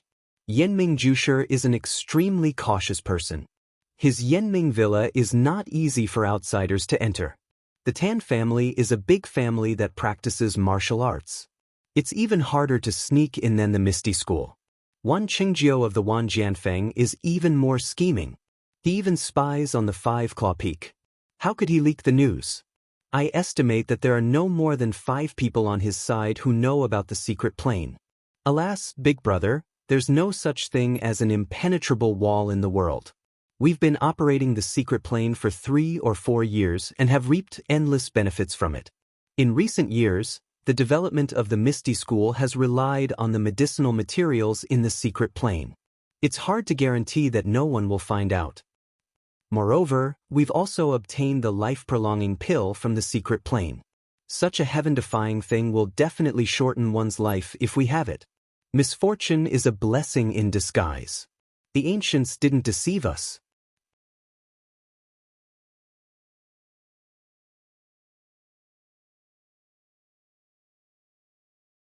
Chapter 334. When the two of them analyzed up to this point, they had already determined that the news of the secret plane must have been leaked, which attracted the attention of the Righteous Alliance. AI, success is because of the secret plane, failure is also because of the secret plane. Hu Yuni sighed.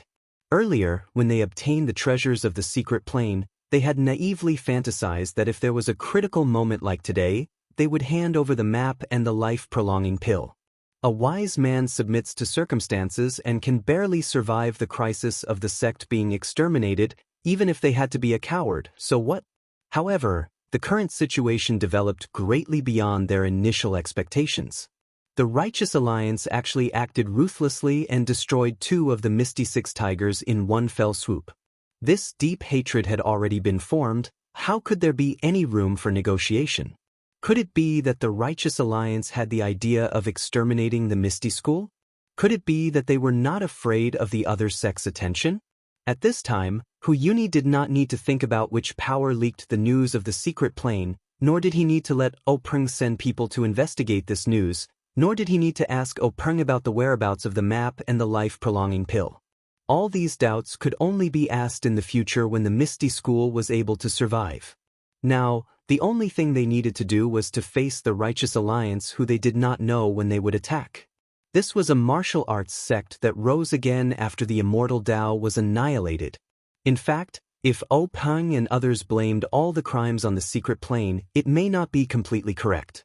As a martial arts sect, the Righteous Alliance had long been aware of the Immortal Tao and had long coveted the Immortal Tao inheritance. The previous XNG Long family was just the tip of the iceberg of the Righteous Alliance's Immortal Tao inheritance. The Misty School, as a sect with thousands of years of inheritance, had been in decline for a long time and had long been targeted by the Righteous Alliance. If it was not for fear of the other sects with immortal Tao inheritance, the Righteous Alliance would have already made a move on the Misty School. And this secret plane was just a fuse. Even if there was no secret plane, sooner or later, the Righteous Alliance would inevitably make a move on the Misty School. Who told the Misty School to have the immortal Tao inheritance but was unable to protect it? This annexation of the Misty School was nothing more than a drill that the Righteous Alliance had been preparing for a long time. Openg continued, Big brother, second brother, fifth brother, the Righteous Alliance came in a menacing manner. First, they reduced our forces in the periphery of our Misty School. Then, they set up a trap to make us lose our brothers. I presume that they have been plotting this for a long time. Moreover, they sent the remains of fourth brother and sixth brother back. This is not only a blow to our confidence, but also a signal for us to attack. I estimate that the Righteous Alliance will launch their final attack on us tomorrow at the latest. Ha! Old Fifth Lu shouted and jumped up. Third brother, I'll go get my axe. I'll guard the archway. I'd like to see if that yellow-faced Zhang-san can step on my body and walk into the Misty School. With that he ran out of the Divine Mechanics Hall like the wind. Openg raised his hand to stop him, but Hu Yuni said, Let old Fifth go. Then he said to Li Jian, Second brother, go and watch him. Don't let him do anything stupid. Li Jian didn't say anything and chased after him. After the two left, Hu Yuni asked, Third brother, do you think we should send a message to the Dalan Temple and the Cult of Incense? Ask them to come and help us? Well, the Dalan Temple hasn't been cleared of suspicion.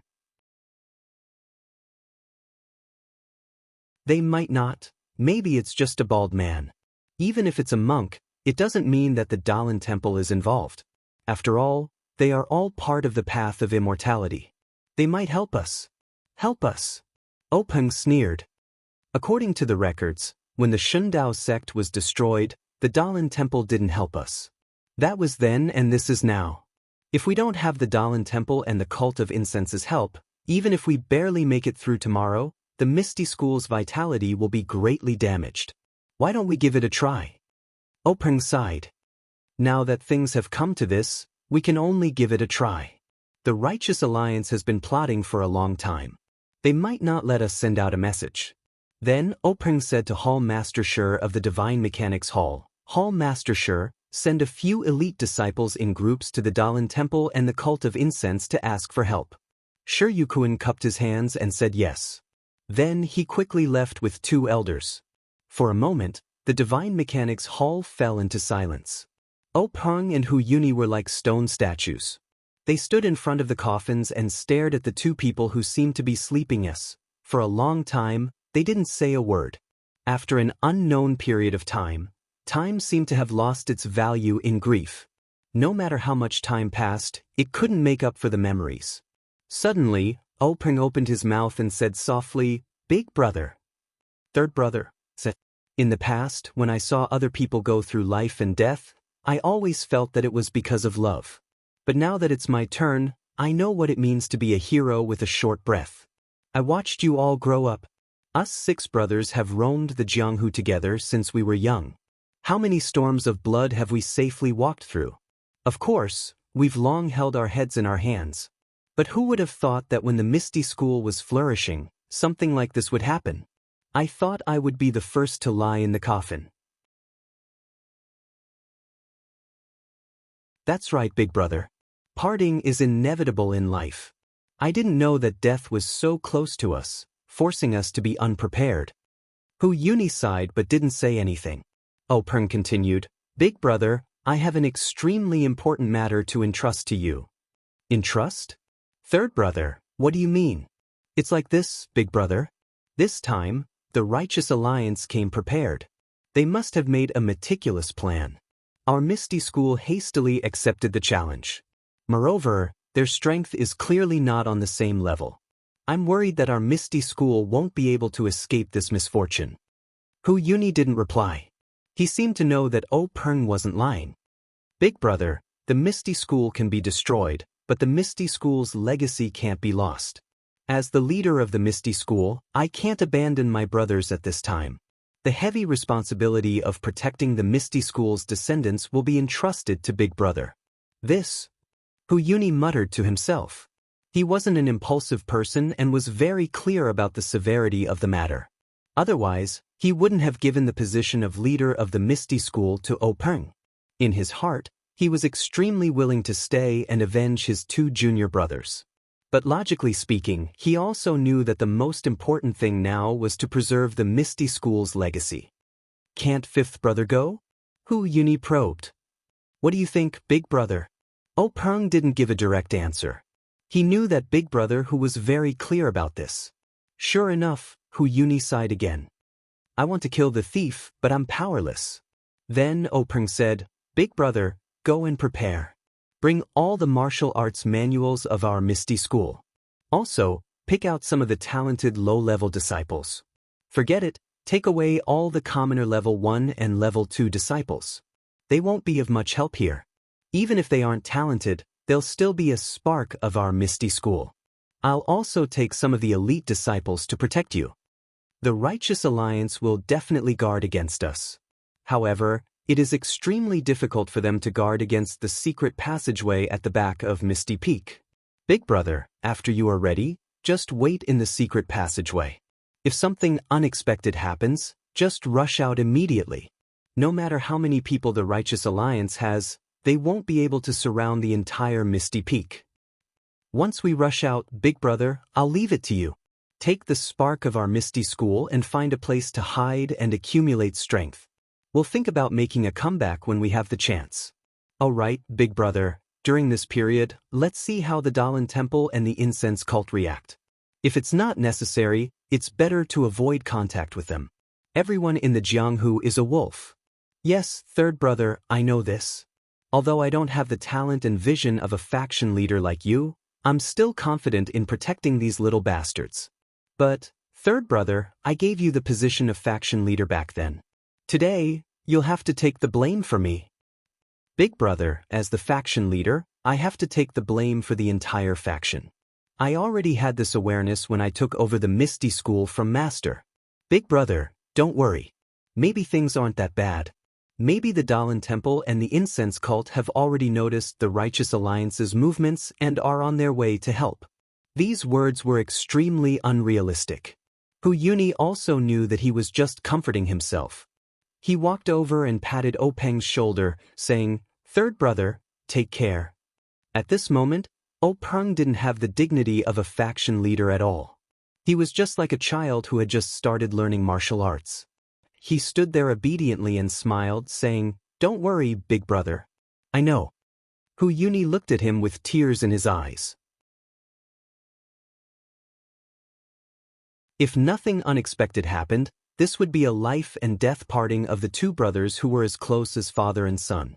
Oh Peng couldn't hold it in anymore. He reached out his hand and Hu Yuni reached out to hold it. It was just like when Oh Peng was young and Hu Yuni took his hand to the top of Misty Peak to teach him martial arts. Big brother, be careful. Third brother, be careful too. Out of all the words he could only say this ordinary sentence. Immediately after, the two brothers let go of each other and laughed loudly. What joy is there in being a great man who can support the heavens and earth? What is there to fear in death? Life is like a floating cloud that comes with the wind and goes with the wind. With that, Hu Yuni flicked his sleeves and rushed out of the door. Oh Peng stood there in a daze for a moment, feeling the loneliness after a feast. Just as he was about to turn around and look at his brothers in the coffins, he heard hurried footsteps outside the door. At this moment, Oh Peng couldn't even be bothered to frown as he walked slowly towards the entrance of the Divine Secrets Hall. He had just taken a few steps when he saw Zhang Qingyue rushing in with a nervous expression. Zhang Qingyue was originally extremely flustered. However, when he saw Oh Peng's unhurried manner, he was stunned at first. Then he slowed down and lowered his voice, saying, Big faction leader, things have taken a turn for the worse. Oh Peng smiled first and said, Qingyue, have you done what I asked you to do? Yes, big faction leader. Other than the matter of eldest martial uncle finding someone to take over the secret martial arts manuals, everything else has been done. Good. Qingyue, as the eldest disciple of the Misty School's headmaster, You should have the resolve to surpass others. I know that you're handling the sect's affairs with ease, but you lack the tempering in times of danger. This is a chance given to you by the heavens. As long as you get through this crisis, you'll be able to look down on others, and I can also rest assured that the entire Misty School will be in your hands.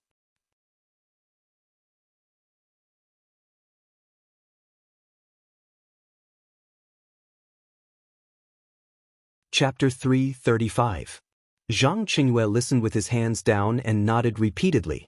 How could he not know in his heart that at this time, other than Peng, he, the chief disciple, should be the one to straighten his back in front of all the disciples? He did not have the slightest room to retreat.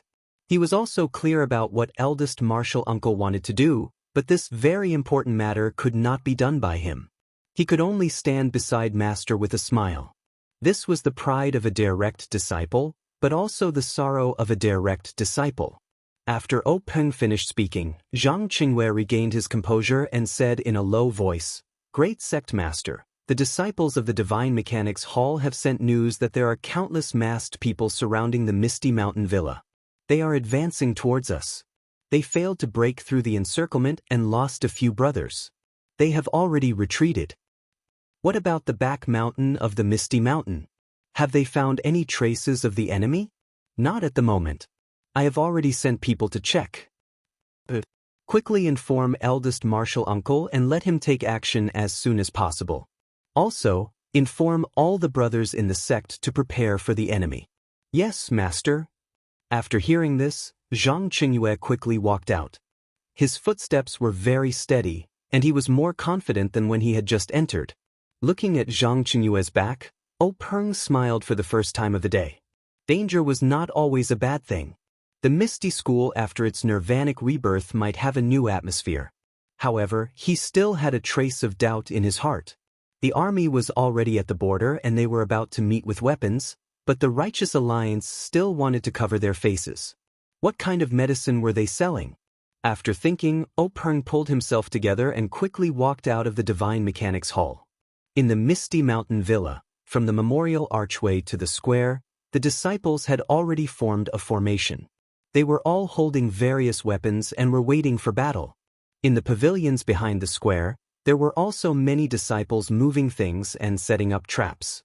Although there were many people and things were complicated, they were still in good order. There was no unnecessary panic, just like the tension before the battle. Seeing such a situation, Peng was extremely gratified. Even though these disciples did not have as much information as Zhang Qingyue, causing them to feel a heavy psychological pressure, but this passion to serve the ethereal sect, as long as they could get through this hurdle, would definitely be synonymous with iron and blood in the future. In an instant, Peng was even more confident that he could survive this ordeal. Before Peng could return to the meeting hall, Zhang Qingyue came over to report, "Sect Master, according to the scouts of the Divine Mechanics sect, not only has the front of Misty Manor been surrounded, but there are also traces of enemies at the back of Misty Peak. There are even Righteous Tao Alliance disciples at the back of the mountain? How many are there?" "There's a lot of vegetation at the back of the mountain, so I can't see clearly. However, they're about to surround us. Where are your eldest martial uncle and the others?" Disciple has already informed eldest martial uncle of the situation. They are preparing to enter the secret passage. "All right, quickly send someone to inform them to break out of the encirclement immediately. If they are surrounded, it will be even more difficult for them to break out.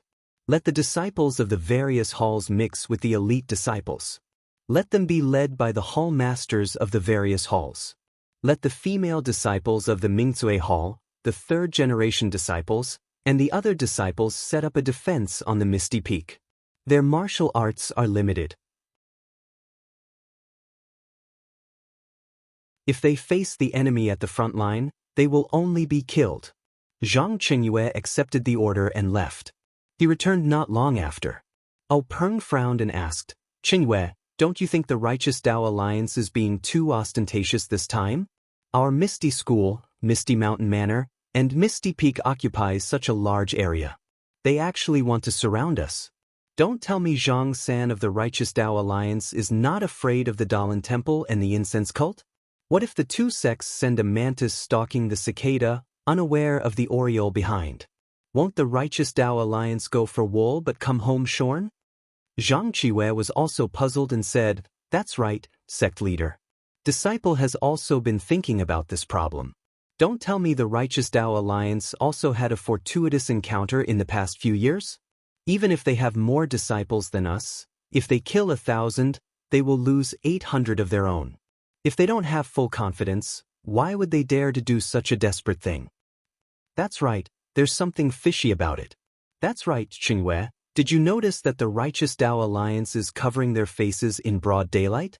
Aren't they trying to hide something?" "Haha, sect leader is right. This kind of small fry, I'm afraid they don't dare to see the light." Both master and disciple laughed heartily.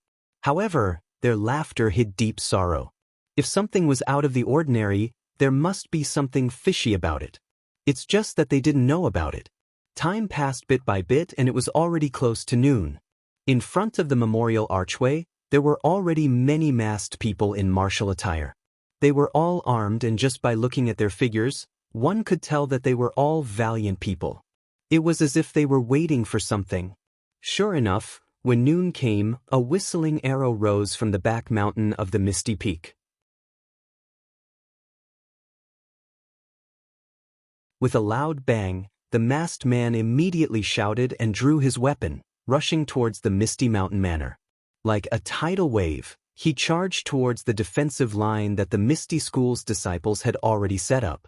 Hearing the whistling arrow from the back mountain, Peng's expression changed. He immediately said calmly, "Qingwei, how is the defensive line at the back mountain?" "Don't worry, sect leader. I've already sent the elite disciples over. The back mountain is easy to defend and hard to attack. It shouldn't be a problem." Peng nodded slightly. He knew that the back mountain of the Misty Peak was mostly steep cliffs and there were many paths that didn't lead up. They only needed to send a few elite disciples to block the enemy. The battle was very fierce. Not long after, there were casualties and screams could be heard from time to time. Peng stood there with his hands behind his back. His eyes were slightly narrowed and his teeth were slightly clenched. He had a rare impulse in his heart. He really wanted to swing his sword and fight side by side with his brothers in the sect. However, he knew that a sect leader wasn't meant to swing his sword. Sensing the change in Peng's expression, Zhang Qingwei said, "Sect leader, I'll take command here. You should go to the Misty Peak first. Fifth uncle and miss are both there. You can only take command of the situation if you go there." Peng nodded slightly and said, "Then I'll leave this place to you. Qingyue, if things don't work out, retreat to the Misty Peak. As long as there's life, there's hope." "Yes, sect leader. I understand." After saying that, Peng looked at the stalemate of the battle and returned to the Misty Peak. Along the way, Peng saw many disciples with weapons lying in ambush by the side of the road and behind the rocks, waiting for the enemy to attack. Looking at the nervous expressions of many female disciples, Peng shook his head slightly. As he was walking, Peng suddenly saw a figure that he had almost forgotten. He waved his hand and said, "Zhang Xiaohu, come here for a moment." "Sect leader." Zhang Xiaohu walked over quickly. Peng asked, "Zhang Xiaohu, why are you here?" Zhang Xiaohu said in surprise, "I heard from the sect leader that the third-generation disciples are required to set up a defense in the mountains. So I came. My master and the others are in front with the sect leader." "Oh." Peng realized that although Zhang Xiaohu was old, he had just joined the sect and could only be considered a third-generation disciple. Moreover, his martial arts were indeed weak. If he fought the enemy in the front line, he would be killed within a few moves. So, he smiled and said, "Didn't the sect leader choose the first and second-ranked disciples? Why didn't you leave?" "Sect leader." Zhang Xiaohu was a little excited. At this time, Peng still remembered him. How could he not be grateful? He said, "My talent is limited. It's better not to compete with those children. Besides, I have the strength to fight. I can contribute to the Misty School when the Misty School is in danger. I'm willing to live and die with the Misty School. I'd rather die together with the Misty School than drag out an ignoble existence." Peng nodded and patted him on the shoulder, saying, "Good. However, your martial arts are indeed weak and you're dragging out an ignoble existence. It's not necessarily a bad thing for a hero." After saying that, he left Zhang Xiaohu, who was still pondering the meaning of his words, and went up the peak. On the misty peak, the autumn noon sun was still scorching. Even with the whistling mountain wind, it still made people feel uncomfortable. Many family members and disciples of the Misty School had already gathered here. Seeing Peng come up, the sect leader's wife, who had never asked about the affairs of the sect, took the initiative to ask quietly, "How is it? What's the situation down there?" Peng smiled and said, "Madam, don't worry. It's just a clown. How can he be a match for our Misty School?" The sect leader's wife smiled and did not ask any more questions. At this time, Yen walked over and said, "Big brother." Peng looked at Yen kindly and said, "Yen, you don't blame Big brother, right?" Yen was extremely intelligent. How could she not understand Peng's meaning? She smiled and said, "Big brother, Yen has lived under Big brother's protection since I was young. Today, when the sect is in danger, I should go through thick and thin with the entire Misty School." Peng smiled and said, "Yen has such feelings. Our Misty School's danger is not for weak girls like you to bear. However, you're the sister of the sect leader of the Misty School. How can the Righteous Alliance let you go? If we let you go, the Righteous Alliance will definitely send more people to search for you. It's not safe at all. On the contrary, Big brother and the others won't be able to escape. Therefore, rather than leaving you outside, it's better to let you stay by Big brother's side. You don't have the strength to truss a chicken. Even Zhang San of the Righteous Alliance can't force himself on you. I understand, Big brother. You don't have to explain." Yan's face was obedient. However, her slightly thin body under the hot sun and the mountain wind made people feel pity for her. Without waiting for Yen to leave, Lu Qingyang and Old Fifth Lu came over again. Holding a large axe, they arrogantly said, "Third brother, how can you let me go up the mountain? Rather than waiting here, it's better to let me go down the mountain and kill a few Righteous Alliance thieves with Shernyo and the others." Peng smiled and said, "Old Fifth, I'll need you later. Look, our family members and the disciples of Mingtsue Hall need your protection. If it weren't for the fact that your martial arts are much better than Shernyo's, how could I let you take on such a heavy responsibility?" Old Fifth Lu opened his mouth and said, "I knew third brother wouldn't be biased. Don't worry. As long as I'm here with this pair of axes, that Zhang San won't be able to take even half a step into Misty Peak." After saying that, he carried his axe and walked to the mountain path, making a "one man can hold back 10,000 men" stance. You're tuning in to the Han Li's Immortal Journey YouTube channel. Don't forget to subscribe and join us on this journey to catch the most captivating stories.